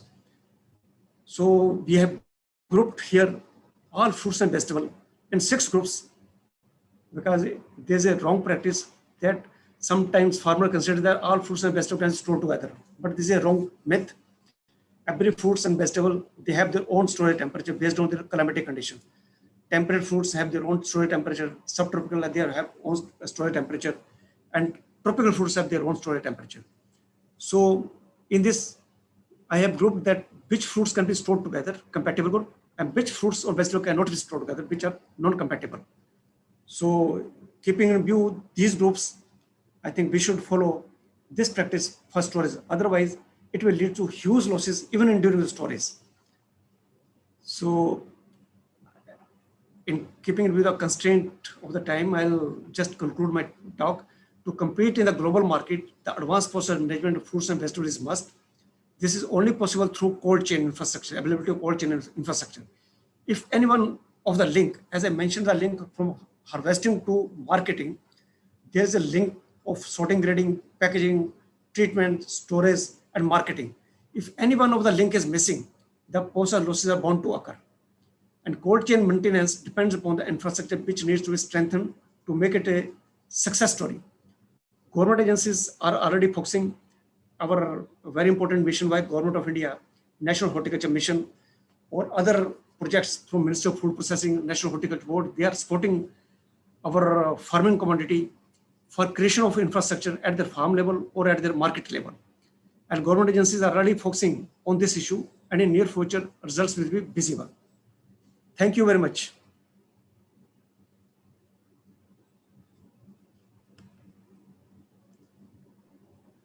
Thank you. Thank you, Dr. Mahajan, for your wonderful talk. Dr. Singh, please. Yeah. Compliments to Dr. Mahajan, summing up the technological advancements, which is to be the part of next stage. It's not only what I told, that it's production, the way you handle the produce. When you go to mandis, you see the way the produce is being handled. It is a massive, discouragement when we see that. But now things will change, and it has to change for betterment. And I'm happy that Dr. Mahajan has given the overall view of the situation and the crops which we are targeting in the export commodity. So it has to be in a particular protocol, then packaging, the pre-treatments, and then the export in the complete cold chain thing, what APEDA suggests. And of course, the destination too. It's not that everywhere and anywhere you can send any type of produce in any type of packaging. No, it's not like that. So when you have to be a smart farmer and exporter to make your produce, make the produce available in distant market. And that's what Dr. Mahajan has highlighted. I'm very happy. I just request Convener sir, can we call the next speaker, please? Sir, if somebody want to ask some 1 or 2 questions. Sir, we are already 1 hour plus minutes late, because that's what Okay, the organizers have told us, that we have to finish anyway by 5 o'clock. So we'll take at the end of the lead papers, when we have the 3 presentation, then we can take the questions. Sir. Dr. Mahajan, please, your presentation is being shared. So please. You can unshare, sir. You can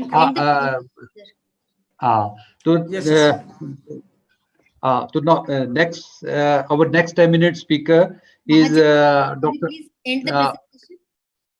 Sir, unshare. Hello. No, it is being shared, so it can be unshared. Dr. Mahajan, please. Yes, just a minute. Unshare. So our next eminent speaker is Dr. Tiwari.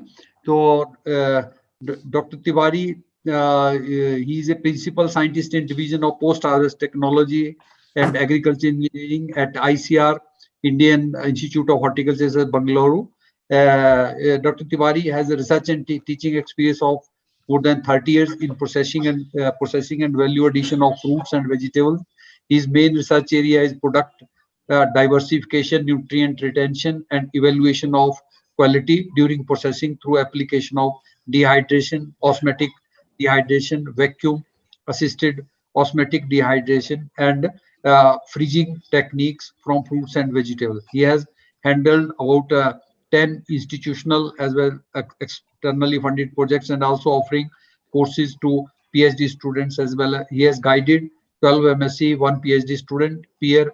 He has been conferred with Dr. J.S. Pruthi Award for the year 2006 from AFSTI for contribution in the field of fruit and vegetable preservation. He is also recipient of United Nations University Fellowship at National Food Research Institute, Tsukuba, Japan.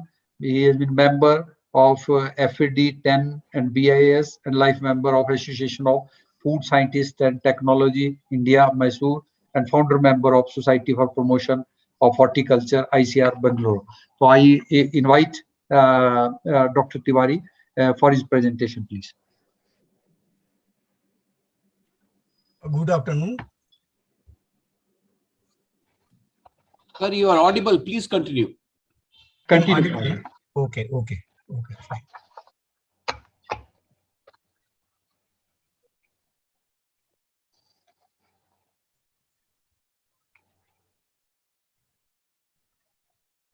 Hello, sir. Yeah, good afternoon. Sir, can At the outset, I wish to, I am audible now? Hello? Yeah, very much.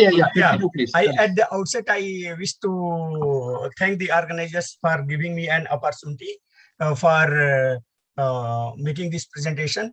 Yeah, in the morning, the ball about the value addition was rolled by the director of CFET, Dr. Nichket sir, and many things he has already highlighted, and everyone, including the Prime Minister, the highest authority and India and the world FAO, everybody is very sensitive what exactly we are going to do for the food in the next by 2030. So in that background, I am just starting my presentation. My topic is technology and approach towards development of nutrient-dense snacks from fruits. Nutrient-dense snacks. Normally we can call it nutritional snacks, but the nutrient-dense word I used from the latest guidelines of the American the food guidelines, where they have suggested nutrient-dense food to be consumed instead of the this one. Now, let us go a little back, 2 years back, FSCCI 13/6/2019. This came in the news that they are looking to curb the junk food, and immediately the snacking exercise. Since this topic is about the snack food, so the junk food. When we think of a junk food, normally the moment we think of a snack, it looks like a junk food. Snacking is eating between the meals is a common behavior which is often blamed for poor diets because of the snack food can be high in sodium, fat, and sugars. In addition, uncompensated calories from snacking could contribute to overweight and obesity. This is one of the major problems which the world has recognized of late. By contrast, almost 3/4 of these snacks are poor in nutrients that are considered essential or very important for human health. Hess et al. 2016 have recently used the term snack foods to mean energy-dense, nutrient-poor foods. Such foods would include bakery items such as cakes and pastries, as well as sugar-sweetened beverages. Now, in this presentation, I am just like to give the positive side of this snack food. If we convert this, however healthy snack food like formulated bars or dehydrated fruits, etc., can be used, then that can imbalance this concept of the snack food. Now, in 2020, the BBC just recently they have announced that the anti-obesity drive, the junk food TV advertisement to be banned. FSCCI has banned advertising of the junk food. Sometimes it came in September 2020. And these are the news. Supermarkets are blamed for the junk food. Boris Johnson rejects junk food tax. So what exactly has gone wrong with our food and food processing? Especially when you sit on a TV or read the newspapers, everybody is talking that processed food are culprit. We should focus on the fresh. But I want to just show a line that what should be our approach, how we can have a balance and also cater the need of some group of the consumers who are really looking for a convenient and nutritious dense food. So what is HFSS? There is no definition of junk food. The HFSS is the word used for the junk food, which is food high in fat, salt, and sugar. These are some examples of the junk food. Now, we know the fruit vegetables are very rich in the nutrients.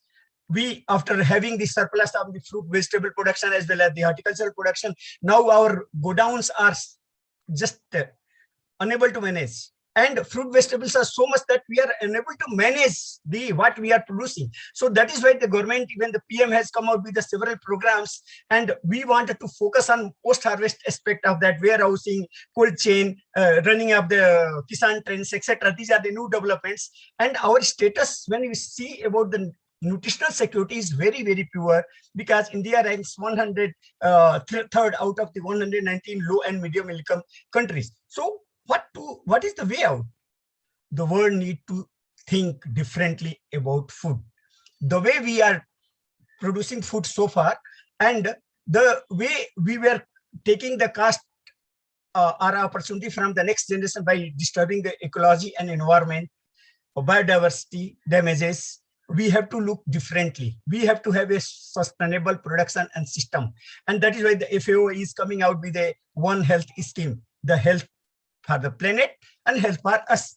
What are the food systems? In a nutshell, it encompasses everything from farm to fork. It is about having a broader picture of how we literally produce, transport, process, and consume food. The food and agriculture sector is centered to effort to improve public health and today and product and restore natural systems necessary to support good health in the future. The sector has a greater direct impact on the land and water resources, employment, and economic activity than any other. So that role of value addition food processing become very important. Snacking is eating between the meals. I have already covered this slide. So now everyone is looking for healthiness. Fruit and vegetable, when the consumers they buy, they don't think that they are just taking some energy and nutrient. They think that after consuming a pomegranate or jamun or something, we are going to have a good health or well-being. So this Lobstein and Davis attempted to develop a means to define the healthiness of food using the nutrient profile method. They included key nutrients that have a negative impact on perceived healthiness, that is energy, saturated fat, sugars and sodium, as well as others that have a positive impact, fruit, vegetables, nut, fiber and protein content. So whenever we are talking of the fruit, vegetable, even whether the consumer is fresh or juice or dehydrated, processed, consumption of the fruit, vegetables means healthiness. Then let us come to the value chain. After all, the farmer is producing and it is producing for the consumer, and my consumer is sitting anywhere in the world. Now, a few days back, it came, India has exported largest quantity of the food to the world. So my consumer is sitting anywhere in the world. So we have to understand what is the food value chain. A value chain is the full range of the activities which are required to bring produce or services from conception through the different phases of production, transportation, delivery to final consumers. I have the slides, but I will be simply running mostly there are pictures. So when we are looking for the farm produce, it is going to the consumer. But what is happening? Rising incomes globally. I am talking globally. This is international seminar. Changing lifestyle. My consumer will be anywhere in the world. Health consciousness and safety concern. Fruit, vegetable. Earlier, when I joined IHN in 1981, I used to say, not like rice and wheat. Fruits and vegetables are purchased by look, by how is the quality, how is the color. But no, our customers are interested even in organic fruit, which is looking little bad, provided they are confirmed about non-visible component. That is the microbiological quality and pesticide residue. Most two major culprits, especially horticulture crops, are targeted. So we have to have a value-added, nutritious product, convenient product, and safe product to the consumer, to be consumed anytime, anywhere in the world from fruits and vegetables.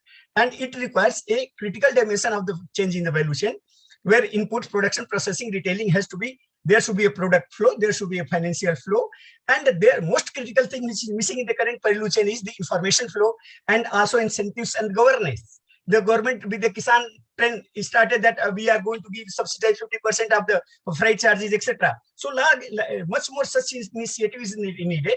Now, last week my friends were discussing, they went to the Kolar. A lot of tomatoes were in the ground. Even that is still during the lockdown, COVID, due to the COVID, the mango crop was not good for the processing. So whatever the farmers are producing, it is being pushed into the market, whether consumer wants, they don't want. So this is the push past system. It is producer and product moves to the consumer. We have to slowly move towards the consumer, retail, trade, and production. A pull wisdom. Who wants, what wants, when wants, which quality of crops wants. That should be the criteria of our production. Now, introduction to the fruit and vegetable for health and well-being. Only this, yes, the fruit vegetables are main component to supply almost 90% of the vitamin C and 60% of vitamin A. But they are perishables, highly susceptible to rapid quality degradations because high moisture content. So either we should have a very good cold chain system which supports the handling and storage of the fresh produce. Just previous speaker, my friend Dr. BBC Mahajan has explained, or we must stabilize. This world cannot afford losing 1 gram of the fruit, vegetable, or any food produced. Some of the fruits, when we think that, okay, fruit, it does not require cooking. But how many people love to buy a pineapple, start eating on the same site, or jackfruit? One person at the IHR gate, he stands whole day to bring out the bulbs. Even I do buy pineapple, everybody likes, but very difficult. Mango, we get a lot, but it comes for 1 month, 2 months, we wait for 10 months. Papaya, it requires certain degree of processing. How these nutritionally rich products, the tropical country where it is available, we are having most nutritious food in form of the jackfruit. We are unable to exploit, because any fruit vegetable, when it is processed, it requires a minimum of washing, cleaning. It generates waste. And there is an option of the fresh cut fruit and vegetable, but because of the tropical country, there is a lot of chances of the microbial growth. So our option is to go for a value addition and through fruit processing. And this fruit processing is also offering a lot of entrepreneurship approach through the favorable conditions and competitive edge in the food processing, increasing consumer spend on the ready-to-eat items and processed food, government support, and increasing food and retailing in India. Since the lockdown early of the 2020, most of the people are at home, and they have stopped consuming normal lunch, dinner, breakfast, because now they are at home. So they are not going to out also to consume the junk or the fast food. So they are preparing, and the increase of consumption of the snack food has increased many times, because the people want to consume less. As they are at home, they are not consuming much of energy for traveling, etc. So this is the content change, and processing offers diversification in fruits and vegetables. My friend in the previous slides showed a lot of mangoes, but mango will have that is hot water treated, it is cold storage, it is whatever but mango, when it is processed, you can have a frozen, you can have a dehydrated, we can have canned pulp juices, dehydrated frozen bars, etc. So many products. Now, this is the food chain, where I started my slide with the idea that this is the food pyramid. But when we are looking for the planet, the most expensive food is the animal-based product, while the fruit, vegetables, etc., they are low. So when we see the environmental pyramid, it is almost reversed with the type of the food pyramid which is being implemented as of now. And the food is not a petrol to the car. It also has a lot of other relationship with the health concern, motives, healthy eating habits, natural content, price, ethical concern, sensory appeal, mood, health, convenience. So when a customer goes to a market, he see the product looking at so many factors. Highly complex food is the most complex entity in the world. More specifically, now dietary guidelines of Americans has come 2020-25.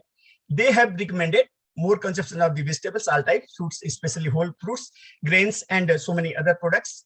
Now, all kind of the fruits are okay, whether it is frozen farm, dried farm, etc. This particular slide I have taken content I have taken from the same slide, and there is a clear-cut guidelines that instead of what sugar cereal, regular fried vegetables, chips, candied cookies, what exactly you should eat. And these are some recommendations I made into one slide. So the consumer familiarity with the dietary guidelines has increased from 23% 2010 to 41% in 2020. People, when they are in the lockdown, they are at home, they are searching what food can improve my immunity, what food can improve my health, how I can keep my children healthy and elderly healthy. Because the different demographic purpose also, we do need a lot of this. So the fruit and vegetables are considered one major source for this, because they contain nutrients, they contain phytochemicals, and they contain antioxidants. The phytochemicals, which acts like a reactive oxygen species and has a role in all the diseases which has been given over here. Then technology and product, how we can convert, because they are perishables. Dehydration, osmotic dehydration, vacuum frying, extruded snacks, freeze drying, vacuum impregnation, infused product, drying of the puree or pulp are recently coming new technology and concept 3D printing. The IISCPT Tanjore has published, and also they have developed. And we can get a range of the snack food like osmodehydrated products, fruit bar, cereal-based fruit bar, millet-based fruit bar, blended fruit juices, vacuum fruit, fried fruit and vegetable products, fruit and vegetable-based ingredient.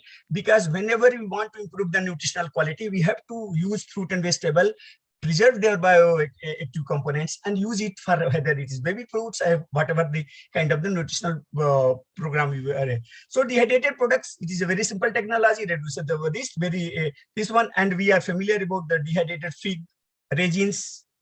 Then even the winter squash, there is a reference. They made it very crispy slices. Freeze drying is another technology, but it is very expensive, especially for the children are making the like Melties kind of the products for the babies of the 6 to 2 years age. This kind of products are used, and this is also used for making using as a different ingredients. Osmotic dehydration, on which I am working here at IHR for last almost 25 years. This is a very simple technology, does not require sophisticated system. Partial dehydration of fruits by osmosis, final dehydrated by air drying. And these are the range of the products which we are conducting. When we think of handling storage of the fruit, the amla, the pineapple, this, all the crops are is in the same container. When you convert, you open whatever you want to consume, close it, and offer it to the guest or people, carry wherever you are in this sky, in the space, or under the sea. How exactly it happens? The water moves out when we dip the fruit slice in the hypertonic solution, and little bit solution also gets in. There is also leaching of the salts and solution. That's why the osmotic dehydration results in the transformation of the food. We can convert a very sour fruit into the sweet fruit. I developed mangoes having dehydrated mangoes having the sugar content equal to fresh mangoes. So both is possible. We can withdraw the nutrient or we can infuse the nutrient. And there are a lot of factors which affects this process. So this technology has to be standardized for individual crop and varieties. Now the about 7 to 8 kg of fruits are required to make a 1 kg product. Pineapple and jackfruit takes 12 to 13 kg, and the final product is dried to about 12 to 15% moisture level. We have standardized for everything critical moisture content. So the benefit is quality improvement, better color and flavor retention, energy savings, high concentrated and more nutritious, less bulky product, better shelf life. Now, vitamin A deficiency, huge deficiency in the world. We are blessed with the mango. Why we are not able to dry every single mango and feed our population 365 days? Why we have to wait for 10 months to get more mangoes next month? Because we can have a bulk dehydration of the mangoes and feed our school meal, midday meals program or nutritional intervention program. So this is the way thought, and it is the same system which works across the crop. Probably like the milk industry, where the cow milk and buffalo milk, the system does not distinguish whether it is cow milk or it will take care of. So whether it is pineapple, amla, papaya, jackfruit, pineapple, or the pumpkin, carrot, beetroot, anything can be done using the single same infrastructure to build out of fruit bars. This is some of the technology I have commercialized. You can see the people say the fruit vegetables are perishables. I say no, fruit vegetable plus knowledge is stable. Dehydrated fruits vegetables are kept just like grains, just like supermarkets. The things are just kept like that, and they are highly nutritious. Here you can see the individual data, and we can see the carotenoid contains mango alphonse 14.6 milligram, carrot 32.0 milligram, huge, 100 gram 32 milligrams. Even 10 milligrams we are able to feed a child, he will get enough of the nutrients.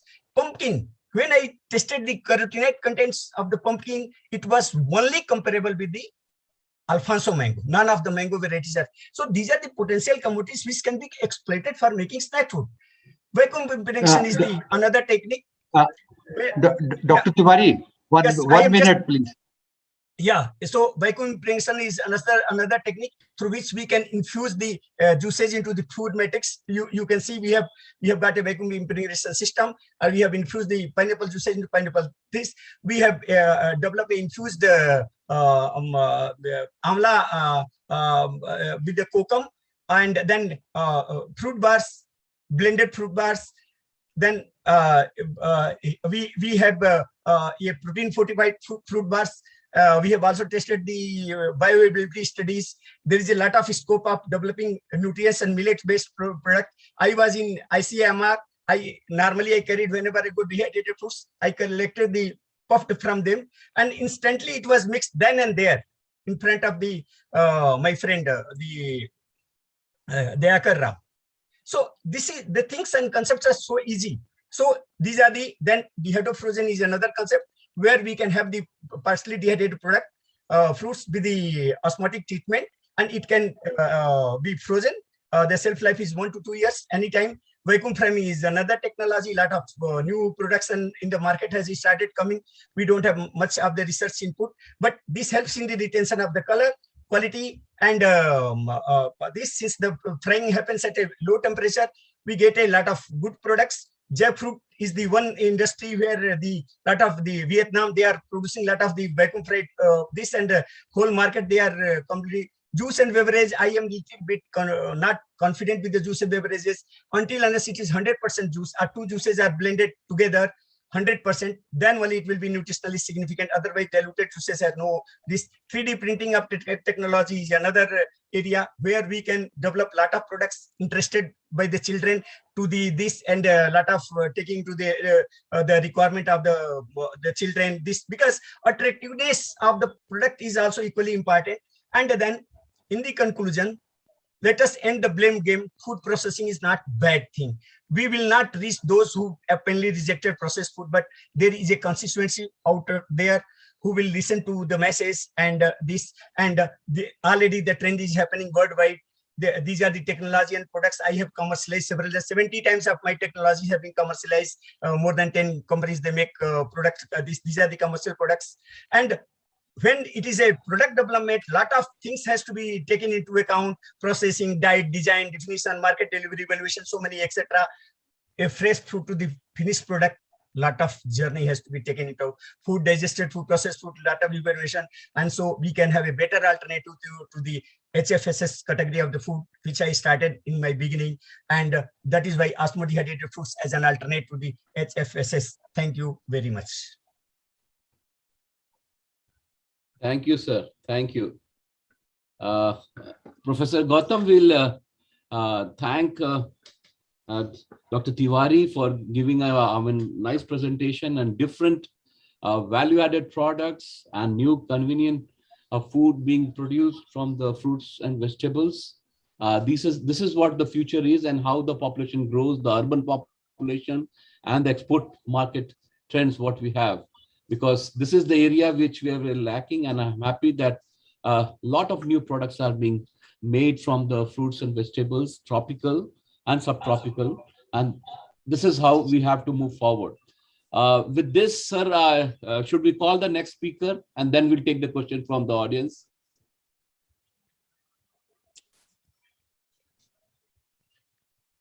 Professor V.R. Sagar, please. Yes, I am muted. Okay, I am here. So, Dr. Tiwari, can you unshare your slide, please? Just one second, sir. Yeah, actually, that it is not coming. 1 minute.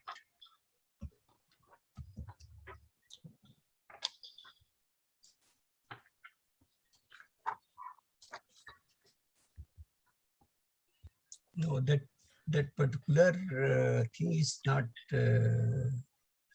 Stop share. Yes. Yeah, I have stopped. Next eminent speaker is Dr. V.R. Sagar, who is Head of Division of Fruit Science and Post-Harvest Technology, IRI.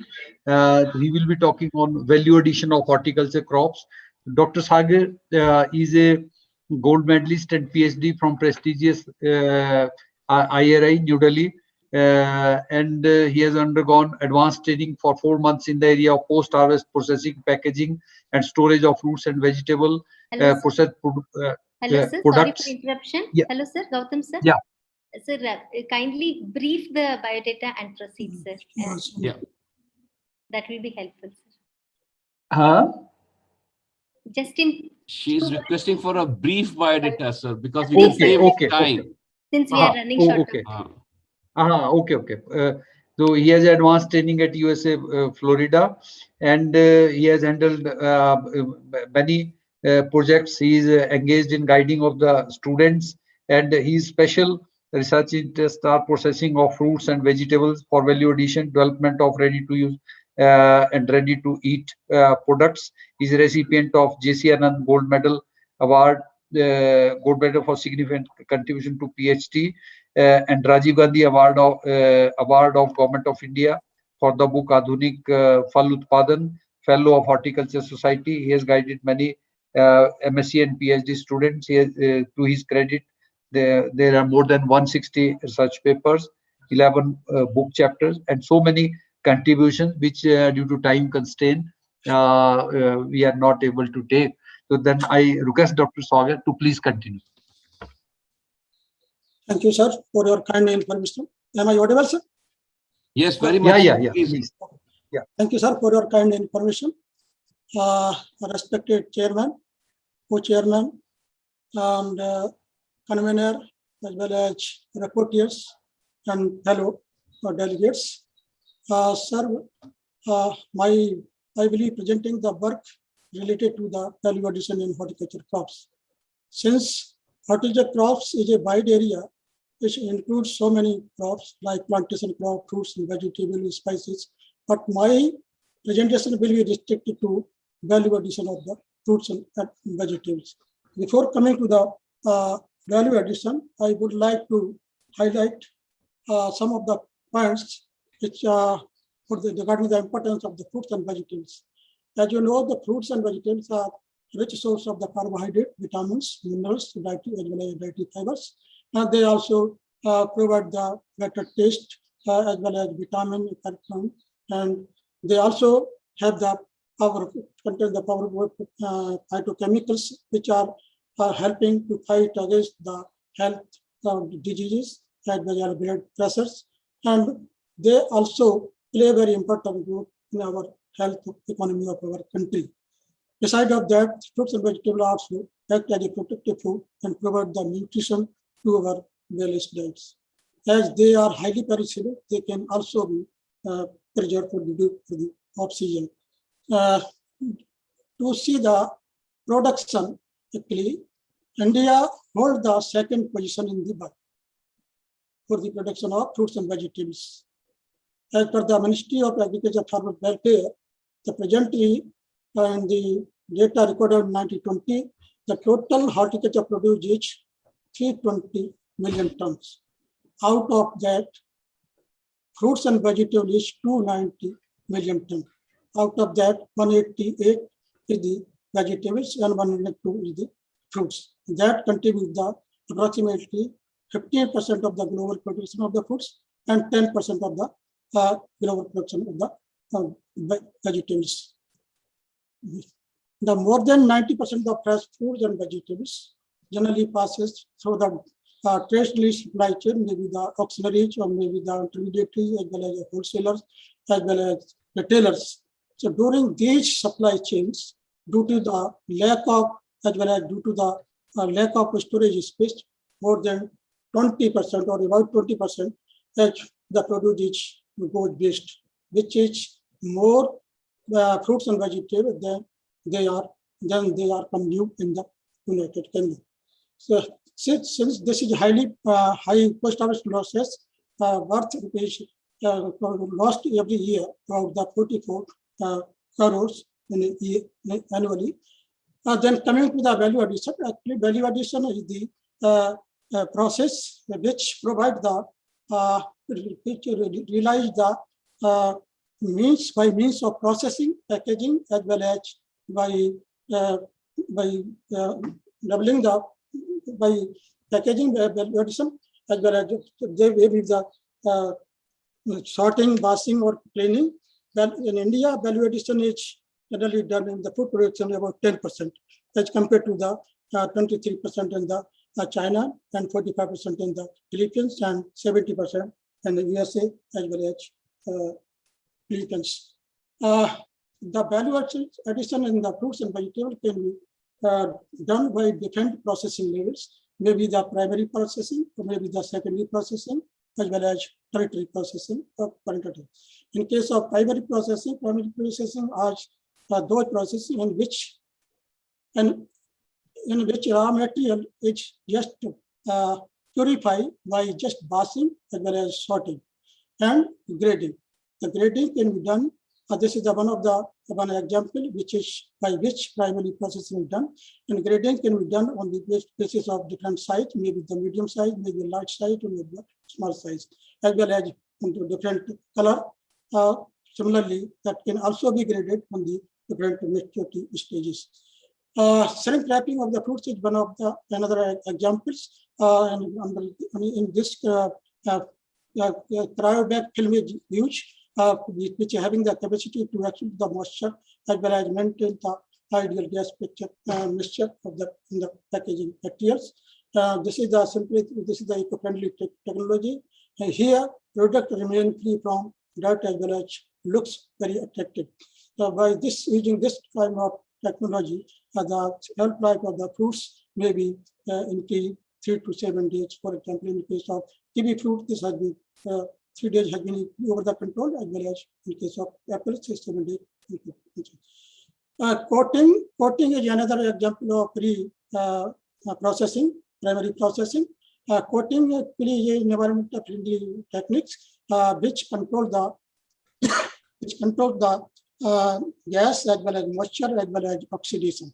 So this additively coating, which are generally made from these 4 different kinds of moleculars, maybe the lipids, or maybe resin, or maybe the polysaccharide, or maybe the protein contents. So here you can see the coated foods have been found more attractive, having the natural color, have the better firm, as well as less PLW, and also having the more nutrient content in case of protocanol, as well as antioxidant, as well as anthocyanins, as compared to the control group.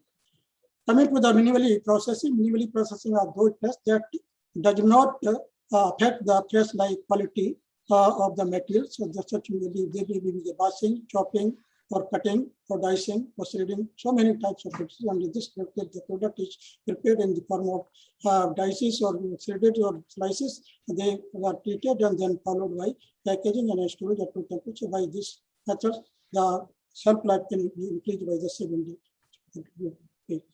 So another example to establish the case of vegetables, to establish the stability of the vegetables, of that is cut flower or the cauliflower as well as beans.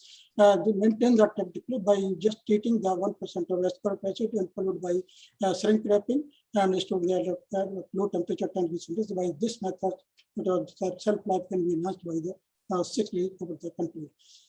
Coming to tertiary processing are those processes in which raw material is converted into the high value, ready to eat or ready to eat products. Under this category, in the division, we have prepared the large amount of the fruit-based drinks. For that, basically we are doing on the work on preparing the fruit-based drink that is for fruit, that is amla or jamun as well as mango and bell fruits. These drinks are very contain the natural color or flavor and does not contain any preservatives, and also contain the high vitamins and antioxidants and all minerals. These drinks are safe as well, even though these drinks are good for children also. And besides of that, in the division we are also prepared some carbonated drink, particularly from the lime as well as falsa, which have been found more as compared to others. So watermelon juice is not stable at the room temperature just after 2 days. To overcome that problem, the studio that we have tried the different pasteurization, that is the thermal pasteurization or radiation microwave, and we found along with some other ingredient with the sugar, acid, as well as the preservatives, we found that the radiation at the rate of 0.5 kg I found to be the best for the storage development of this watermelon drinks, which can be stored up to the 1 month at a 4 degrees Celsius without any kind of flavor as well as color.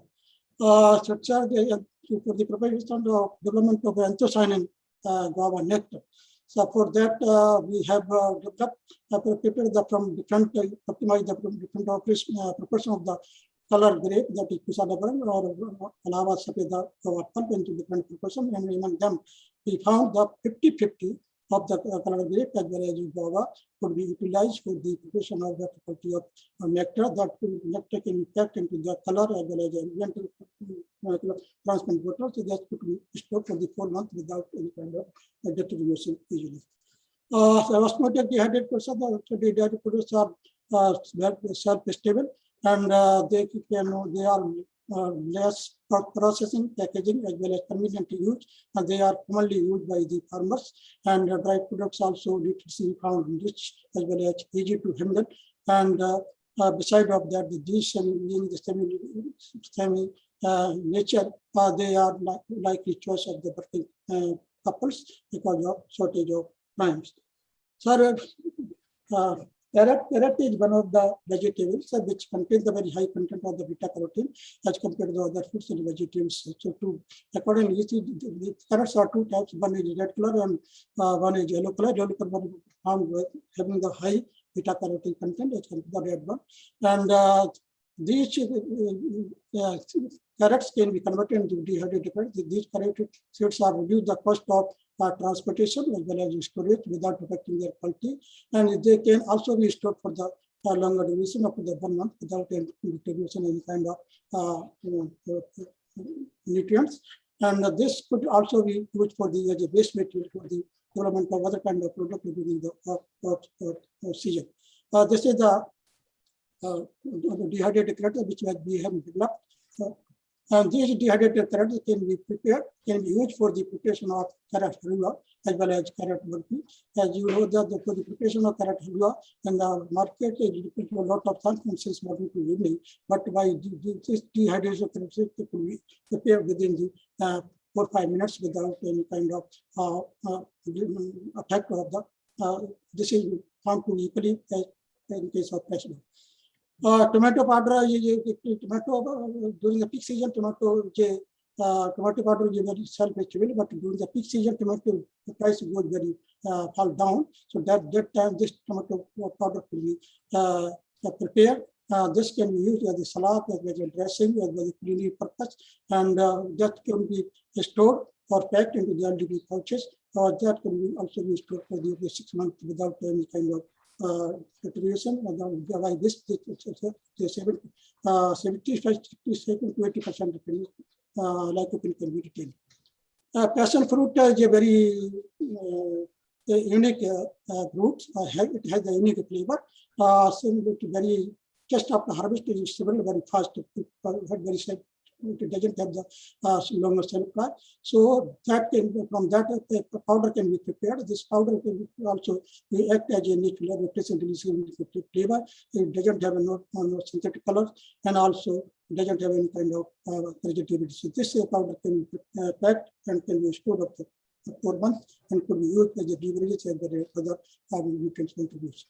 During the peak season, amla goes very cheaply, and people are not buying very much until they have any option or in their mind hardcore they are going to use. That time, development of the amla leather is one of the cheapest method, one of the best method for the value addition, because this amla is a rich source of antioxidant, vitamin C, dietary fiber, as well as minerals, and this is one of the cheapest source for value addition. And this can also be stored without refrigeration for the longer duration. To provide the better quality of the amla powder, that has all been incorporated by carotenoids from the carrots as well as anthocyanin from the beetroots. This has been enriched on the quality of the amla powder. Similarly, the amla seeds can also be prepared during the peak season when the amla falls very low price. These seeds can also be have the very light and they can be eaten without any kind of preparation. They are also found the rich source of vitamin C, and these seeds can also have the source for the remuneration to the farmers or growers, and they can be used as excellent in the off season. Some of the mango crops such as Sapeda as well as Lagra, they are very less in current, but they are good for processing point of view. So to overcome that, to making the rich in the beta carotene. So we have tried the carrot pulp because carrot is a rich source of beta carotene. So about 20% carrot pulp could easily be incorporated in the mango pulp. So making the rich into beta carotene. It has been found that this beta carotene can be increased up to the 21.73% by adding the beta carrot pulp into the mango pulp. Similarly, the type mango powder can also be prepared if they do the peak size of mango price very less, and it is available. That can be converted in the form of slices, and that slices can be again branded in the powder form. This powder has been found to go direct in the ice cream industry, as well as also a base material for the mango ice cream, baby foods, the beverage industry, and etc. The development of the bale powder is very difficult because of viscous in nature. For that, that can be prepared by adding that different forming agents, maybe the glycerol monosaccharide or the sodium pergenate, like that. And then after that, it easily becomes the grinding of the powder. This powder can also be developed, or you can use for the development of the beverages during the off seasons. It also requires very late specialty. Ginger, onion, garlic, these are the spices which are generally widely used in the every cooking every day as condiments. But to overcome that problem, we have prepared by just GOG powder, which is very economic in fresh as compared to the fresh, and is it convenient to use throughout the year, and also consume the less oil in the frying, and also retain the good flavor. And it also have the commercial application in the hotels as well as restaurant. During the frying, this can be used during the frying as well as curry as well as soup preparation. Onion, have dehydrated onion have the importance in the world trade because of reduction of the transport cost as well as avoiding the bulks during the storage damage, and these have the unique flavor as well as these flakes can also be used everywhere where the fresh onion can be added. So by this also using the less time, less similarly, the second form, the onion chops can also be prepared, and that will have the same purposes. In case of capsicum is a very short, have the short life after detach from the plant or at harvest. It cannot be stored for the work for about 5 days at the ambient condition. Since this is a seasonal crop, to use of that during the off season, dehydration is one of the best method, which is low cost packaging for low cost processing as well as convenient to use. So accordingly, the dehydrated capsicum slices will be prepared by optimizing the different balancing treatment as well as by different dehydration methods. That can be stored for the up to 6 months after proper packaging. Similarly, some of the leafy vegetables which are generally rich in vitamin A, maybe the amaranthus or maybe curry leaves and drumsticks and palak, they can also be dried and they can be stored after packing into polythene, and they can be used during the off-season. Osmotic dehydration product, osmotic dehydrated product is the operation which is generally used for partially removal of the particles from the fruits by just using the osmotic solution or by hyperthermic solution, maybe the sugar or maybe the salt before conducting the drying. Sir, the anthocyanin, the amla having the astringency, it is very difficult to eat easily, and even though the amla candy as such but depends on inferior quality. The quality of the amla candy can be developed or evaluated by incorporating of the anthocyanin pigment from the extract from the black carrot.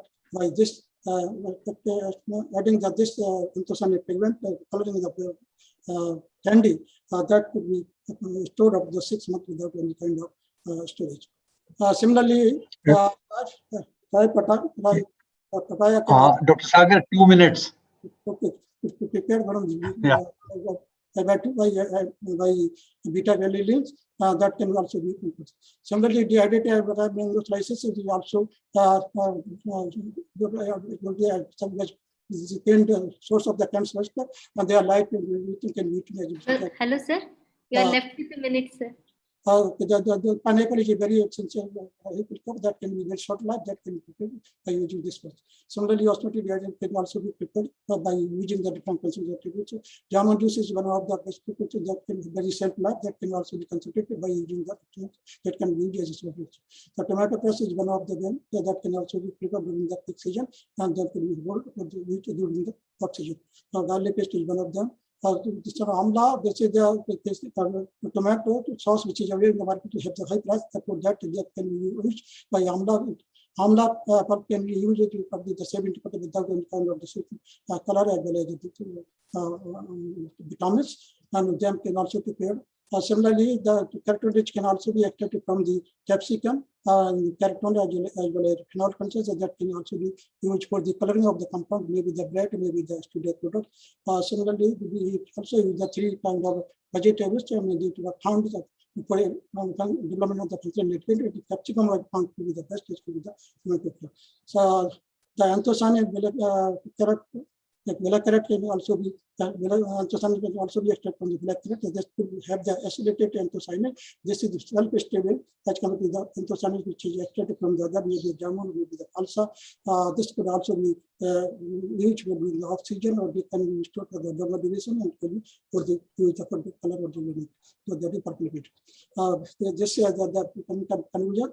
The conclusion, the approach should be focused to a proper direction. Either it should be industry approach or it should be farmer approach. Innovation should be modified to the diversified to the range of the product to the requirement of the consumers.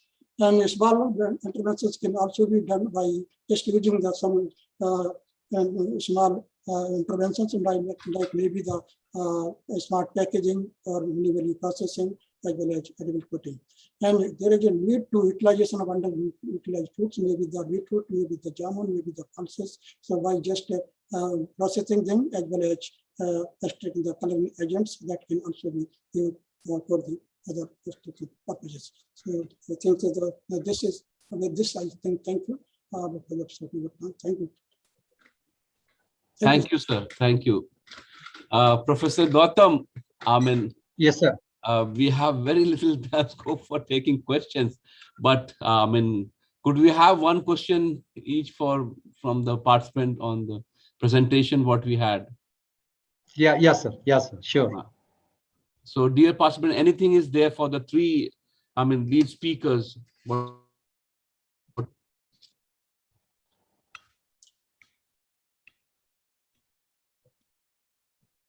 So there are none, sir. Due to paucity of time, should we proceed? Because already we are quite late. Yeah. Yes, sir. Yeah. Now we can take, sir, invited papers talks. Yeah. So then, Dr. Sagar, please unlock, unshare it. Please. So now our invited speaker, we have three invited speakers, and first is Dr. Shruti Seth.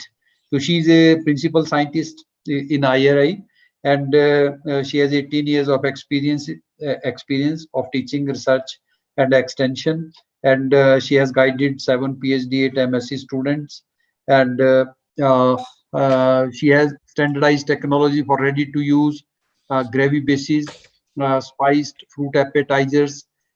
She was invited speaker in International Food and Nutrition Conference held at Tuskegee University, USA.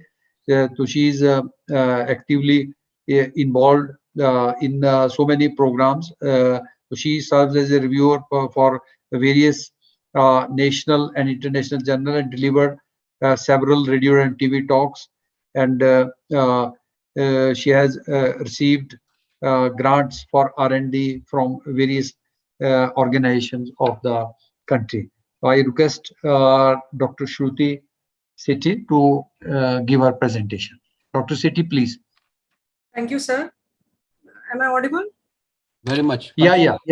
Please continue. So, good evening to all, and I would like to thank the organizers to invite me to deliver my talk. And I'll be talking on edible coatings and the work what we are doing with edible coatings for prolonging the shelf life of fruits and vegetables and preserving their quality. Initially, I'll just give a brief on the food loss and waste.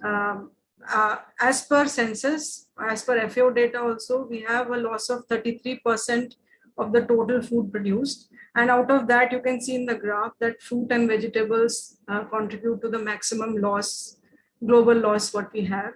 And if we look at the country-wise status in the left side graph, what you see is that the industrialized countries and the North American countries, the wastage is at the consumer level. That is at the plate when they're consuming. Whereas in India and other South and Southeast Asian countries and Sub-Saharan African countries, the losses are less at the consumption level, but more during the handling and storage. And Dr. Mahajan has already highlighted what are the lacuna for handling and storage in Indian context. We all know that as per the latest census, a lot of horticultural production is there, and out of that, fruits and vegetables are contributing majorly. And according to NHB, what we observed that during the past decade, the production of the horticulture has gained momentum, and it is surpassing that of food grains. Earlier, we were concentrating more on food grains. Now the importance is being given to horticulture crops because of their role in nutrition and health. But the flip side is that the wastage is to the tune of about 25 to 40%. So this has to be taken into care. And rightly this year, it has been designated as the International Year of Fruits and Vegetables. So the mission of the horticulture industry is to, apart from increasing the production efficiency, to reduce the post-harvest losses, and also to give more importance to fruits and vegetables towards contributing to nutrition and health. And that along with providing quality produce and safe produce to the consumers. So this is the main highlight of the horticulture mission this year. And for this, packaging plays a prime role. Packaging, as Dr. Mahajan has also highlighted, at every level we can have packaging. It may be during transportation, before storage, even of value-added products. So packaging plays a very important role to give a convenience pack, to provide safety, and to provide good quality produce to the consumer. And in the absence of good quality packaging, we will have a loss in the physiological weight. Then it results in shrinkage, maybe rotting and decay. That makes the fruit and vegetable or the fresh produce unacceptable to the consumers. It will impart poor texture, poor color, and overall the eating quality will be lost and the produce will not be suitable for processing. So as to, for preventing all these losses and increasing the income of the producers, we should have proper packaging, and that is must. And for that, one of the packaging strategies is the use of edible coatings. Now, it is not a standalone technology, but it can be used with along with the other packaging materials so as to enhance the storage life. Now, coatings can be any material that are used for enrobing the foods. It may be any type of food, but here we are talking in the context of fruits and vegetables, and it may be eaten with the food or it may be washed away, whatever is desirable by the consumer. And the formulation of the coatings that vary depending upon the commodity and what type of quality is desirable. Also, whatever the coatings are have to be used, they have to follow the regulations applied to the food products in general. So what the coatings will do, they will form an outer covering on the surface of the fruit and vegetable, and thereby they will alter the water vapor permeability and the gas permeability. So this will help to regulate the metabolic processes, the respiration rate of the produce, and thereby increasing the storage life. The major property that is required is of cohesion and adhesion. That means that the coating should form a continuous layer. It should have cohesive force amongst the molecules, the polymer, and also it should adhere to the surface of the fruit and vegetable, so that it gives a good microclimate formation around the fruit and vegetable. Also, it may give good color, impart the good shine to the commodity, and it will help to preserve the volatile components inside the food product. So these are the benefits of the coatings that are majorly why edible coatings are gaining importance. Foremost is that they are from natural products, as I'll be discussing later. So that is the foremost thing. Then they are biodegradable. We are having packaging material that is not biodegradable, and they are causing environmental havoc. So these can be not an alternate, I'll say, but they can help to reduce the dependence on certain types of plastics. And moreover, they are edible. Also, as I mentioned earlier, they will prevent the moisture loss, they will prevent the gas exchange, thereby increasing the storage life. And also some coatings, like I will be showing pics, some of the coatings, they may enhance the aesthetic appeal of the commodity, because they are providing some type of shine to the product. And also, because I'll be showing some pictures further, we will be able to see how the coatings provide a physical barrier to the entry of microbes. And certain coatings like chitosan and that from aloe vera gel, they have inherent antimicrobial property. So that also adds to one of the advantages of the use of coatings to prevent the microbial decay. And if we use it on fresh cut produce, that is minimally processed fruits and vegetables, what we see is that these coatings, they help to inhibit the enzyme activity, and thereby it retards the browning process. And moreover, like the products which we have in the market from aloo mash and this ready to use McCain aloo products, the potato products which we have, in that also coatings are being applied so as to reduce the oil absorption during frying purposes. So we see that it plays a number of roles, the edible coatings. And also we can retain the volatile components. Plus, if we add certain additives, like we can add colorants, we can add antibiotics, we can add antioxidants to make functionalized edible coatings. So that is also gaining a lot of importance nowadays. So the benefits are multifaceted, and therefore edible coatings are gaining momentum.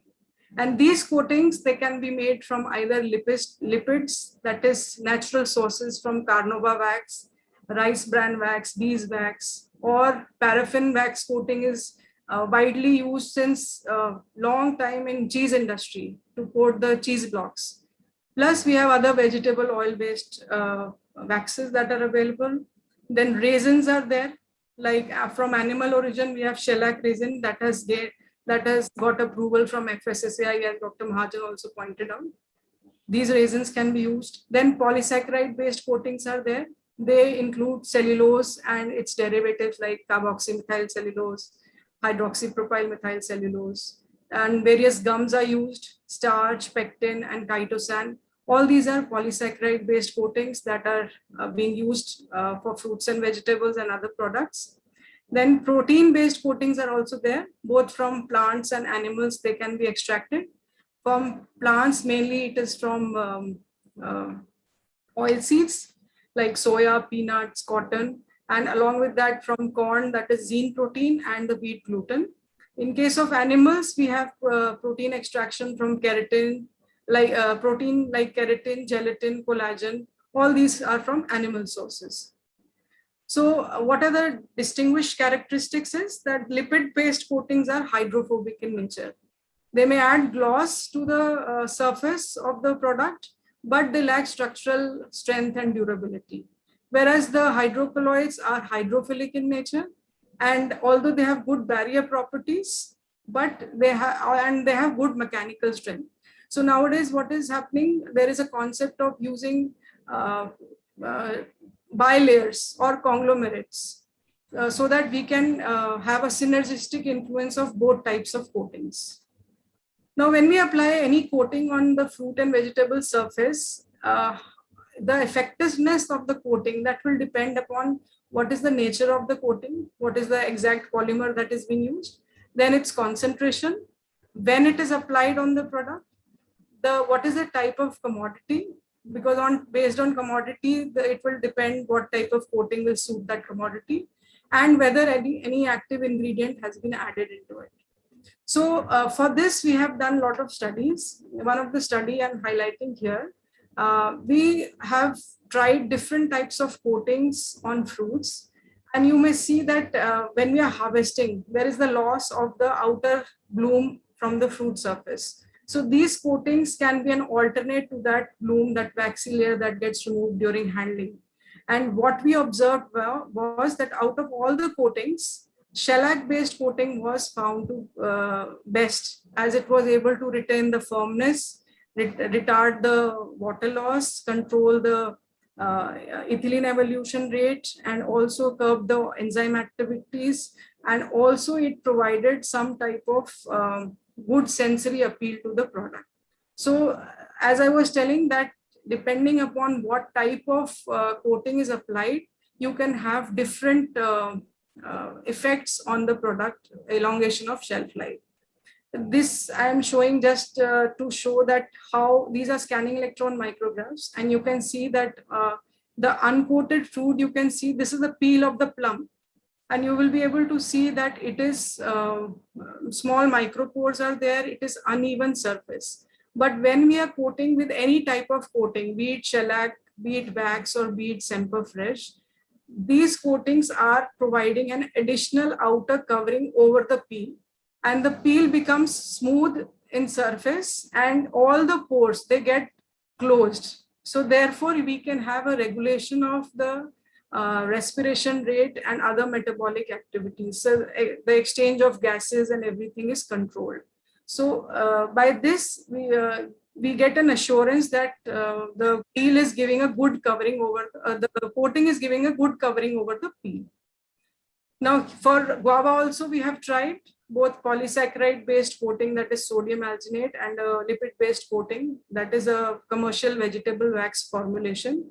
Here also, since guava is climatic fruit, it changes color from green to yellow very fast under ambient conditions. So upon application of the coatings, we can get an enhancement in the storage life, and we got an enhancement by 3 days. So for a small farmer, 3 days is also a very big duration to so that he can store the fruit under ambient conditions and get a prolonged shelf life, so that he can get a staggered marketing zone for himself.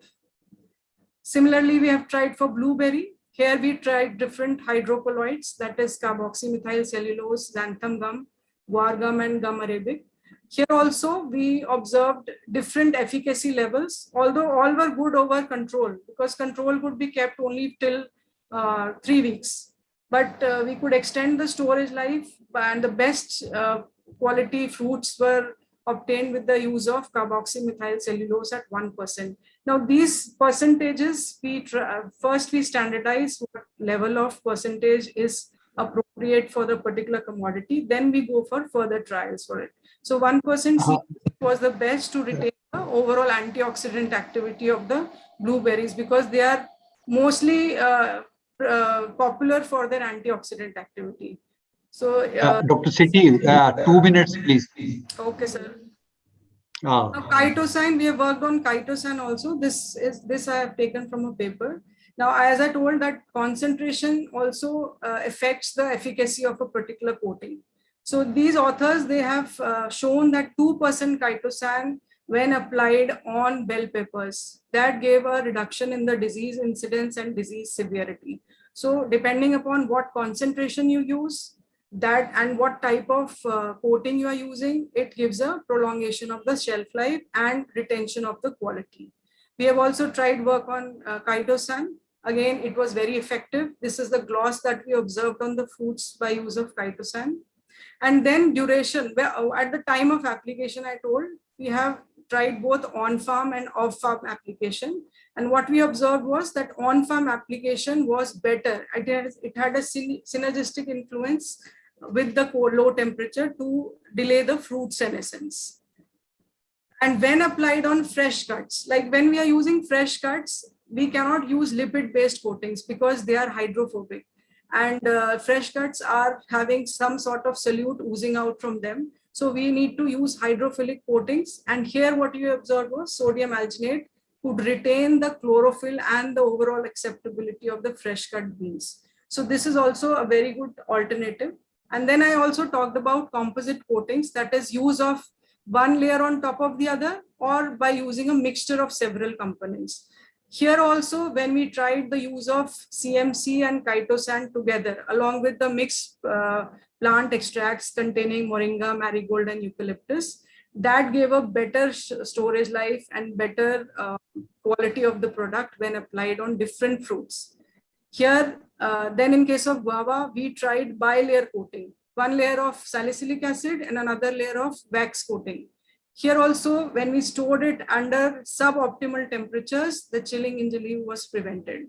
So this is also a good alternative to retain the quality even under abusive temperatures when we need to store the fruits. And in case of, you can see in this picture that when we use active coatings, that is CMC along with ethyl resorcinol, ascorbic acid, and a texturizing agent like calcium chloride, we can effectively prolong the storage life of cut apple. That is very important for the hotel industry and the restaurants, which require many processed products. Same as with pine. Dr. Sethi, Last Dr. slide, Sethi, sir. please cut. Last Please. slide, sir. So these are the coatings that have been officially approved by FSSAI. But the flip side is that we should not have a thick coating because it will cause off-flavor development. And whatever coatings are being used, they should follow the GRAS norm and they should be approved by the FDA. Also, there should be a declaration regarding the allergenicity of the coating because some people are allergic to soya protein and some may have religious sentiments like chitosan is from an animal source. So that has to be taken care of. Thank you. Thank you.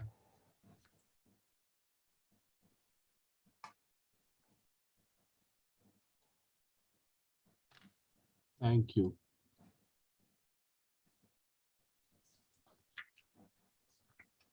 Over to you, sir. Thank you. Dr. Singh, please. Sir, I mean, to cut short on time, sir, we'll go for the next presentation, sir. Yeah. Dr. Verma, please, you are there. Dr. Jayaprakash Verma. Yes, sir. Yes, Achha, sir. you are. Oh, okay. Achha, okay. Okay, please. Dr. JP Verma, he's PhD from BHU and working as a senior assistant professor in BHU. And he was a visiting fellow at Western Sydney University. He has published 76 research papers, many review articles, 20 book chapters, and he has a good Google citation of more than nearing to 5,000. That is a laudable. And he has visited Spain, Paris, Shanghai, Australia in his professional capacity as a for academic purposes. And he has been a associate editor of many research journals and associated with many other societies. So then by taking time constraints, he has a lot of laurels and other prizes. So then I will request Dr. Verma to start his presentation, please. Okay, sir. Thank you very much, sir. Try to squeeze down to 10 minutes, sir. Okay, sir. We are already late. Otherwise, please. Valedictory cannot start. Okay, sir. I will try to do some of that because I am not know what is the time, but I will attempt to time in 10 minutes. Okay, thank you very much, sir, for your nice introductions. And my topic is phytomicrobiome to enhance productivity and minimize the post-harvest food wastage. In that, sir, I have just want to emphasize the some organic farming practices and some phytomicrobiome tool to develop some enhance the microbial flora and fauna in the some food crop and their productive, how we can control biocontrolling activity to enhance the productivity as well as minimize the some post-harvest losses for that and pre-harvested itself also, and minimize the pesticide and other. The main problem is that why the need for the phytomicrobiome and organic farming as sustainable agriculture. Main problem is due to the green revolution on Swaminathan started for that 1916. Then due to high yielding variety, more chemical fertilizer and pesticide causes loss of soil fertility losses and health, and including that nutritional deficiency disease have also observed, and due to the soil flora fauna disturbance, or maybe others nutrient quality may be depleted due to the one high yielding variety need lot of nutrient from the soil and give up and complete the more productivity. So that's why this is the so many problems. So I'm not taking more time. Then we'll main alternative practices, biofertilizers, I think maybe new term in the PGPR and phytomicrobiome that it comes in the organic farming practices. Then that alternative practices can better to alternate practice to enhance the productivity and soil fertility. That means sustainable agriculture practices need to for environmental friendly agriculture productivity. So that means problem is that worldwide, this is the data taken for the world soil resources, FO, that means soil acidity is increasing the worldwide due to the use of lot of pesticide and fertilizers dosage. And some data here, we have just taken some comparative data from 2010 and 2009 as a FAO stats. So that pesticide use is increasing in India itself, and in the globally that may be increasing but lightly, but in comparison to globally, India is the use more and more pesticides and insecticide herbicide. This may be increasing the population itself and down the productivity and loss of soil quality. So many to need to farmer more and more productivity. That's why they are using the pesticide. What is the ultimate cause is that pesticide causes the lot of human diseases like cancer. Nowadays, cancer disease is increasing, and I have just intimating to some paper in our review paper. I am just discussing some doctors of the BHU here. So they have reported some patient is coming and they have recorded their blood and tissue due to the pesticide region, maybe some different pesticide causes of that cancer diseases. Another agriculture uses NPK and different fertilizer dose is increasing. So this is also data. So this is the another is why they are wastage of the food. Lot of Dr. Suti has many things regarding the post-harvesting losses. I am not taking more time for that. This is the main agriculture diseases for the during the cultivation, handling, transportation, storage, and so this is the main causes during different time. Lot of diseases of fungal and bacterial for food spoilage. To do controlling these diseases, person are using fungicides mainly, or maybe pesticide, various insecticide, then maybe control phytopathogen. So this pesticide is also toxic, causes toxicity. So this may be organic farming practices is the main. So within this type of problems, some key observation and finding that during period 1984 that is started research is going on, some biocontrolling agent had developed by some scientists doing that, developed some PGPR and then some fungicides and some biocontrolling agent in 1985 to 1919, then 91 to 2000 and 2010. Nowadays, some root exudate composition review and integrated management biocontrol activity. Or recently, maybe that another things, phytomicrobiome tools and technique also come in the pictures. So that's this the research dimension is increasing. The person problem is creating occurs, and scientists are observing the new research need to develop biocontrolling agents and other things.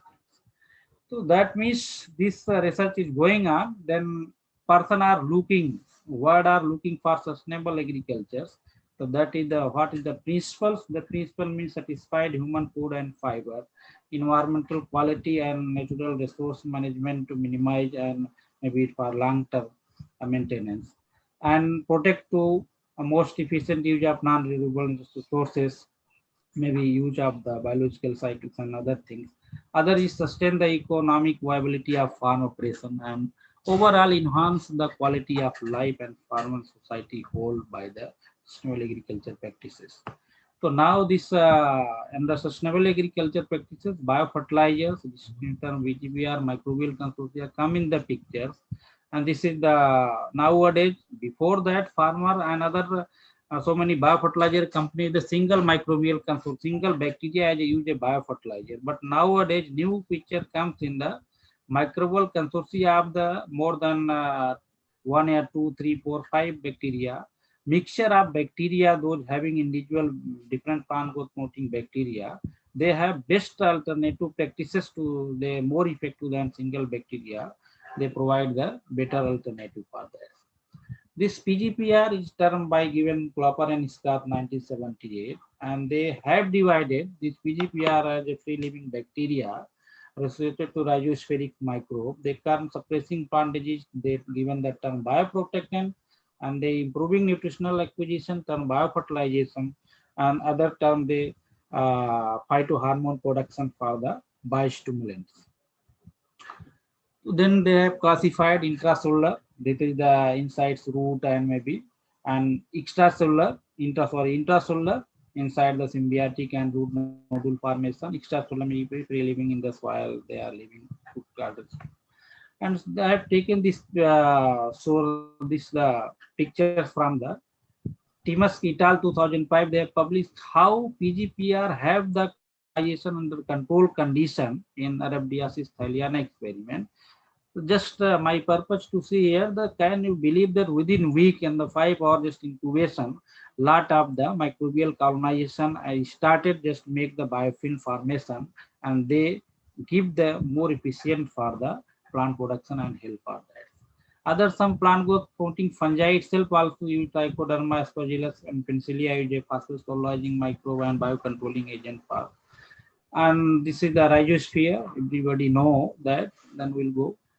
Okay, this is the main things, phytomicrobiome. What is nice is a new terminology, PGPR, biofertilizer, microbial consortia. Nowadays, this phytomicrobiome pictures come in the technology, and pictures come taken from the human gut flora. Similarly, phytomicrobiome is also working as the just like human gut flora. Our gut flora, if our gut flora is healthy, then everything digest and may be healthy. When anything is disturbed in our gut flora, everything body disturbed and all functional property may be disturbed. We need to take the medicine and some other taking.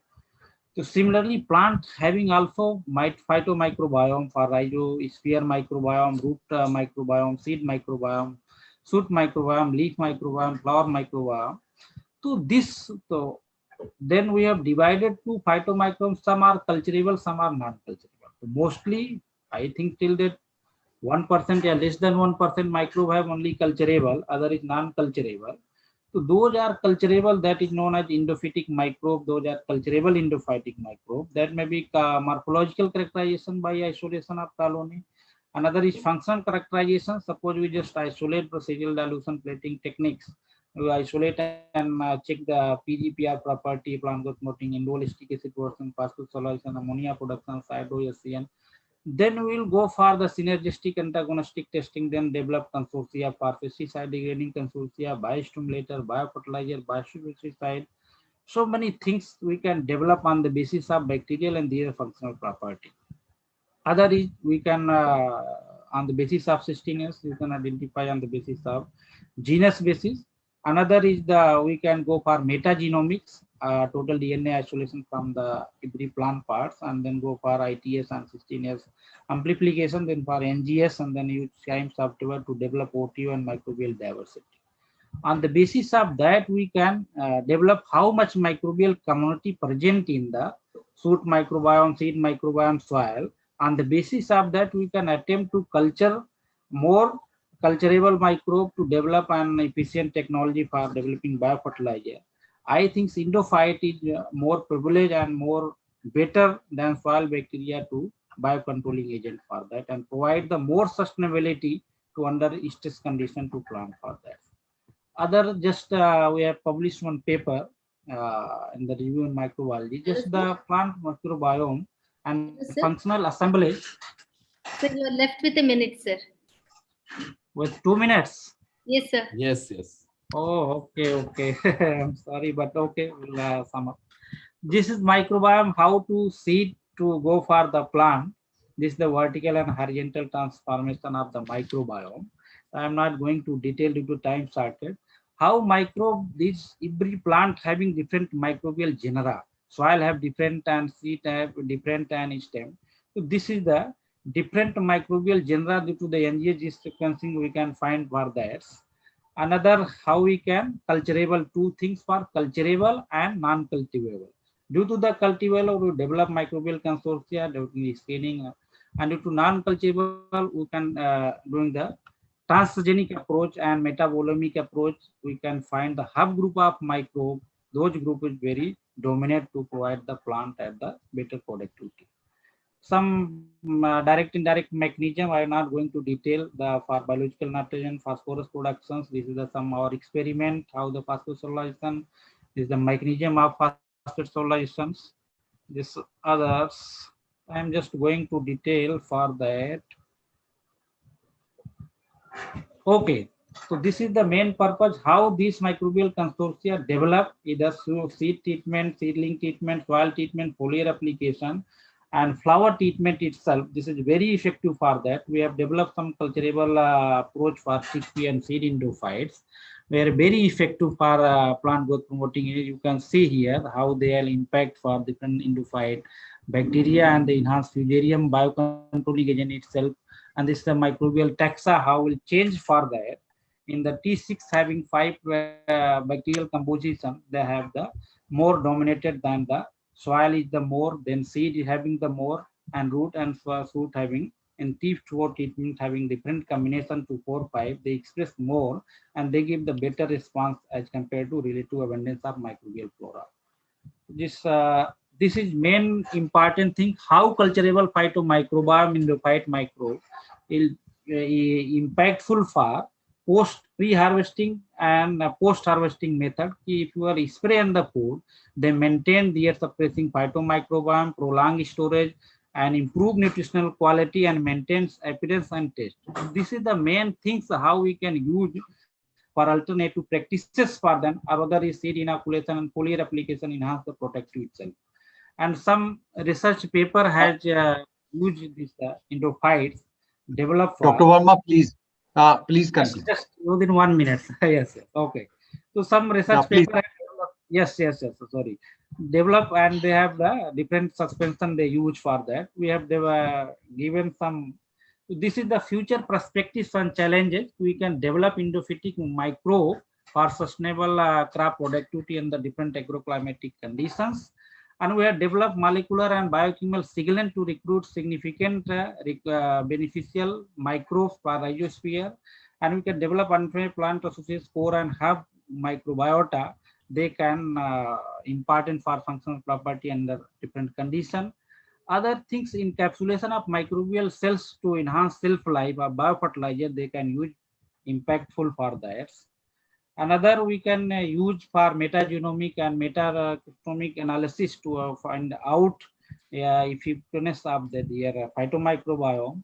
And this is the concluding remark. This is the last slide. We can use this phytomicrobiome tool to enhance their future tool to transformation, increase agriculture productivity, and environmental sustainability. And this is the culturable is the most effective endophytes.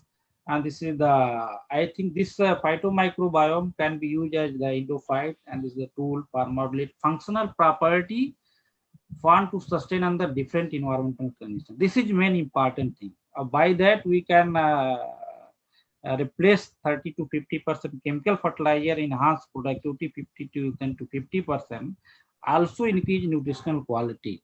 So by use of different microbial flora fauna, we can use nutritional quality and maintain long-term storage. So this is things sir. Sorry to take more time. Thank you, sir. Thank you very much.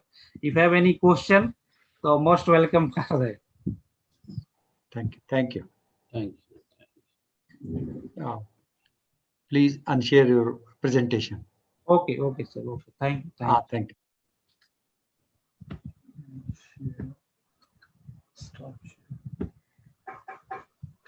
So the next speaker is Nidhi. Nidhi. Vidwania. She is not there in the list of participants. Sir, can you please call? Yeah.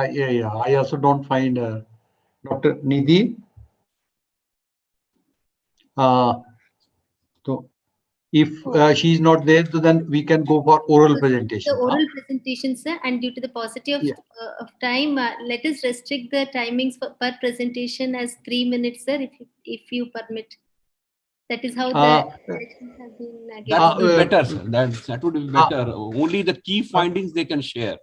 Yes, sir. Yeah. The rest of the the abstract is with us, so only the key findings they can share. Gautam, sir, is that okay? Yeah, all are these.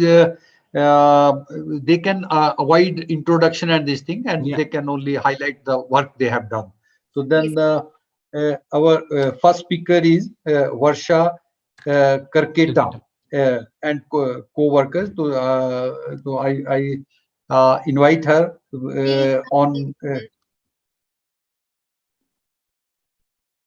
She's Dr. not. Rajeshwari, she's not there? She's not there, sir. Okay. The next is Nimisha Sharma.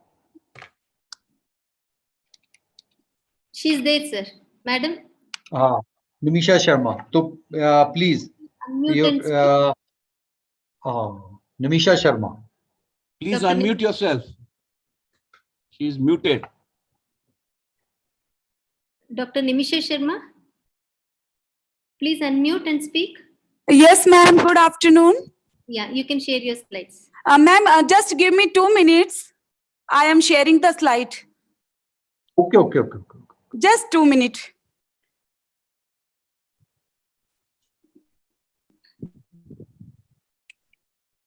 Is it visible? Yes. Yeah. Okay. Good afternoon, sir. Madam, you have 3 minutes time.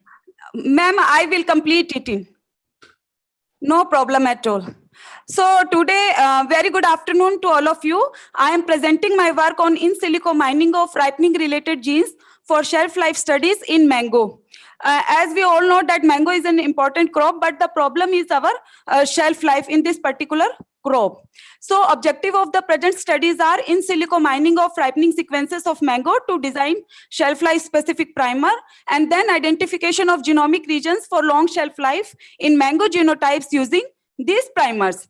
We have selected varying shelf life mango genotypes, long, medium, and short. For long shelf life, Pusa aruninima is the best. For medium, Amrapali, and for short shelf life, our important cultivar like Chosa, Dashari, Langda, Bombay Green, and Kesar. For this, we have extracted the DNA from these important genotypes, and further we have validated the PCR conditions, optimized the PCR condition, and we have used these primers in our genotypes. So PCR tubes finally were taken out, and optimum temperature was found 55 degrees centigrade. Here at this temperature, non-specific bands were absent. So coming to the result part, we have mined 95 nucleotide ripening sequences that mainly represent the ethylene and expansion gene-related sequences, which play an important role in the ripening process. And 35 SSR primers we have generated. Out of that, 10 highly polymorphic SSR loci were validated in mango genotypes.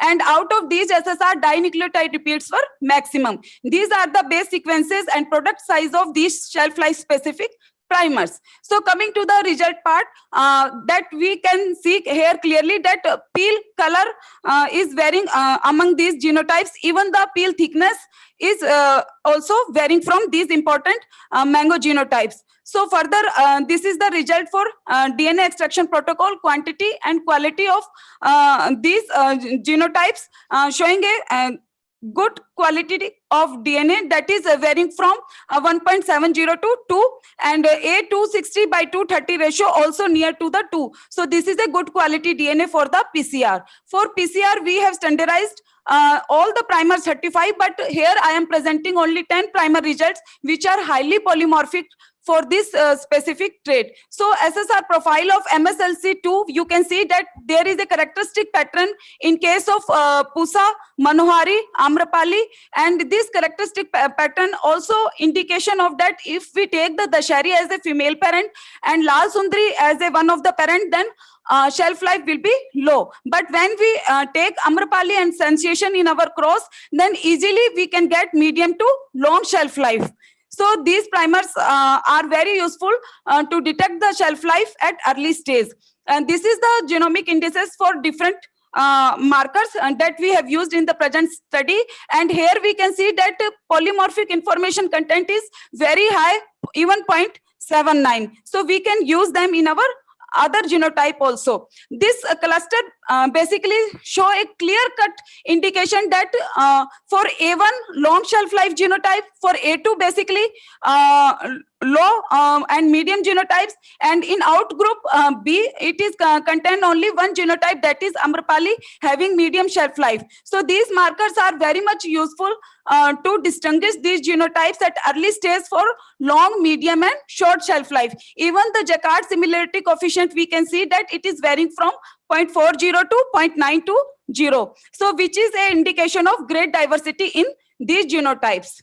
So in conclusion, these clustering analysis, by using these shelf life specific primer, we can see that long shelf life mainly present in the A1, and short shelf life and medium shelf life mainly present in A2, and in B only medium genotype, which is the Amrapali.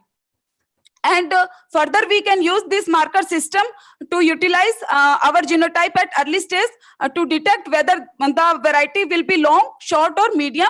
And further, these marker system we can utilize for marker assisted breeding for longer shelf life. So I would like to acknowledge our director sir, JDR, JDA, our head sir, Dr. SK Singh sir, who helped me out for this work, and my student who have done for wet lab validation, Mukesh Shivran, and other co-author Neha Sharma help in bioinformatics analysis, Dr. Vignesh from genetics help in lab, and Dr. Sanjay Kumar Singh, who is the head of the department, conceptualized this work, and other member Dr. Anil Kumar Dubey sir, and NIPB say Dr. Okay, and okay. sir. Thank you very much, sir. Okay, thank you, thank you, thank you. Okay, sir. Thank you. Please unshare your this. Yes, sir.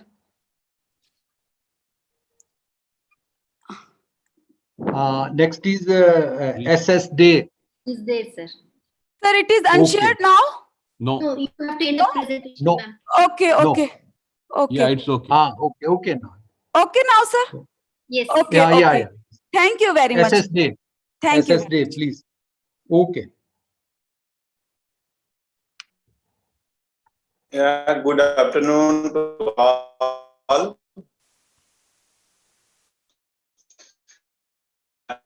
Presenting my work on the RNA sequencing for the key genes and the network for the extended shelf life. So cucumber is an important vegetable crops which grow not only in the world, Avoid but introduction. Avoid introduction. Avoid, Come to avoid. work.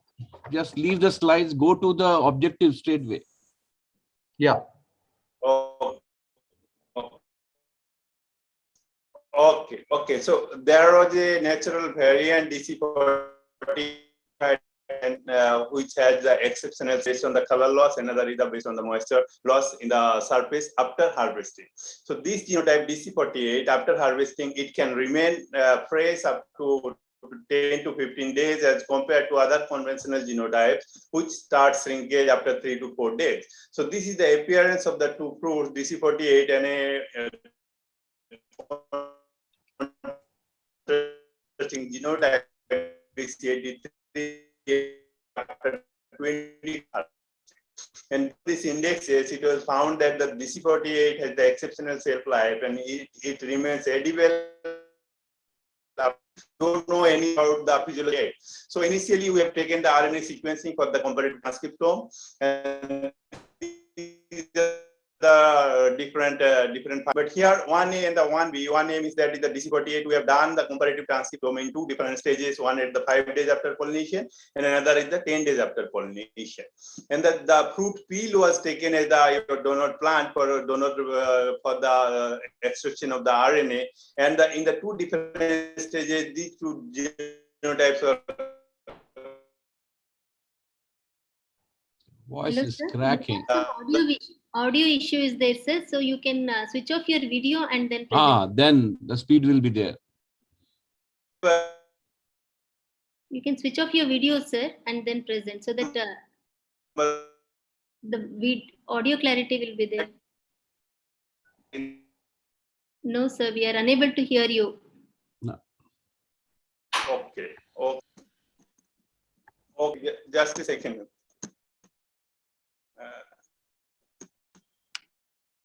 Stop video.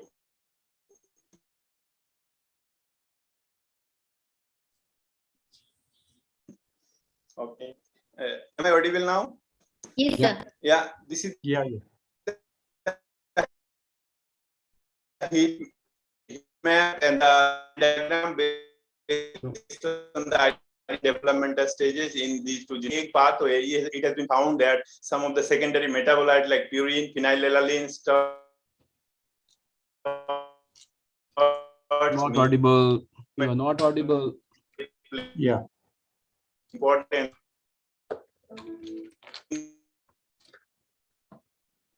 No, sir, you're not audible. Not audible. Not audible.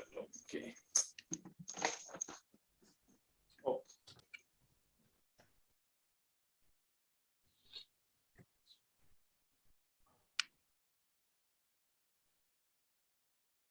Dr. Rajeshwari, can we go to the next presentation? Yes, sir. To save time, then by the time if we get some, absentees, then we can accommodate him later. Sure, sir. Sure, Is sir. it audible, sir? Is it audible now? Hurriedly, losing time like You anything. have a minute, sir. You have to wind up in a minute. Okay. Should I continue? Please, Continue. Okay, so these are the heat map and the Venn diagram which are constructed based on the RNA-seq data and the DAGs.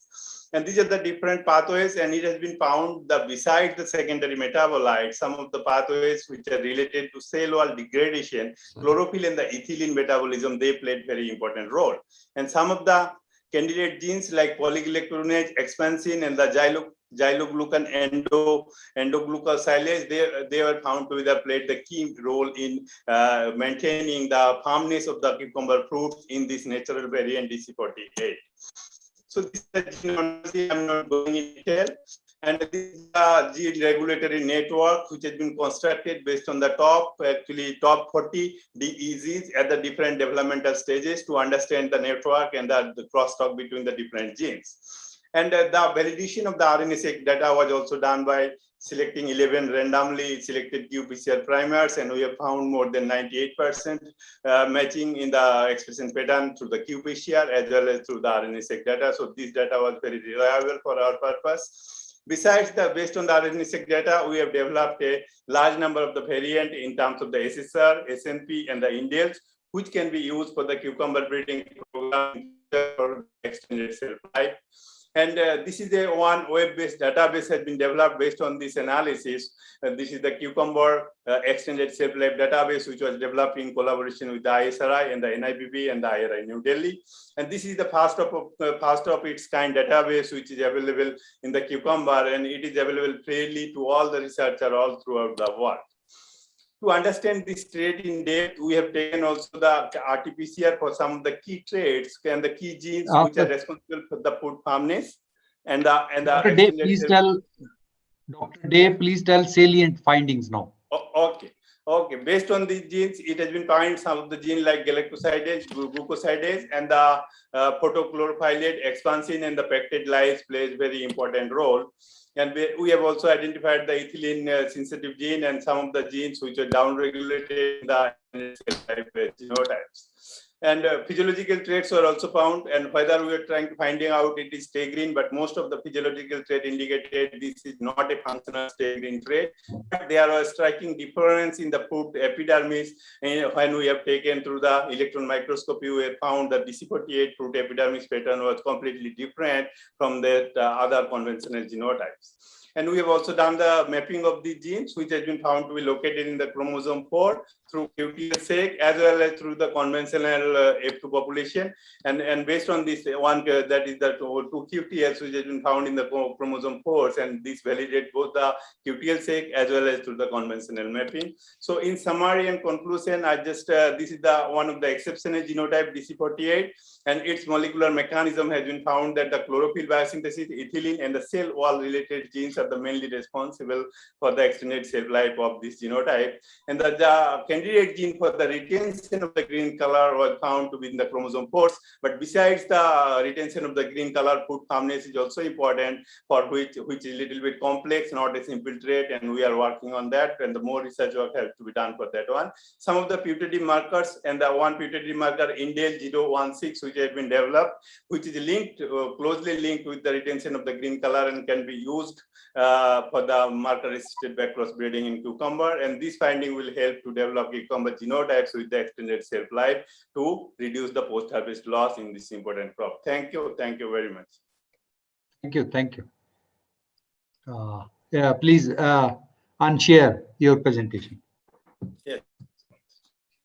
Rita Bhatia, next. She's there, sir. Okay. Rita? Yes, sir. Yes, ma'am, I'm there. Yeah, you can share your slides. You have 3 minutes, Rita.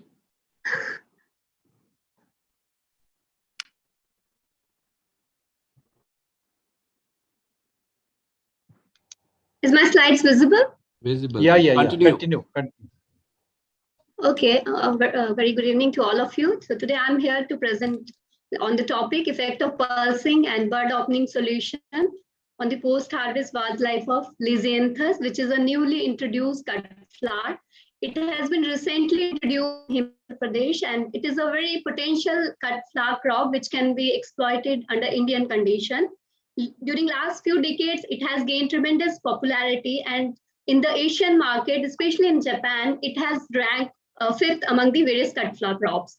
It is important because its single spike is like a bouquet, and it is in highly demand for the making of the bridal bouquets and various floral arrangements. And it is available in wide hues of color. You can see it has pink and deep blue color, which is absent in floriculture crop. So this color is predominant in this crop, and because of this crop is highly in demand, and very little work on this crop has been done in India. Dr. Bhatia, you can go for work. Dr. Bhatia, you go for interventions. Okay. So very little work on its post-harvest life has been conducted with a view to extend the shelf life of this flower crop. We have conducted experiment on various bud opening and post pulsing treatments, and we have tested different chemicals like ascorbic acid, aluminum sulfate, because mainly the shortage of this vase life is mainly because of the xylem blockage. So which is mainly because of the bacterial contamination. So we have tested different chemicals, and among the various floral preservatives, we have used aluminum sulfate, then ascorbic acid, citric acid, and we have even tried salicylic acid, which is a newly recommended compound for enhancing the post-harvest life of flower crop. So different treatments, 15 pulsing treatments we have tested in 2 varieties, that is Soris Pink and Eco Double Blue, which were grown under open field condition in Katrai. And we have found that treatment of the cut spikes of Lisianthus flowers with sucrose 6% along with 200 ppm of ascorbic acid, it resulted in maximum vase life in both the cultivars, that is Eco Double Blue and Soris Pink. Then when we have tested the water uptake based on this pulsing treatment, it was found that ascorbic acid, it enhanced the water uptake of the cut spikes in different genotypes of the Lisianthus. It may be because this ascorbic acid, it acts as antioxidant, and besides it lowers the pH also, which may be one of the important factors for enhancing the vase life of the spikes. And second best chemical was found citric acid, 500 ppm. It was also equally effective in enhancing the vase life, and 16 hours pulsing was found effective. Then, though salicylic acid has been recommended in many flower crops as a potential floral preservative, but what we observed in our experiment that it wasn't very suitable in case of Eco Double Blue. We have found that this salicylic acid, it caused the bending of florets if, just 4 days after pulsing treatment. So it wasn't a very good potential chemical for the enhancing the vase life in case of Lisianthus. But citric acid and ascorbic acid, they were found suitable. Then we have tested bud opening solution because it has around 10 to 15 buds per cut stem, and because of this, it needs some kind of floral preservatives for its bud opening, and that's why we tested different chemicals along with the sucrose. We have tested individual also, and along with the different level of the sucrose, and we found that when we added the sucrose in the preservative solution, it enhanced the as well as the burning. So when we put the bunches of this Lisianthus in the plain water, only 1 or 2 flower buds they opened. But when sucrose and preservative solutions were added, the bud opening was significantly improved. And best, most suitable solution was ascorbic acid was found better, and it was followed by aluminum sulfate. Then we tested its effect on vase life, and the maximum vase life was found with aluminum sulfate. So it may be because aluminum sulfate also, it lowers the pH of the vase solution, and because of the lower pH, very few bacteria, they grow in the vase solution, and it may have prevented the xylem occlusion, which is mainly because of the bacterial contamination. So besides that, we have also observed the water uptake, and the best water uptake, it was also observed with the aluminum sulfate. So because of the lower pH, the water uptake might be better in the cut stems. And this was followed by the ascorbic acid 200 ppm and ascorbic acid 100 ppm. So this is the experiment how it was done, and we can see, but we have found that citric acid was not very good during the bud opening solution. It has though slight opening of the buds was there, but after 7 to 8 days the drying of the buds was observed, whereas you can see the fresh flower buds with the aluminum sulfate treatment as well as the citric acid aluminum sulfate treatment. So, in conclusion, we have seen that the post-harvest vase life of the Lisianthus can be significantly improved. उसकी ज्यादा बढ़ेगी क्योंकि उसमें ज्यादा changes हो रहे हैं, उस रैपिंग में कम हो रहे हैं, कम चेंज हो रहा है, वो ज्यादा अच्छा होगा कि वो वही होगा ना ज्यादा अच्छा, जिसमें बहुत ज्यादा चेंजेस हो रहे हैं तो वो तो खराब ही होगा. प्लीज अनम्यूट, प्लीज ज्यादा मैम बोल रही जूस हील कैसे आ सकती है.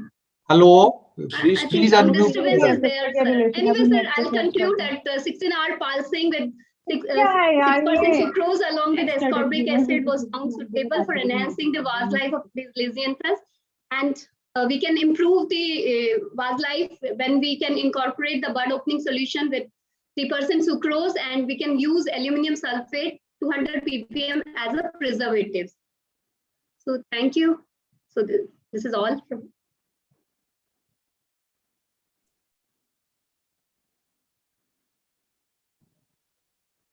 Yes, thank you, Rita. And share your slides. Sir, the next speaker, Sonakshi. Sonakshi, she's not there, sir, in the participant list. Sir, Gautam, sir, please unmute yourself. Next is Milan Kumar Lal. Yes, sir. Good evening, yeah, sir. Yeah. Milan, share your screen and then continue. Is it visible, sir? Sir, please restrict your timings to 2 minutes, sir. Yes, sir. Please skip the introduction and that part and come to the real work. Thank you, sir. Thank you for giving me the opportunity. Okay. First, I would like to say that the present scenario of unhealthy food habits and sedentary lifestyle leads to the obesity, blood pressure, and cardiovascular diseases, and most importantly, diabetes. And for this, the concept of glycemic index came, and I would like to enlighten the audience with the concept of glycemic index. And with respect to glycemic index, first I would like to say about something about resistant starch, which help in the which act as a prebiotic component for the bacteria in the small intestine, and it helps to decrease the pH, which leads to production of butyrate, short chain fatty acid, which is known as butyrate. So what is glycemic index? The glycemic index is the relative ranking of carbohydrate in food, and according to how they affect the blood glucose level, and relative to a standard such as glucose, white bread, and the or we can take maltose. And this glycemic index is categorized in 3 categories: less than 55, which is low, medium 56 to 69, and high, which is more than 70. So I will be coming to the result part. So there are various factors which affect the glycemic index and resistant starch. Mainly I will be focusing on the post-harvest factor. So in this we studied the effect of addition of different oil and pulses in with rice for the GI and RS, and out of 100 rice variety, the hue was having the highest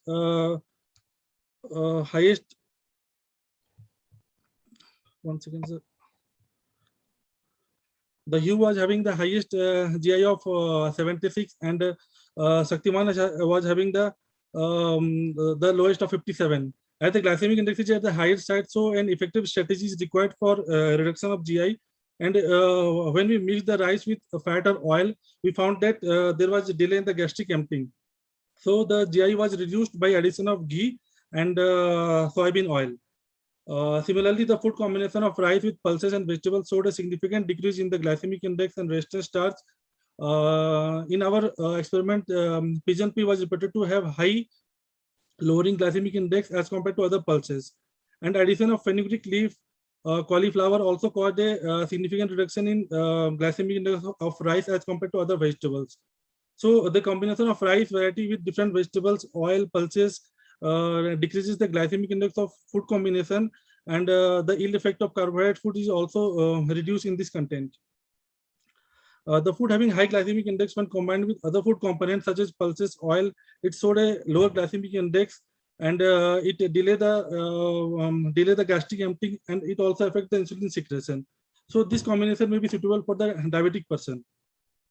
Similarly, we studied the effect of cooking method such as boiling, microwaving, frying, and frying on the glycemic index and resistant starch in potato, and we found that the glycemic index value of microwaved was low as compared to boiled potato. Moreover, the bioaccessible study showed that the starch was maximum absorbed in the oral phase, whereas the reducing sugar maximum absorbed in the intestinal phase. Further, we studied the effect of drought stress on glycemic index and so you are resistant left with a starch. minute, sir. Yes, ma'am. I will complete in a minute. And we found that this drought stress significantly affect the glycemic index, and it increases the resistant starch. And in this conclusion, I would like to say that drought stress affect the grain quality during the reproductive phase, and subsequently delay the grain filling periods, which affect the starch quality. And this susceptible genotypes may not be We also studied the effect of phytic acid content on glycemic index, and we found that this phytic acid is negatively correlated with glycemic index. However, it affects the bioavailability of calcium, iron, and zinc. So, in conclusion, phytic acid chelates calcium ion, which is a cofactor of alpha amylase activity, and its activity is reduced, which leads to the lowering of glycemic index. Further, we studied the impact of starch storage condition on glycemic index and resistant starch in potato tuber. And the cooked potato tuber, when cooled for 4 degrees centigrade up to 48 hours, it leads to the reduction in the glycemic index.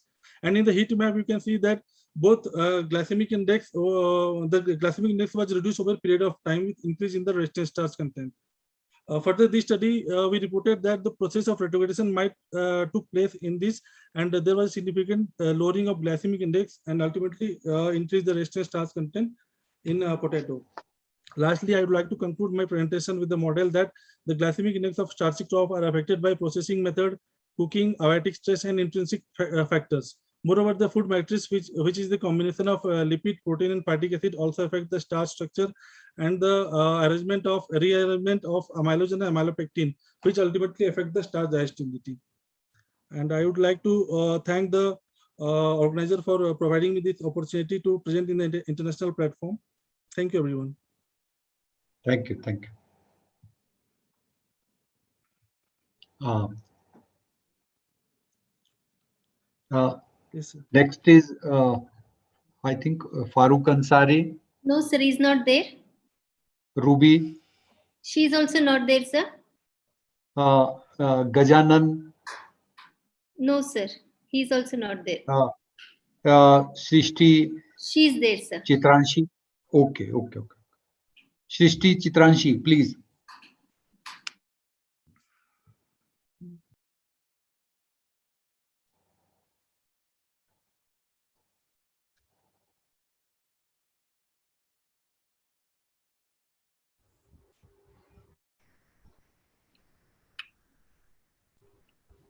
So my Srishti, you slides can are proceed. visible? Your slides are visible. Good evening, ma'am. My name is Srishti. I'm from Amity University. Can you enhance your My volume? topic, yeah. Enhance the volume, please. You're not audible much. Put it onto slideshow mode. Ma'am, I have already put it on slideshow mode. No. From my screen, it's slideshow right now, ma'am. Yeah. You can proceed. The topic of my presentation is you. effect of different storage and packaging material on physiochemical properties of Almostrius esculentus, that is okra. Okra, as you all know, India is a leading producer, and it belongs to the Malvaceae family, easily available in tropical and subtropical region with rich amount of dietary fibers, carbohydrates, Srishti, you're vitamins, not minerals, audible. and antioxidants. It's Introduction you can skip. Okay, sir. Yeah. It has medicinal plus therapeutic and nutraceutical properties. The concern is it's highly perishable with a large amount of moisture content. It has high Slides are not respiration moving. rate. Hello? Slide is not moving. Yeah, slides are not moving. Ma'am, I'm already moving the slides. But it is stuck. No, Yeah. no. But started now. Straight we go to objectives. Okay. The proposed model is we are using packaging and storing techniques, 4 packaging system, without package, LDP perforated and non-perforated, and banana leaf as a natural alternative for packaging. With combination with the storage of ambient, ZDCC and cold chamber, zero energy cool chamber. The cool chamber, zero energy cool chamber, we all know is a cost efficient evaporative cooling system made of local materials, and it provides a temperature of 10 to 15 degrees Celsius lower temperature with high humidity and eco-friendly. Banana leaf packaging as a packaging material is a traditional packaging material with leaves of hardy, large, watertight, clean, cheap, and easily available. The methodology we use is harvesting, then pre-cooling it with the room cooling method, sorting and grading it, and packaging according to the treatments, and storing it in the cool chamber and ZDCC and ambient condition with physiochemical analysis. Slides Ma'am, are I am not already moving the slides. Slides I are don't know not what's moving, happening. Srishti. Now Ma'am, it has come to treatment slide. Ma'am, I was moving the slides. No.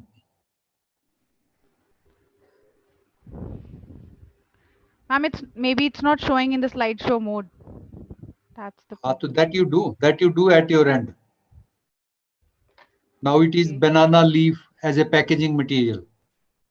Yeah, sir. This is the methodology that I used. Okay. Hello, can you just put your slide in the slideshow mode in your computer itself? Sir, I've already put it in a slideshow, but maybe No, it's not in visible computer, and in then the in that presentation slideshow mode. So I have put the slideshow in the PowerPoint only. No, it is not. Yeah. Click this. Yeah. Sir, it's not moving when I am moving the slides, maybe. So, Now I am on Then physico-chemical analysis slide. Is it visible, sir? No. You change it from the left side. Ma'am, I am changing it.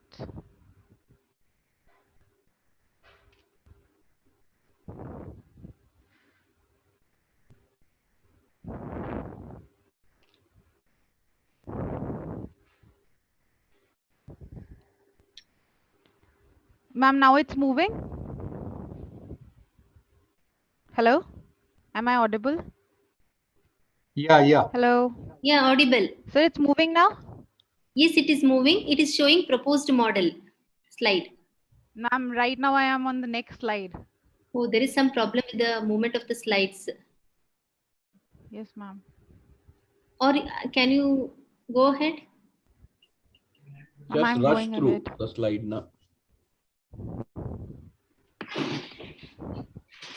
I'm just like conclude because I am showing yeah, it you in can the conclude. flow side or okay, ma'am. After all the treatments, we came to the conclusion that ZDCC with LDPE packaging shows the best for 6-day shelf life of okra, followed by cold chamber. Cold chamber was good, but there was blackening on the ridges, which is not commercially acceptable by the consumers also. So we came to the conclusion that ZDCC with LDPE packaging is the best storage for okra. It was recorded that in 3 days of storage, there is no significant changes in the ZDCC and cold chamber system. And it was recorded that ZDCC in combination with LDPE showed the best result in 6 days of storage life in comparison to the others in the term of quality and minimum physiological loss in weight, good firmness, and other biochemical properties.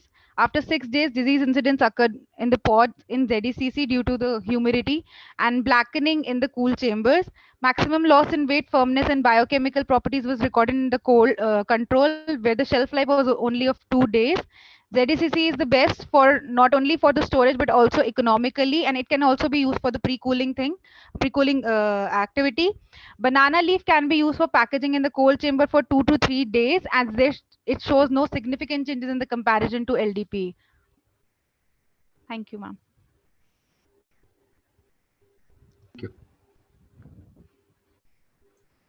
Thank you, Srishti. Yes, sir. Thank you.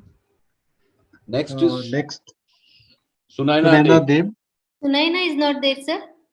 Then Deepika Sharma. Deepika Sharma, please. Yes, sir.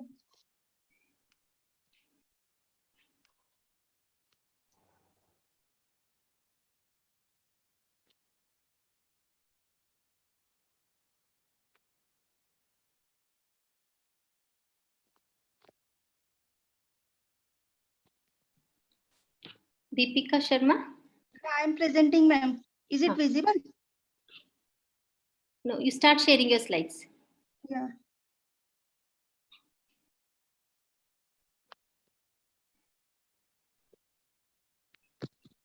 Now, ma'am, is it visible? No, not yet. Just a minute.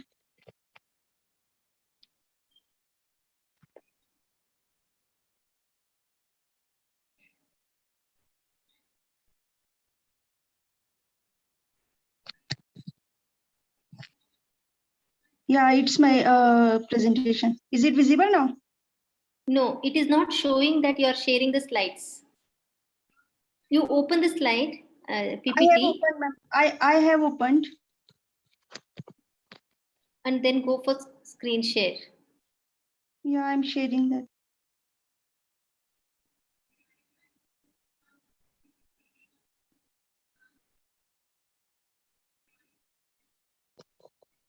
There is no mention of presenting the slides on the screen. On my end, it is showing. Just a minute.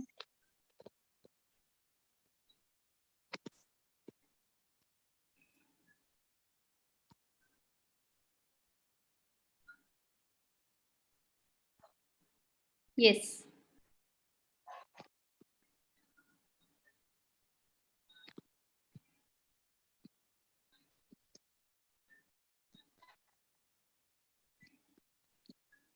I think there is some network issue. Just a Gautam sir? Sir, please unmute, sir. The next is present. Kirtana is not there, sir. Okay. So then we can give her 1 minute if she resolve the issue. Yes, sir.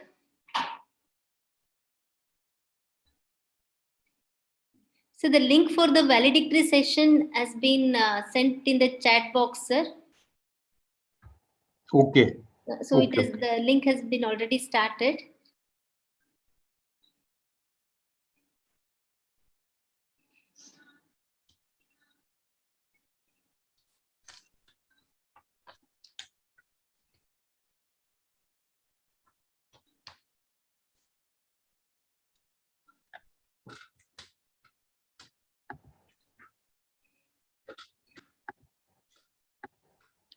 Deepika, can we help?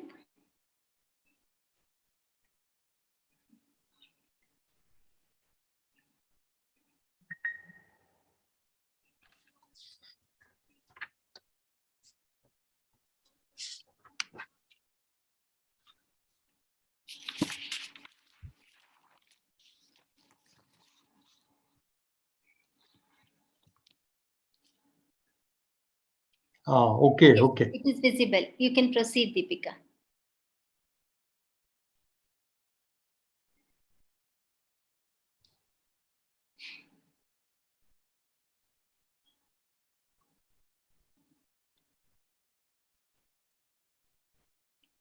Deepika, you're not audible.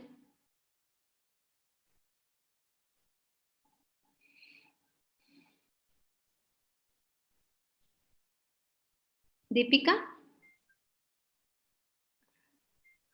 Yeah, am I audible, ma'am? Yeah, you're audible. You can proceed. Yeah. Good evening, one and all present here. Today, I, Deepika Sharma, is going to present on the topic Women Agripreneurship Opportunities and Challenges. It's a review study under which we have studied about the opportunities and challenges for the women entrepreneurship. If we talk about the role of the woman, it has women play a diversified role that ranging from the sowing, manuring up to the feeding the family with the harvested product. In addition to this, they Deepika, also Deepika, play a tell, Deepika, Yes, tell sir. objectives and findings first. Okay, fine, sir. So main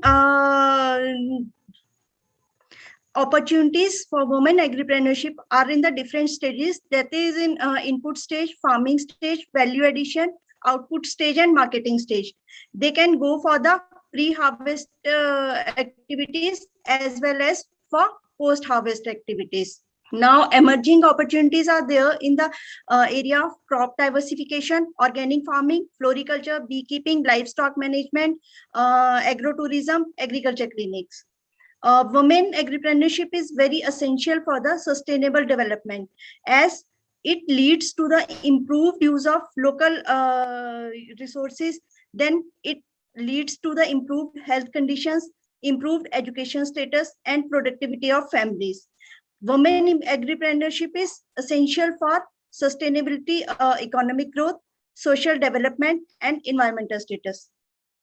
There are some challenges which are being faced by the women agripreneurship. They are having dual responsibilities, as they are working in the organizations also, they are working for their enterprise also, and they are working at their home also. They are having lack of technical know-how, and due to the lack of ownership, no direct ownership property, they don't have storage and warehousing facilities.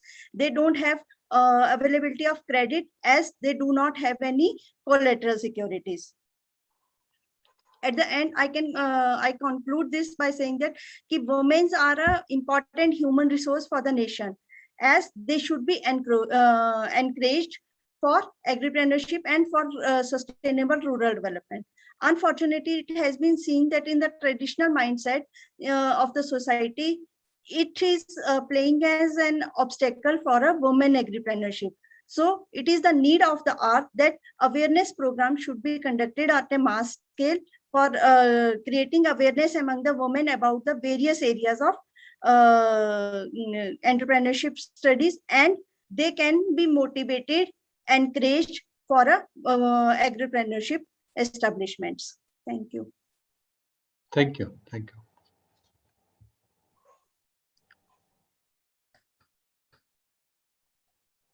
Hello, sir.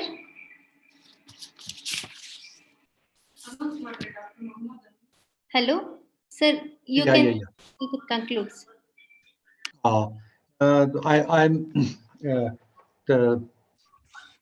thankful to all the speakers for their magnificent presentations, and because this session was very important as far as the post-harvest life of this our food products is concerned. I'm thankful to Dr. S.K. Singh for chairing this session, and I will request him to say a few words before we conclude. Dr. S.K. Singh, please.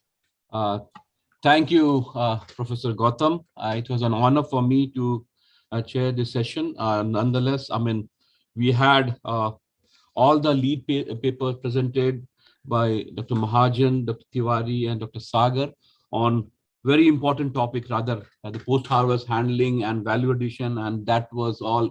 I mean, if you see, they are directly or indirectly linked with the domestic and the export market. And I mean, I'm happy that a lot of information is generating in the horticulture crops, and the gluts, what is happening. We know a lot of glut in the crops, what we have in horticulture. They are highly perishable, and the technologies are available as a result. Now, I mean, entrepreneurs and the new, graduates who can delve into the processing sector, that would be the, the future. We should say that the roadmap has to be in that direction. Technologies are there; they need to be scaled up and to scaled up to the commercialization. So there, I could see, be it be any minor crop, underutilized crop, future crops, whatever you call, but the technologies are there. They need to be adopted, and the commercialized novel value-added products will see the future, and especially the nutraceutical rich, the convenient food.